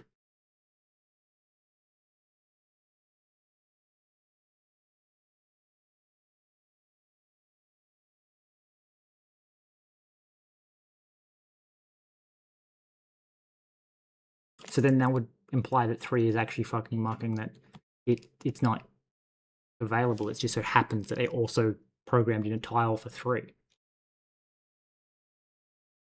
So I think 0 is map border. Hence there is no 0. Like if I find 0, there's no ID 0. Okay. I reckon that would pretty conveniently. The concern is 33, 33, 33. So I'm, no, stop, 33. Fairgrounds. Okay. If we find ATN,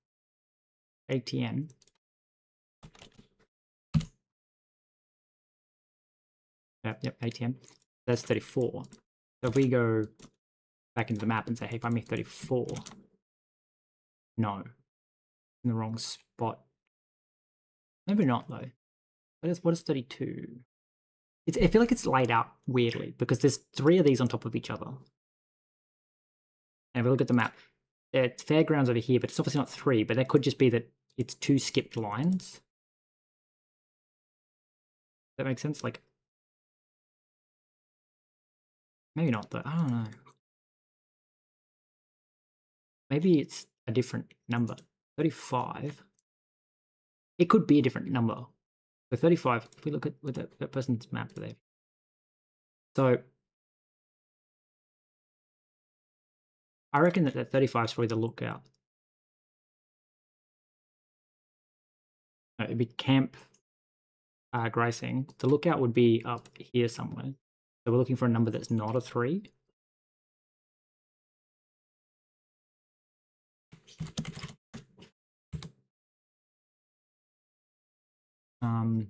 Well, that's not the easiest thing to find, is it? Not a 3. I don't see anything that's not a 3. So 35, I reckon that's going to be that. Just by where it is, it's this. Right. And then the next not a 3. There's a 4. The 4's around the 33 tell me that the 33 is probably here because there's a whole bunch of trees around it.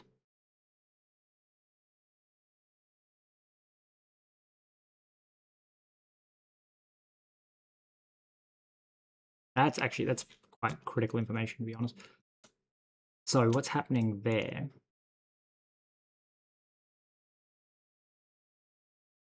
is we need to, I guess, extract the information. I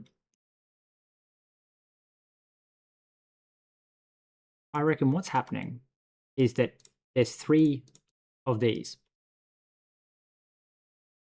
and therefore 3 turn up here. So but it just means like there's 3 stacked on top of each other because there's something else. So the mental institute. So the 4s are the trees. So then there's the mental institute over there. Yeah. So I reckon it's probably offset. So it's like this line and then over 1.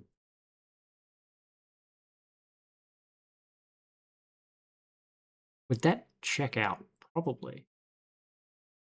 Like if we go back to the GIMP thing, it's basically saying, I'm wondering how they got this, or did they just randomly make it up? Because this map doesn't appear to follow the rules. Like Zom's obviously there. But the other stuff appears to be missing. That's confusing me. Maybe it's here.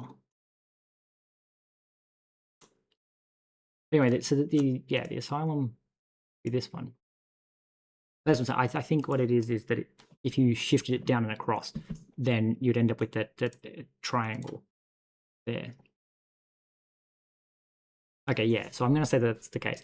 So it's the top layout, and then it's down to the right, and then it's the next layout, it's down to the right. Now, does that actually check out in this regard? Is that see, that's the issue. In this picture, this is 1 hexagon here, and then this is the next hexagon, and then this is the next hexagon. That's 3 lines. Right, which would mean that if we said, what's this height? 4. So there's 402. So it's 402 divided by minus, so it's 400, because so it's 400 high, because obviously these 2 are missing. Divided by 4. Because there's 4 pixels per. So that makes the map is 100 high. But it's actually 200 high.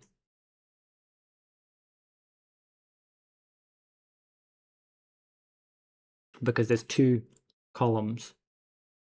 So 200 high.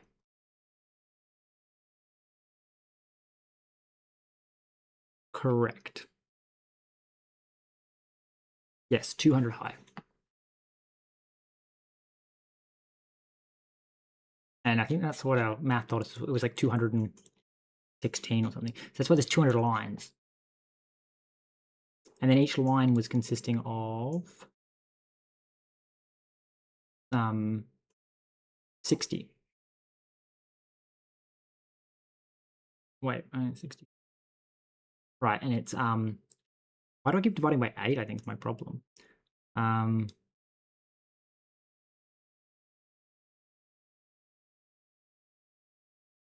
So the map was 480 wide, which then we divide by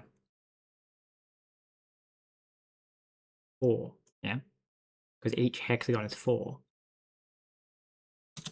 Which gives us 120, which actually we divide by 2, because every 2 lines is 1 height, because 60. Okay, so the map is 200 by 60. Okay, well that works.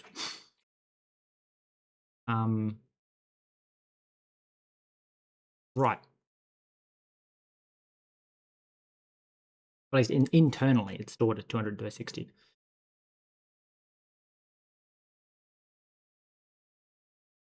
Okay, where's my thing?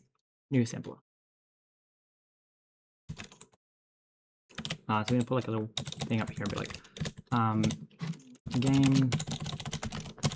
game map is 200 by 60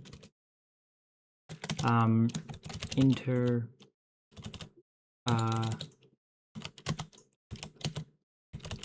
weaved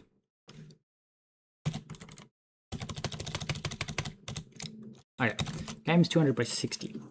So it feels wider because 200 by 60 makes when the bottom comes up. Okay. Okay. Yeah, that tracks. I think I've got mentally enough information possibly to go to our example. So we're getting like really big numbers, but then that being doubled, let's calculate it. Your like 200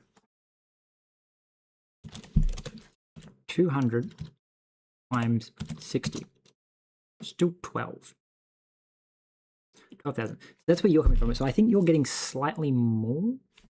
No, I think I must be catching numbers from somewhere else. You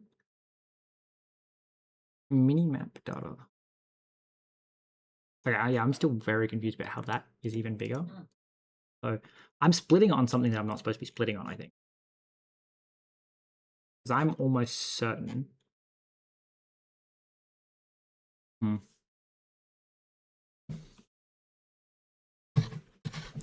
No, Python. No, Python. Rust. It doesn't really matter what language you're doing if you don't know what the data structure is. So each one is 60 wide. How the hell am I getting more than 60? So my question from here to here is like, from here to here, how many characters did I just select? I've selected 26,000 characters. Which, okay, definitely means something is going wrong because the minimap is somehow containing characters. There's only 26,000 characters, and half of them at a minimum. Oh no, not like okay, so yeah, well that number needs to be at least halved because of the commas. It needs to be less than half that number, which is actually higher than that number. So I am passing in incorrect information to my code. It is doing something wrong. Good to know.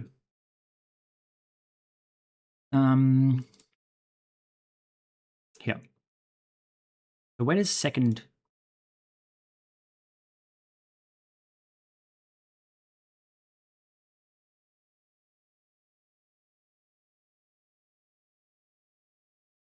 Okay, so maybe what I should do is go.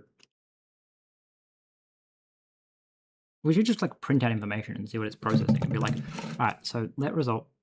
It's possible that because I copy the result and then paste the result. First.lang. Oh, no, that's the number of bytes, not. All right.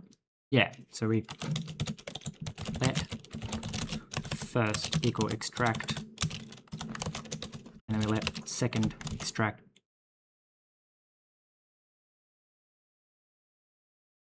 And then we say, yeah, first.lang, second.lang. That would explain it because it's in here that we strip off the stuff, which is the extra characters that I was going, where are they coming from? Which means that we should now get 12,000, and the top map for some reason is just smaller. I still don't know what the top map's supposed to represent. I think it might actually be noise. Like it's like how the game like fills it and goes, hey, here you go. So we get to total. So there's 6,000 exactly, and then again the map for some reason, the mini map is about 700 tiles bigger than it should be. 720. Okay, good. So 720 divided by 60 per line. So it's 12 lines longer than the map size, which tells me that it's probably got some overrun or something in terms of like wherever that happens.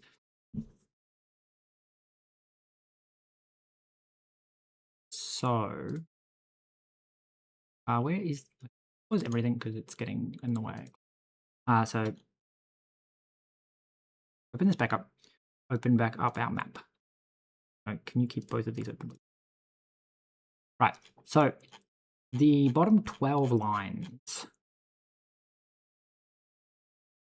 represent information that you physically cannot get. So 1, 2, 3, 5, 6, 7, 8, 9, 10, 11, 12. So, oddly enough, the 12 lines are exactly the swamp. So maybe that doesn't get drawn on the map. Interesting. Okay. So, again, no idea how this data relates, but that data is exactly the well, no, it's exactly half the number I would expect. Maybe this is the colors? That'd be interesting. I doubt it because it should be like all zeros on the top.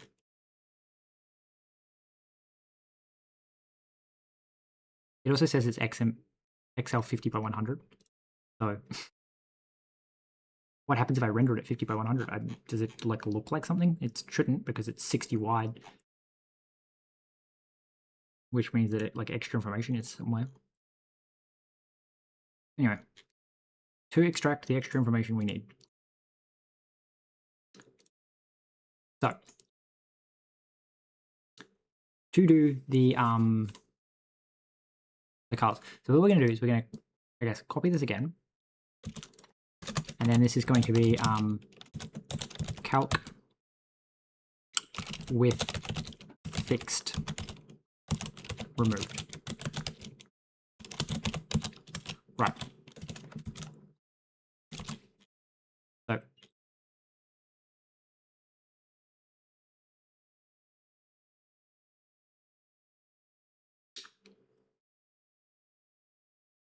what I think we need to do is first off calculate I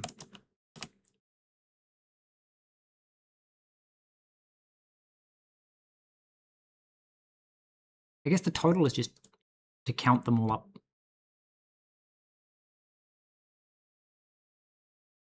The issue is because I've started the game, there's a chance that a few of the cells, like these ones, are not going to be threes anymore. I don't really want to include them.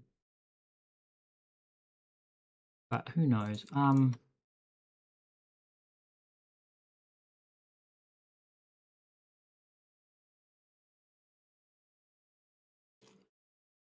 I know I'm at Zomzom, so I don't know.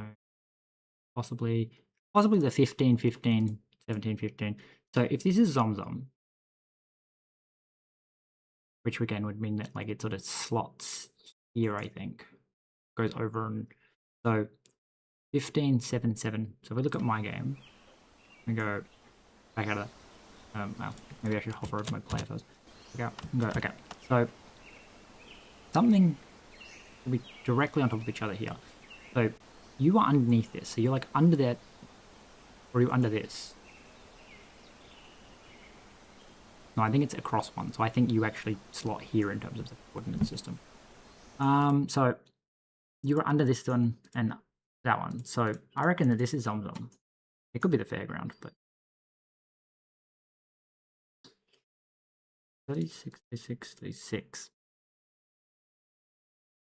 Okay, nope, never mind. 30. I wonder what these are.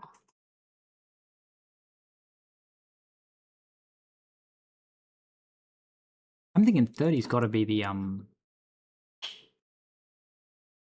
cryo.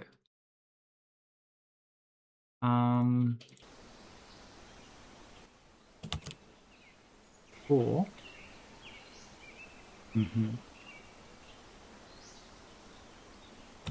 so that's the question, isn't it? There's the cryo facility.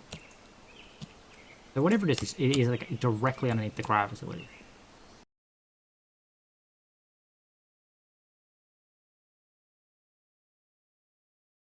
What's confusing me is that there's a gap, which 36, 36. So these two, it's like diagonally down from each other.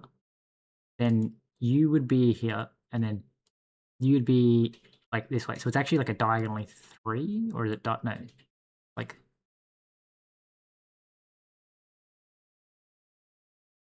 3 on top of each other would look like that. skipping one. I don't know. I don't know what the 36 could possibly be. I think the 30 is going to be the cryo facility, which would make this Zom, which then goes like forest, reckon? It's interesting because it's like there's not numbers in between, which means that this map actually tells me like really nothing about the 31. That implies there's something lower down that can be found. This is obviously Detroit. The 31. See, but I've not uncovered anything, which makes me think this map might be fixed. This is just like literally how it generates, but I don't know. So 36, 8, 7, 4. Another 4. I don't want to have to restart. Well, maybe we like look. I don't know where the save file is. Maybe it's not there. Well, maybe actually no, it probably isn't because it says like Flash saves it in cookies. This is actually probably just what the pre-baked minimap looks like. It's actually kind of funny. Maybe that's what the 50 is about. Is that this is just like 50 by 100 is telling you like what each tile can be. That'd be really weird. Okay, so if we're going to assume that, then we're assuming that basically anything but a 3 is hard-coded. Gotta be Detroit. Yeah. Yep. Okay, anything but a 3 is hard-coded.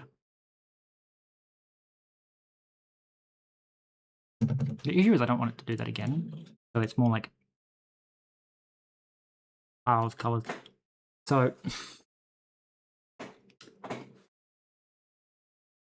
let's just get it to loop through.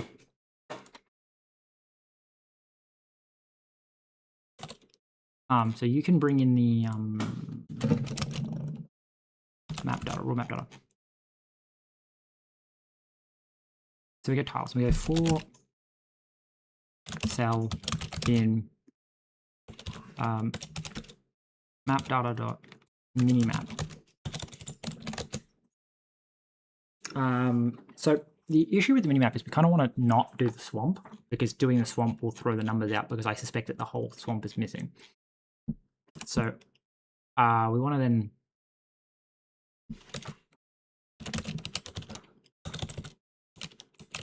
mute, I guess counts. It was just a new hash map. We're going to comment this out because we don't need it. And then we can just print out the counts at the end. So we're going to go counts.entry cell and modify or insert 1.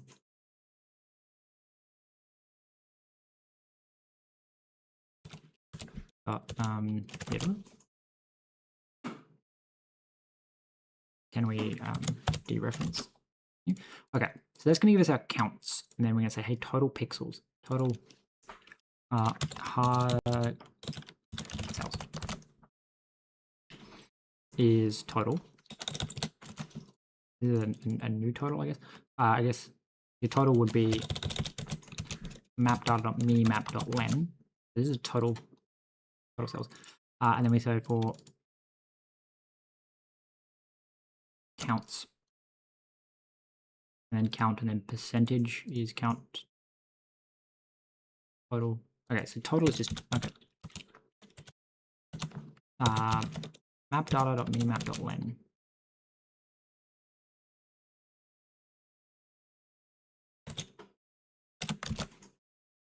Total. So let's print that out and then I guess just see what the numbers are, and then we can like assign them names like we did before.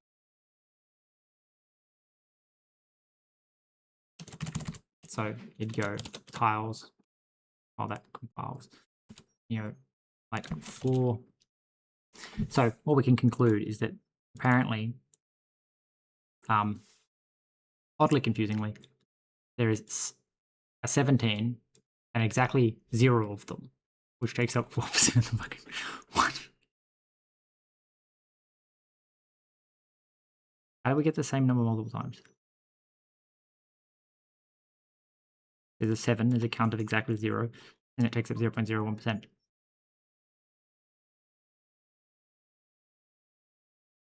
I'm very confused how I did this.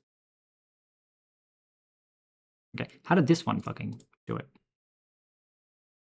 No, you push it. You extract the information. We go, hey, for every cell, and we count, get else. And we say, hey, so color to linear. So we get key or insert 0 plus. All right, so it's entry dot or insert 0 plus equals 1.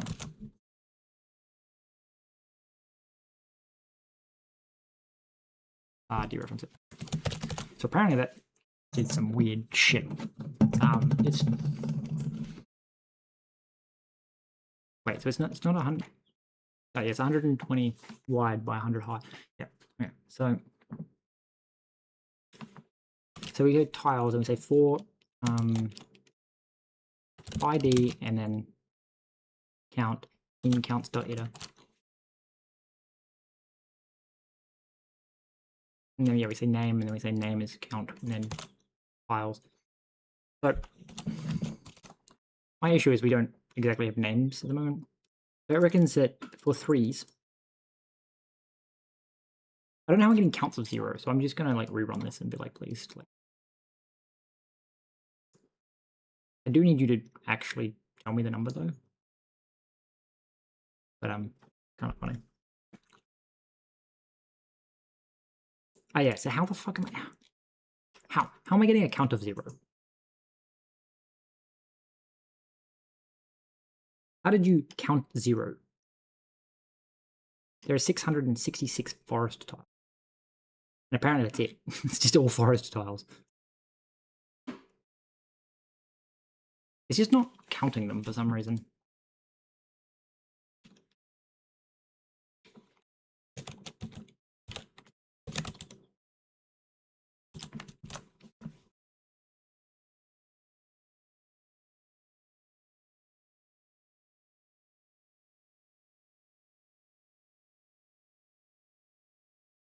We're getting like lots of numbers all over the fucking place, which I'm unsure why. Anyway, we need to change that into actually returning what they are. Like format.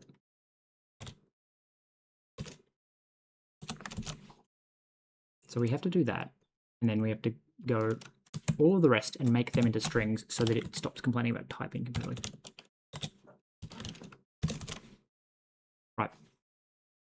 So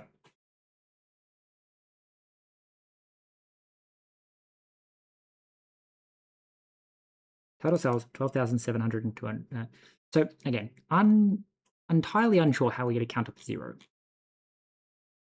because like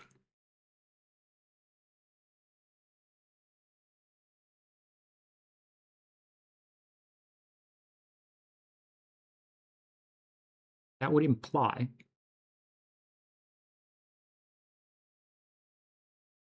that there's lots of 28s. Apparently there's only 35 of them. How are you just missing them?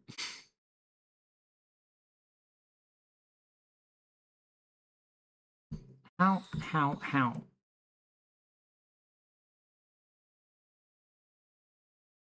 Like, there is so many of them. How are you just, like, not counting them? Fine.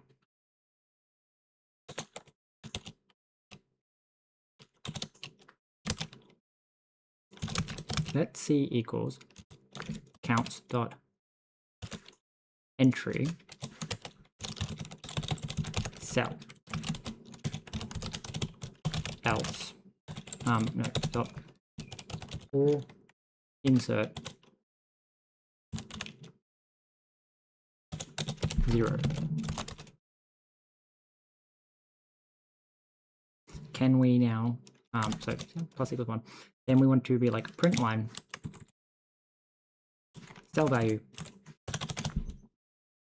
cell equals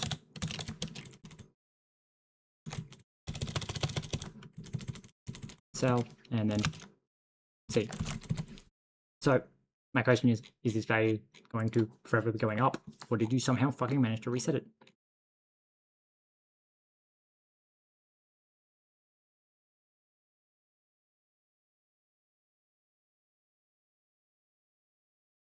See, how did it get to 500? And then how have I reset? Because that's 28. So first off, 28. Let's just name that. That's swamp.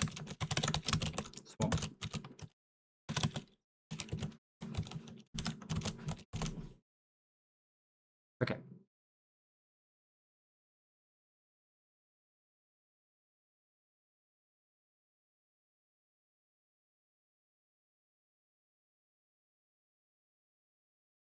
It's clearly going up, so it's something about me extracting.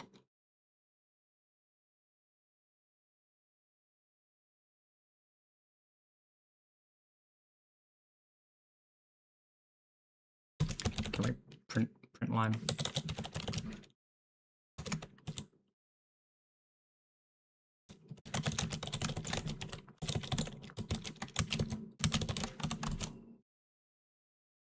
Not ID.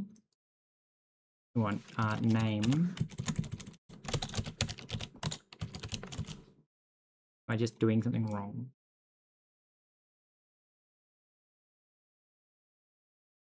I don't know what I'm doing to make it forget.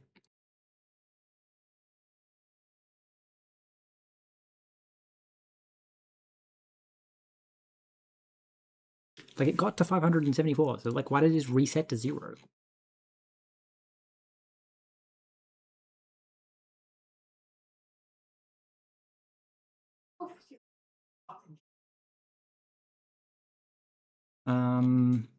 Go to here, we say sound unknown 1, 14, yeah, fill is 3. Yeah, no, you're doing something wrong, because there shouldn't be anything called fill. Oh, I know. Because, yeah, the only one we actually know, thank you, is the fucking swamp. Apparently there's lots of forest now.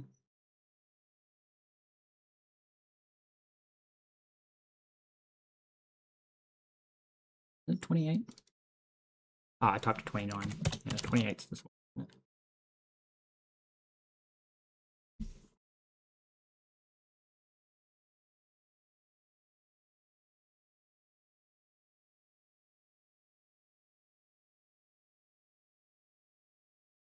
How did you get to 35?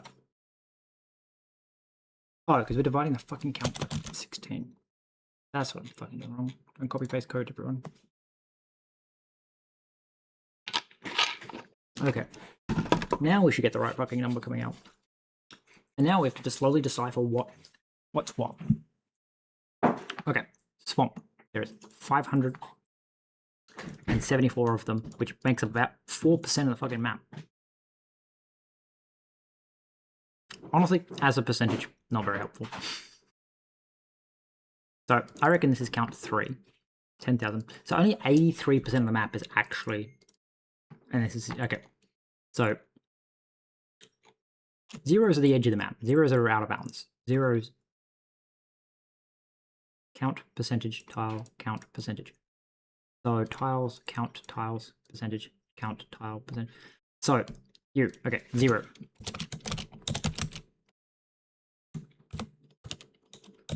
Ocean.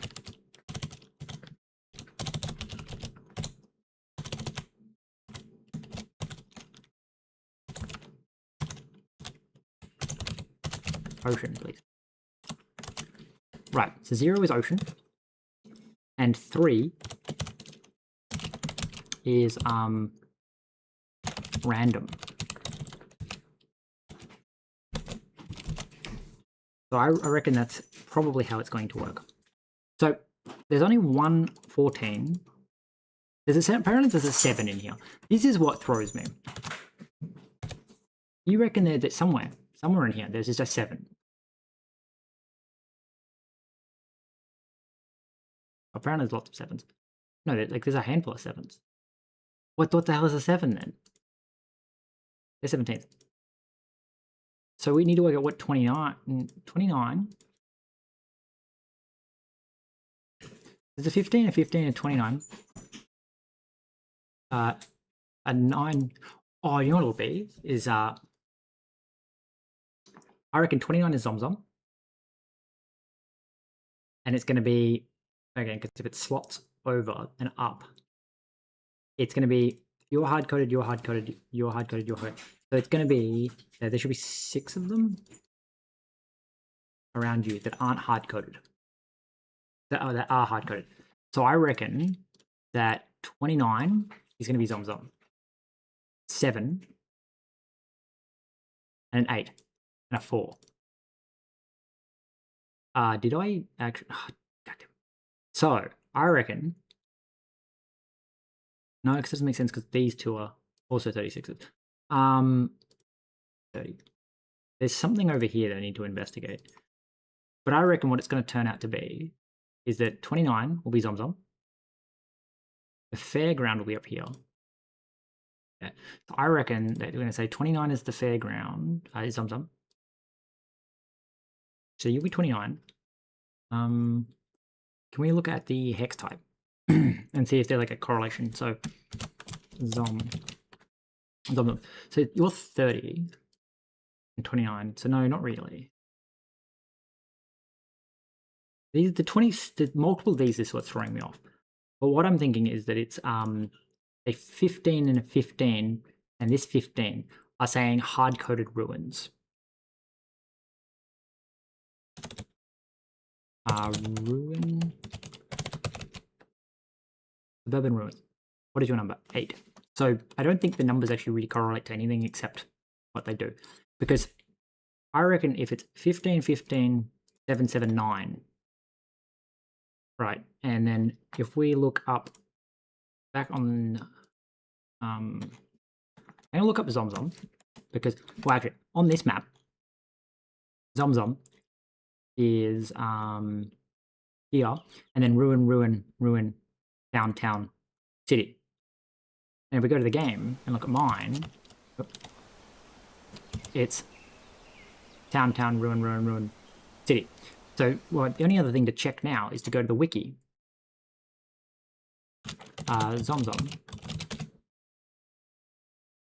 and have a look. And if it's the same picture, look, ruin, ruin, city, yeah. So it's hard-coded in that they will spawn, and those numbers are the hard-coded in. So what it calls minimap is actually just the hard-coded map, which is kind of disgusting, but anyway. So that does mean that we get to track down and go, hey, I know for sure 100% 29 is Zomzom. So 29 is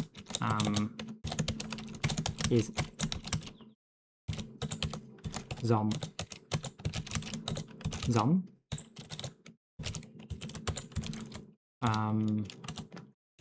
Right, so 29 is Zomzom. The one that has 3 copies, which is 15. So 15 is ruin. What are the other 2 numbers? So 9 and 7. So 7 is, so 7 and just 9. And I immediately forgot I was keeping track. 7 town. Okay, so 7 is town and 9 is city. So they're the hard-coded positions of those items. So, as I said, so 36 has to be the cryo facility, which apparently takes up 3 squares, which I'm not entirely sure how that works. How does the cryo facility take up... How are you taking up multiple squares? Strange something. Isotope mine. Alright, I'm unclear how you're taking up 3 squares. Abandoned house and trailers. Okay, they're all just called abandoned house and trailers. I'm just calling them town. Right, so 36 is 100% cryo facility. But I'm unsure how it has multiple copies. 36.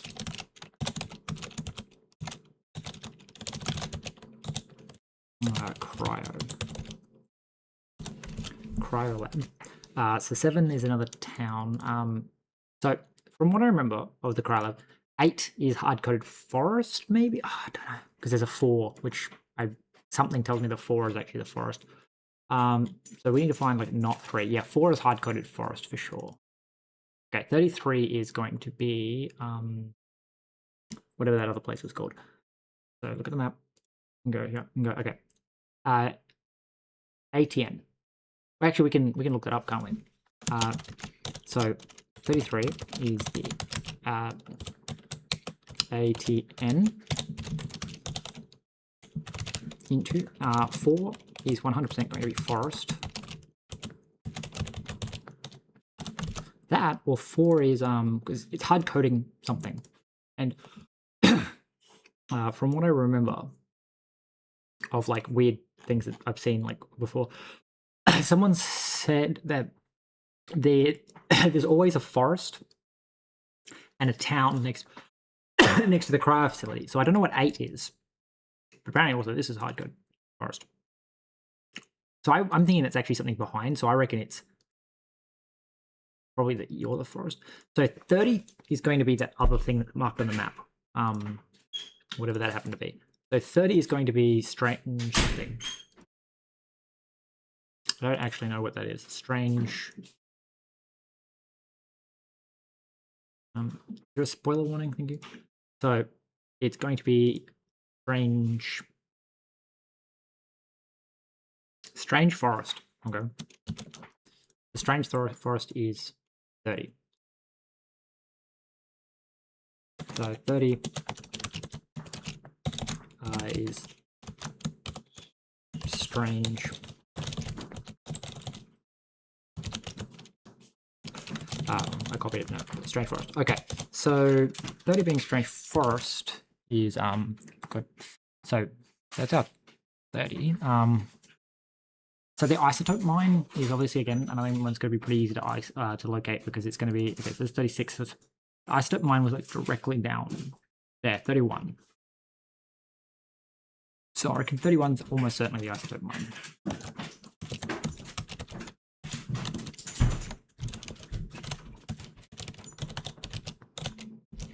Taupe. Yep. Fuck it. Go to the wiki. Copy. Not Zom. Yeah, location. This is a different wiki. Interesting. Isotope mine. Hidden lake is somewhere. So this is isotope mine. Oh no, we haven't gone yet.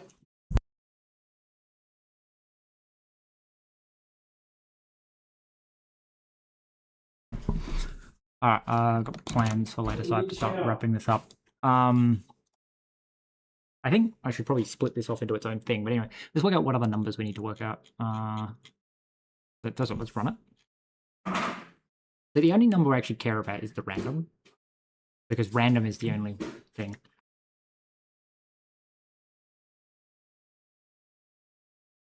Okay, so there's 3 hard-coded towns, apparently 3 hard-coded fucking cryo labs, which I don't understand.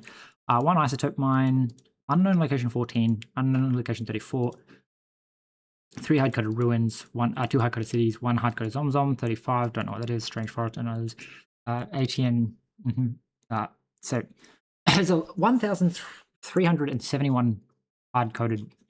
Okay, let's get it not to fill everything and shit as it goes. Such an interesting thing. So we could probably try and work out what the 14 is.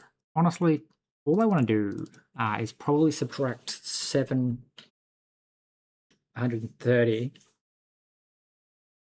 So there's 10,000 randoms, but then we need to go wherever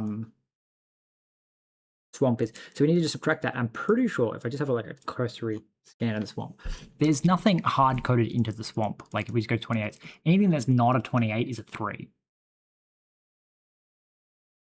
So the 28's the swamps. But again, like also the swamps is 1, 0, 1, 2, 3. No, 1, 2, 3, 4, 5, 6, 7, 8, 9, 10, 11. 11, and we have 12 random ones, so I'm gonna maybe go with that. I don't know. Because it could also be that the top row entirely being zeros isn't getting counted in the minimap.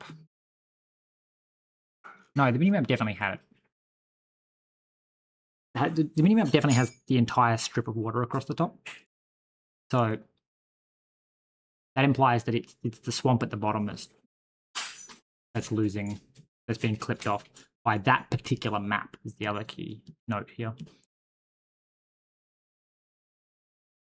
All right. So this is one is Detroit. 20 is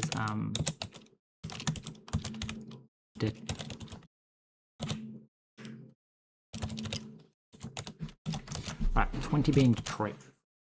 So I'm trying to remember what the actual information I was trying to extract. So the actual information I care about, which again is the total here.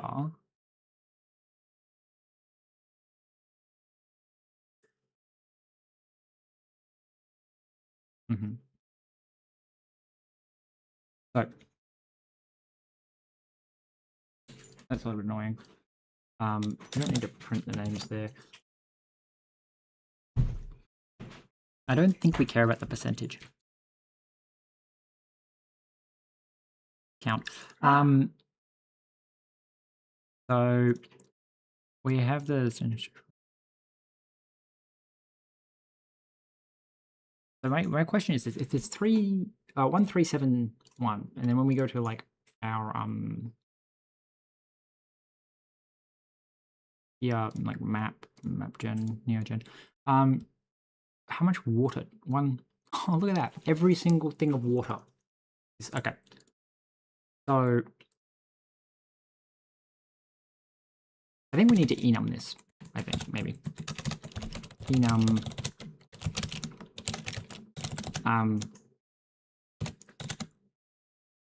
map the cell type gen type. Sure, gentile. So 0 is ocean. Random equals 3. I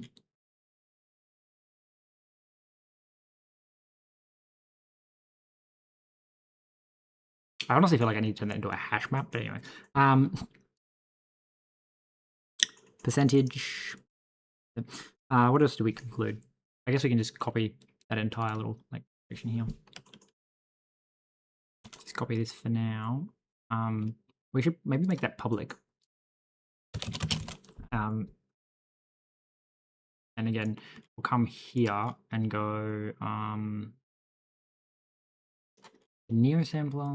We need just this commented out at the top, please.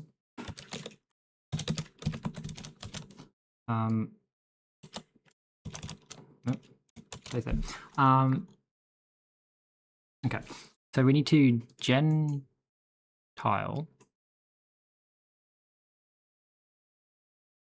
the ocean random bump. Okay, so forest is next. The forest is 4.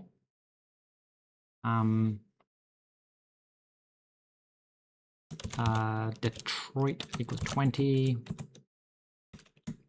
Swampy equals 28. Zom equals 29. Oh, wrong button. Okay. We're gonna go unknown. Anyway.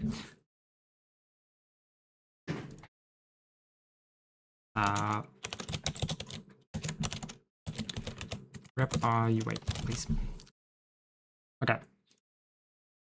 So the next thing I guess to do is to turn the entire map. So when I run this scan map, this. So when I No, it's you. Okay.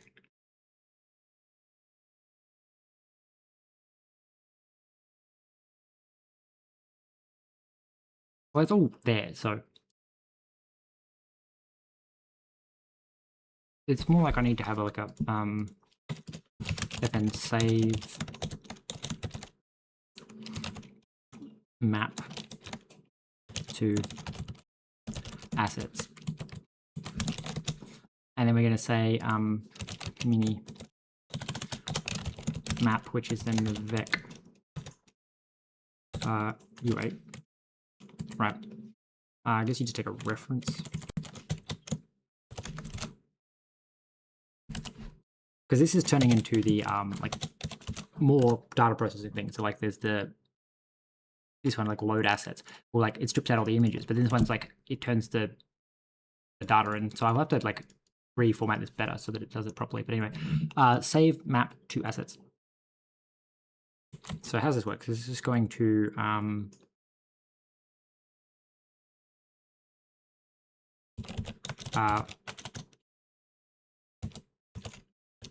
let mute special equal hash map new, something like that. Then we're going to say for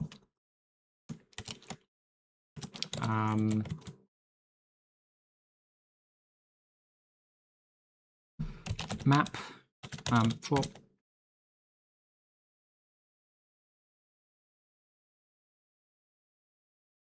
y in map dot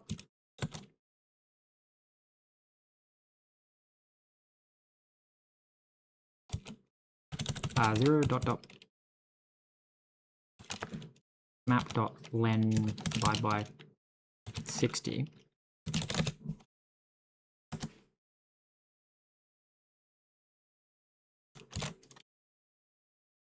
I think that's how it's a collection. For x in 0.60. So let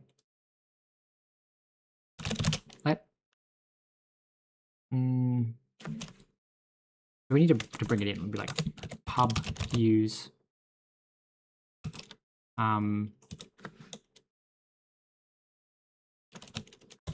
is it just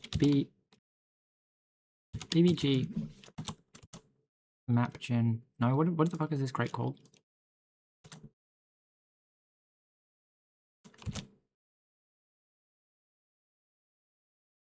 Oh, you're not a lib. That's why. Right, we need to make a lib file. And then we take like basically this stuff, put that in the lib file. And then you use all of that stuff, and then we just make all that stuff, I guess, public, because I don't care. It's a private crate. It's just a way of making it accessible from the examples. And we go, hey, map. Okay, so we have to go to map, and we have to make sure that map here. So obviously map needs world.gen to be public so that we can get in here, and then from world.gen need to make samplers public. It is public. Okay, cool. So we're going to go into our samples. Yeah. Yep. Down. So we use map, world.gen, samplers. We apparently can't get into that one. What was it called? It was like, did I not make it public? Oh, I did. It's called a gen dial, apparently. Gen dial. There you go. we say gentile. Right. So you need to be like, well, we need to be like, drive strum macros from ripper.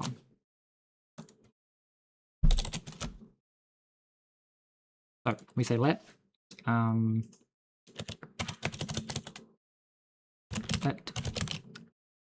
type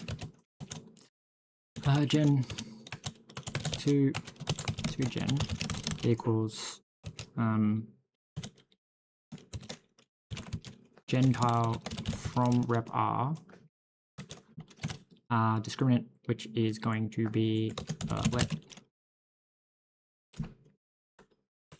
index equals I times that cell equal that, then rep r is cell. So then it's like if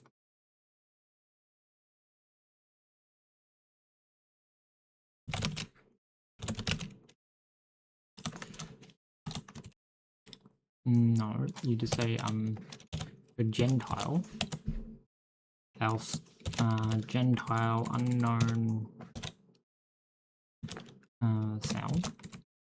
So that gives us the gentile, and then if toGen does not equal gentile random,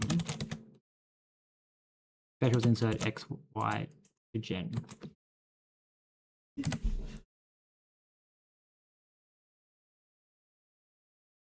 Okay, fine. If let gentile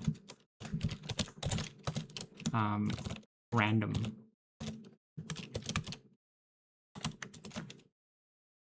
okay. No, that's not how that works. special to insert x, y to gen. Sure, that works. So we have that, and then annoyingly we have like, I'm just going to study it myself because I don't get it's quicker and easier. So we're going to get in here and go for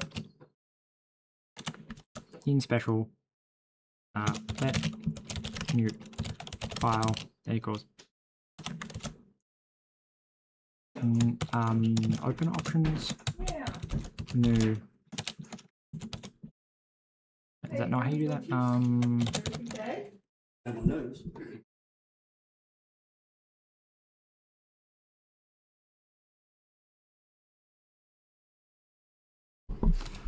So we're going to say create true truncate true open so it's dot slash assets slash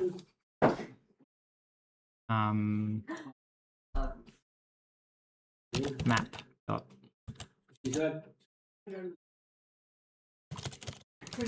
neo map dot she's just putting up the ad now for the point. Okay, so file and then we say file dot write. Okay, so we've got 50. Get back, you can make a decision and pop in and see and then Line? No, okay. stdmio. No. even to go to so if you choose Right line.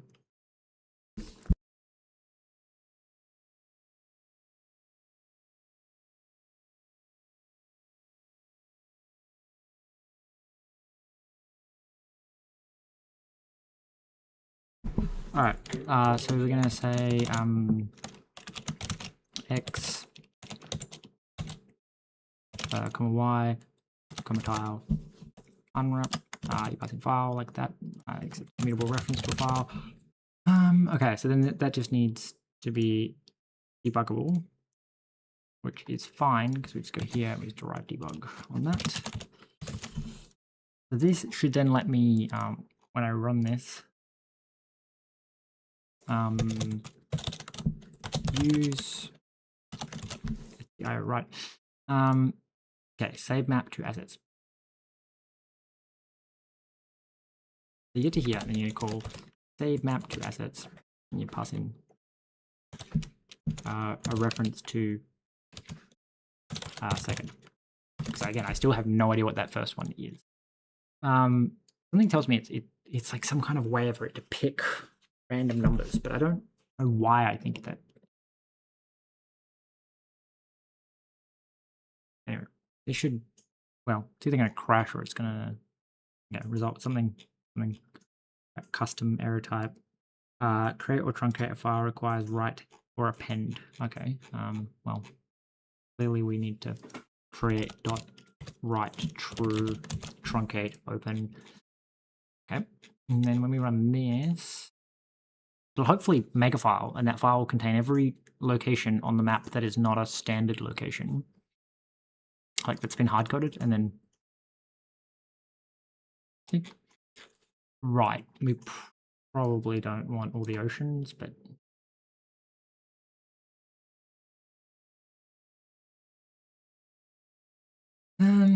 we probably want to hard code some rules in about that, maybe, I don't know.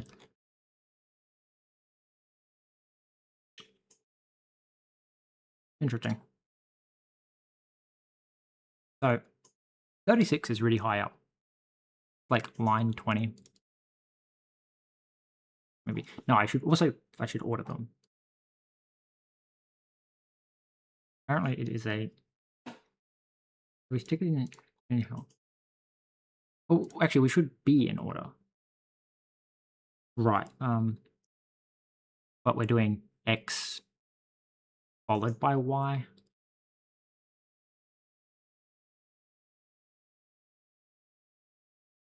So well, again, it should scan from the top down. 50. That doesn't feel very ordered. Yes, because I'm sticking them in here. I guess we don't need to put them in the hash map. We can, in fact, just encode them. I already know that none of the items are duplicated because I'm literally scanning through a file in order. So we can maybe keep the right bit. So if I don't ever insert them into the hash table, if I never insert them into the hash table, then they never get shuffled, and therefore they stay in order. Remember that. And then we go, this should give us the minimap. And then in theory we can quite quick and easy. There you go. So it's ocean. Okay. So what I can tell you is in the entire Y1 and the Y2 and Y3 and Y4 and Y5. No, it's not. It's I do think that it's entirely Y6. Yeah.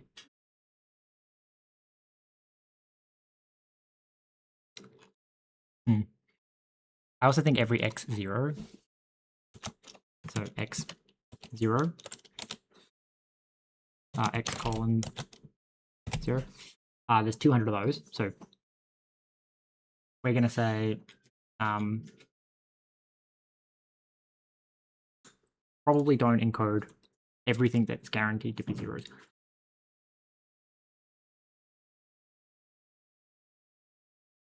So when you write this in, if x equals 0,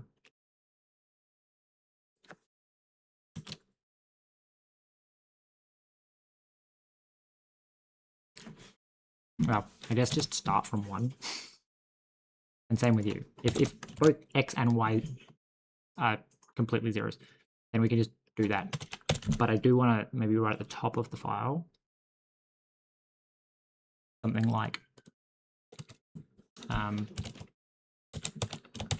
file So like right line into the file. If x equals 0.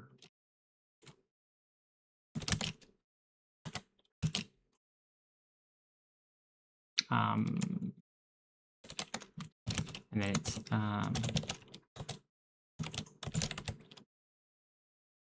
tile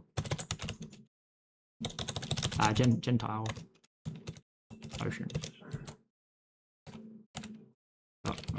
Unwrap, and then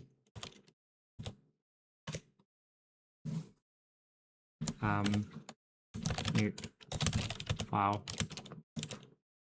if x equals no, if y equals 0. Hang on. They don't apparent input display, that's fine. Okay, so that should make that really easy, and then we can go back to here and we can come up with like a map thing. This is the Neo sampler. So the Neo sampler is going to have rules, and it's a vec of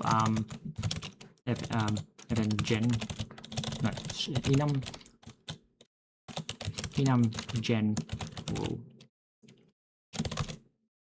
and then it's like if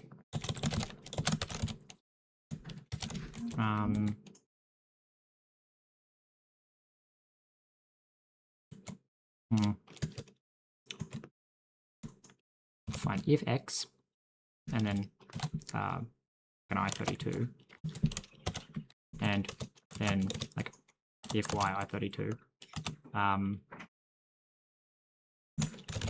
if at hard code. Okay, so then we go like vec general gentile. Well, this would be a ivec2. So then when we do something, so we're gonna like import Neo sampler new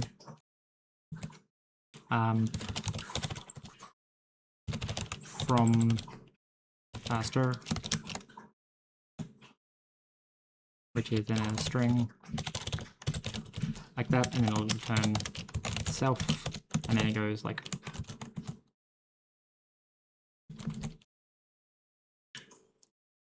let okay let mute rules equals vec new. Please don't fill this whole thing up again. Then we go for line in stir dot lines. Sure, we can write comments in there for some reason. I think the AI just tried to write like an entire parser. Anyway, so we're gonna say Neo sampler. Okay, so we're gonna go like let rule comma tile equals split once. Please don't expect. Can we also like lines dot enumerate? I'm just gonna say like line num. Alright, then we go let sum rule else invalid. Don't panic, just continue. Goddamn AI is being fucking hyper vigilant, isn't it? Continue. Okay, so warn invalid rule format online.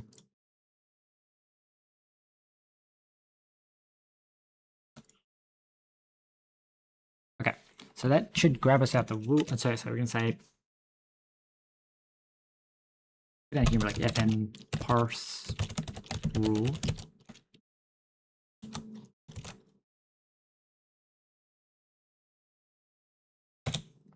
If rule dot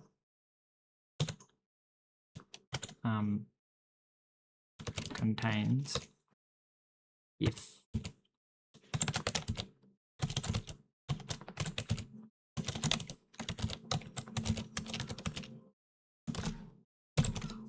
equals x, else if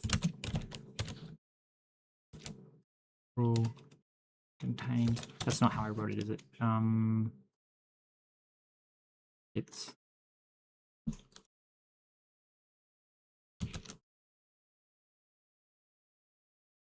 if x equals if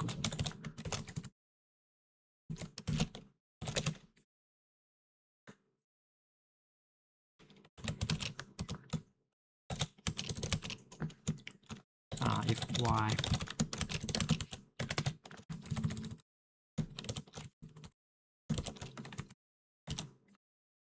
why would you override my fucking else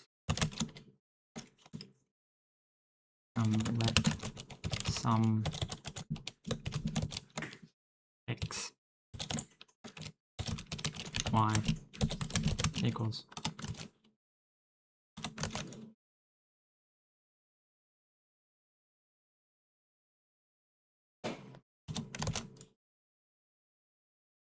that. Also again, how it's written. Fine. You do that. You do that.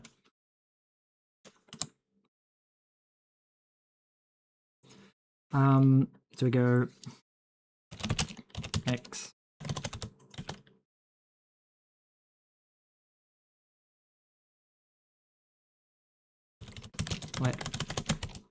let some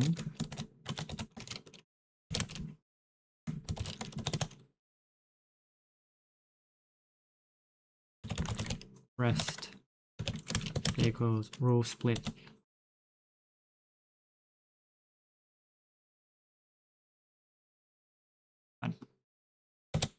if let some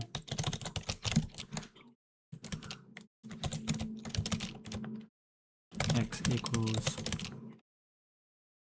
rules dot split if some equals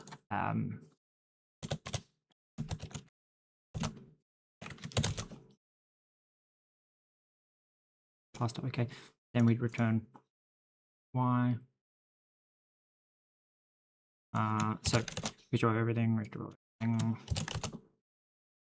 Then we go, okay, so else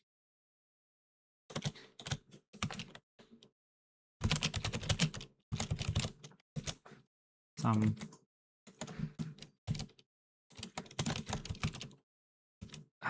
x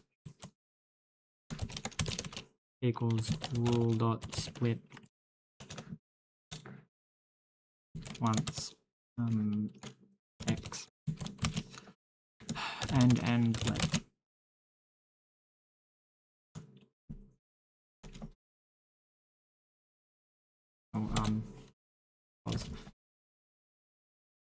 let split once. I'm assuming it's I said y. How I've encoded this.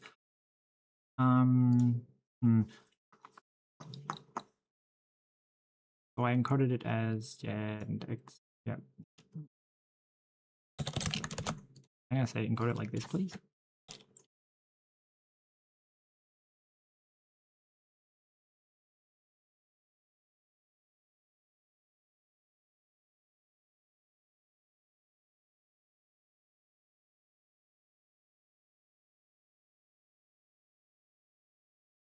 It's going to be like x, y, colon. That's how the rest of it's going to be encoded. We're going to say, hey, so that's probably not the best thing. Fine. So I'm going to change this out. Can't be an equal sign because it'll get caught on that one. Damn it.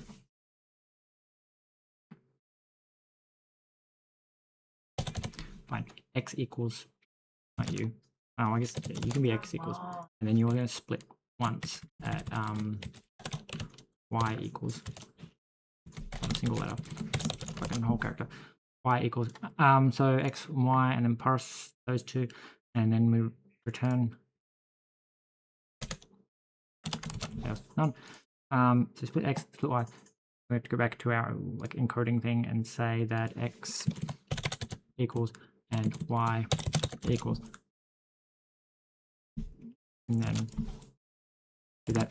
Right, so this should then let us load it. So then we can go back to like main. We like to world gen and be all like on world. No, it's like main. Somewhere to request the world gen. It must be in like mod. Yeah. So I'm gonna say this bit's the bit that gets commented out. And we say commands dot insert resource world train generator, except this one is a terrain generator, and then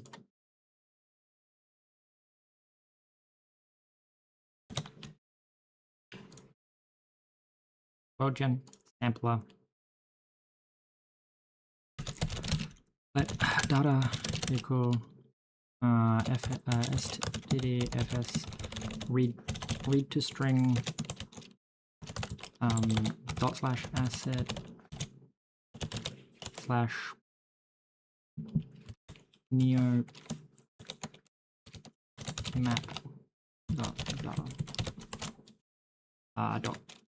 dot unwrap. So then we pass in the data like that, and then you apparently don't have the trait sampler. So import trait, import sampler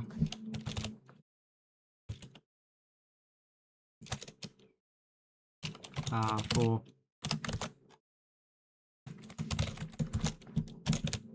hex, no, cell type. What type is hex type? Yeah, hex type.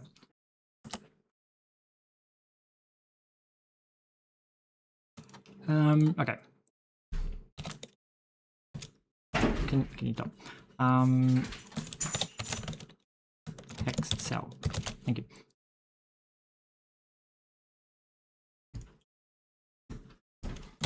Hex type. So if cell Q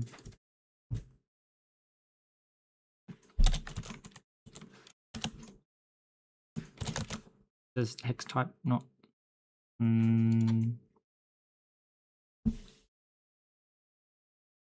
right.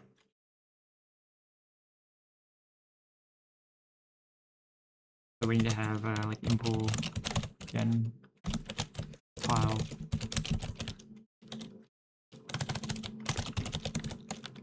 get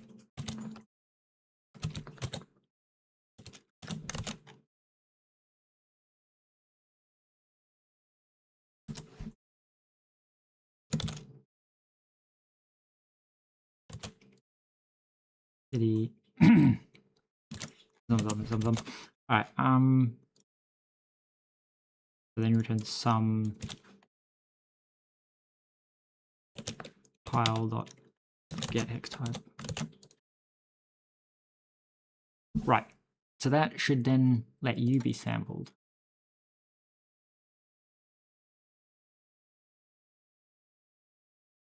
So then you get the rule and the tile.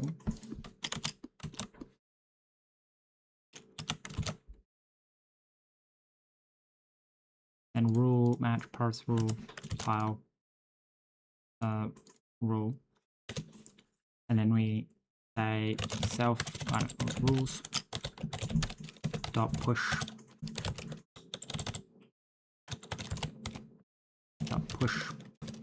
rule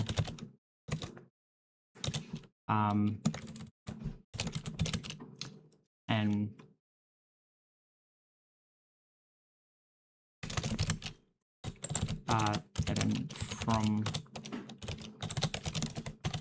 master.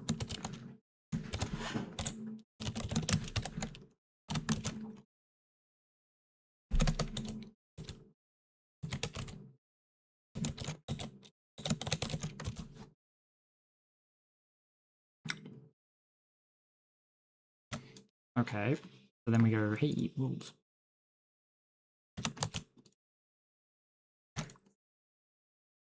Okay, so that should run the new scavenger stuff, which then we run that stuff. Which, okay, so we have to run the scan first because that will actually like update the file to be correct. Shouldn't. Oh yeah, no, it does because I changed it from colon to equals. So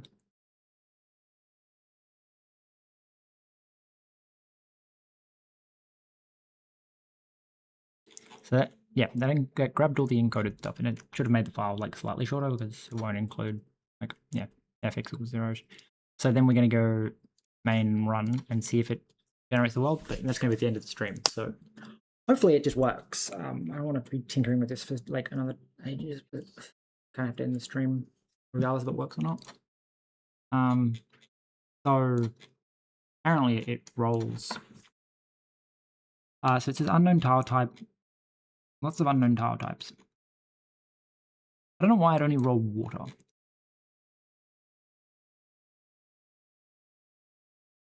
Maybe we should offset. Because I feel like anything that rolls a negative number is gonna.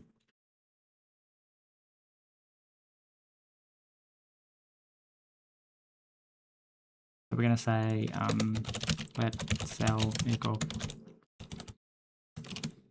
cell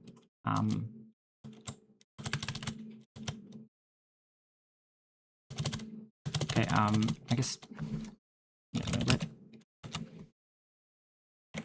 like plus 20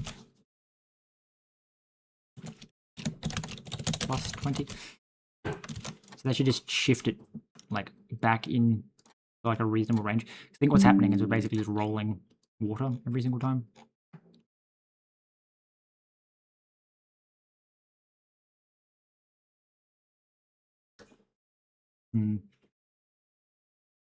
It's still just rolling water every single time. Unclear why it's returning nothing. Unknown tile type, unknown. Defaulting to unknown.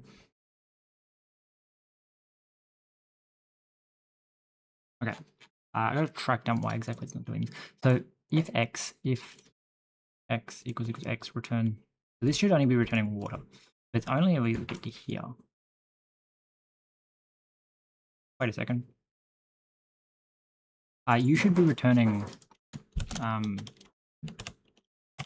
some hex type.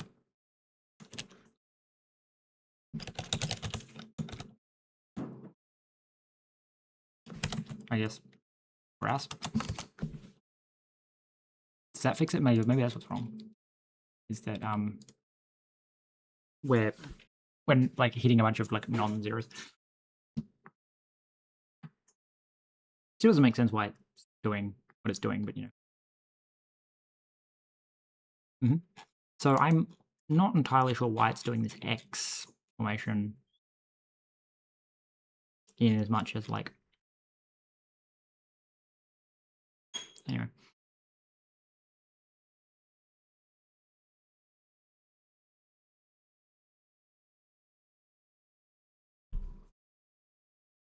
So if X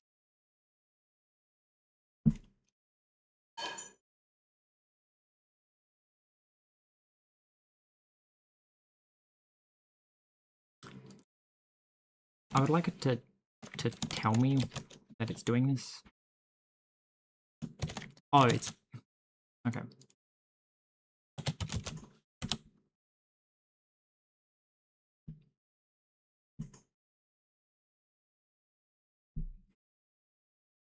Maybe. That's because we need to overwrite cell. We were shifting it in, but not actually changing the but we weren't like we were then testing the old result, so we weren't actually moving where we were sampling. Fine.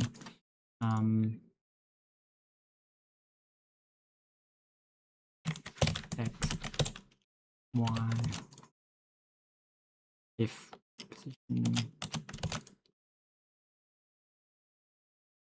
if pos, we just say if pos equals cell, if pos equals cell, cell. No, you put a reference. Much smarter way of doing that. No, ref. No, okay. Fine. Doing that should make it not roll that.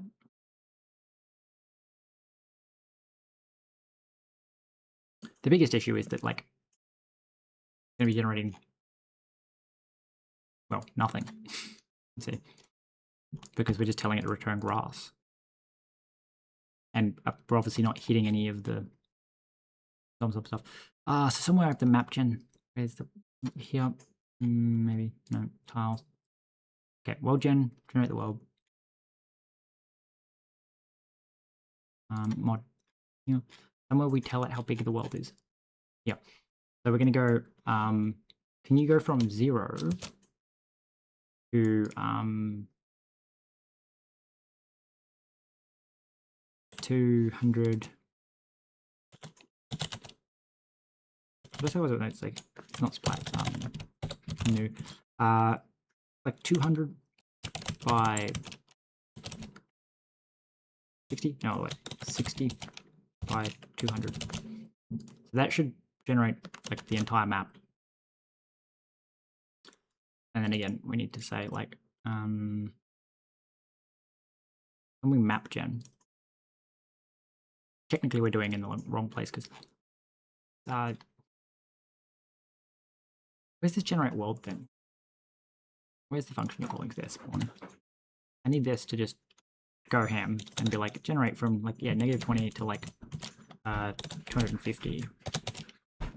And from like -200 to 250. Even if we're like 500. So in theory, it shouldn't generate stuff that's not on the map, but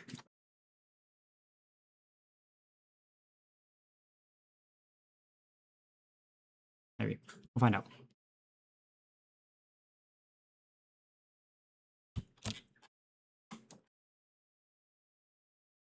Hey, look. So somehow you're ending up inside. But like, it's also upside down. Which is kind of funny. Did I make you too wide? Possibly.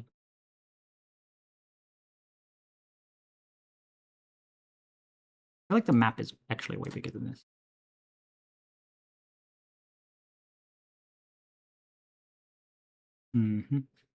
Yeah, something's going terribly wrong here. This is the swamp, I believe.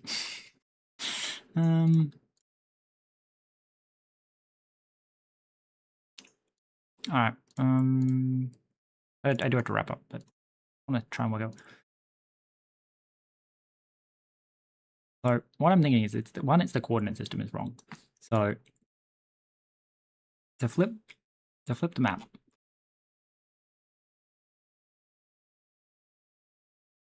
To flip the map, we need to say neosampler.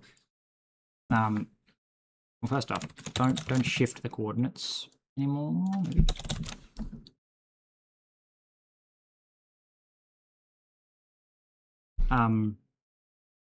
So then you become. I guess we want it to be like. This is the y, so it's 200 minus r and 60 minus q. So that should invert the map direction. So as the numbers get higher, they go down, which should at least flip Detroit the right way.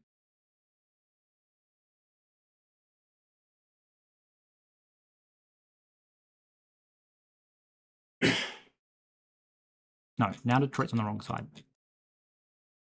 Which is because we flipped the x. I think it's just, we just pass in q, don't we? Wherever the hell that's sampling.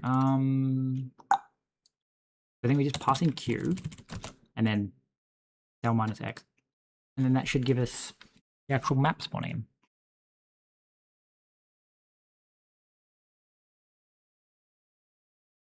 We can also like quickly chuck in the other rules and stuff like that. So, or some more of the rules, I guess. The swamp turns into gen rules swamp, and then yeah, swamp is returning swamp. So I fucked up the numbers somewhere because swamp is off by miles in terms of like.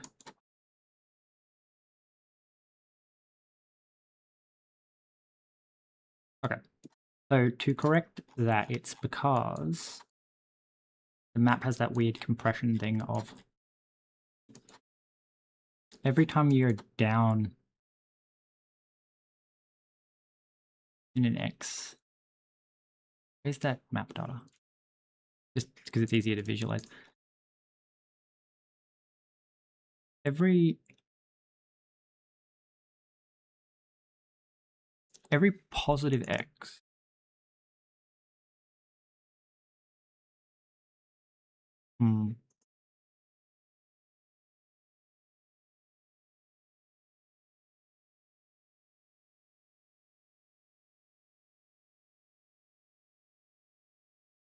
yeah, I don't remember.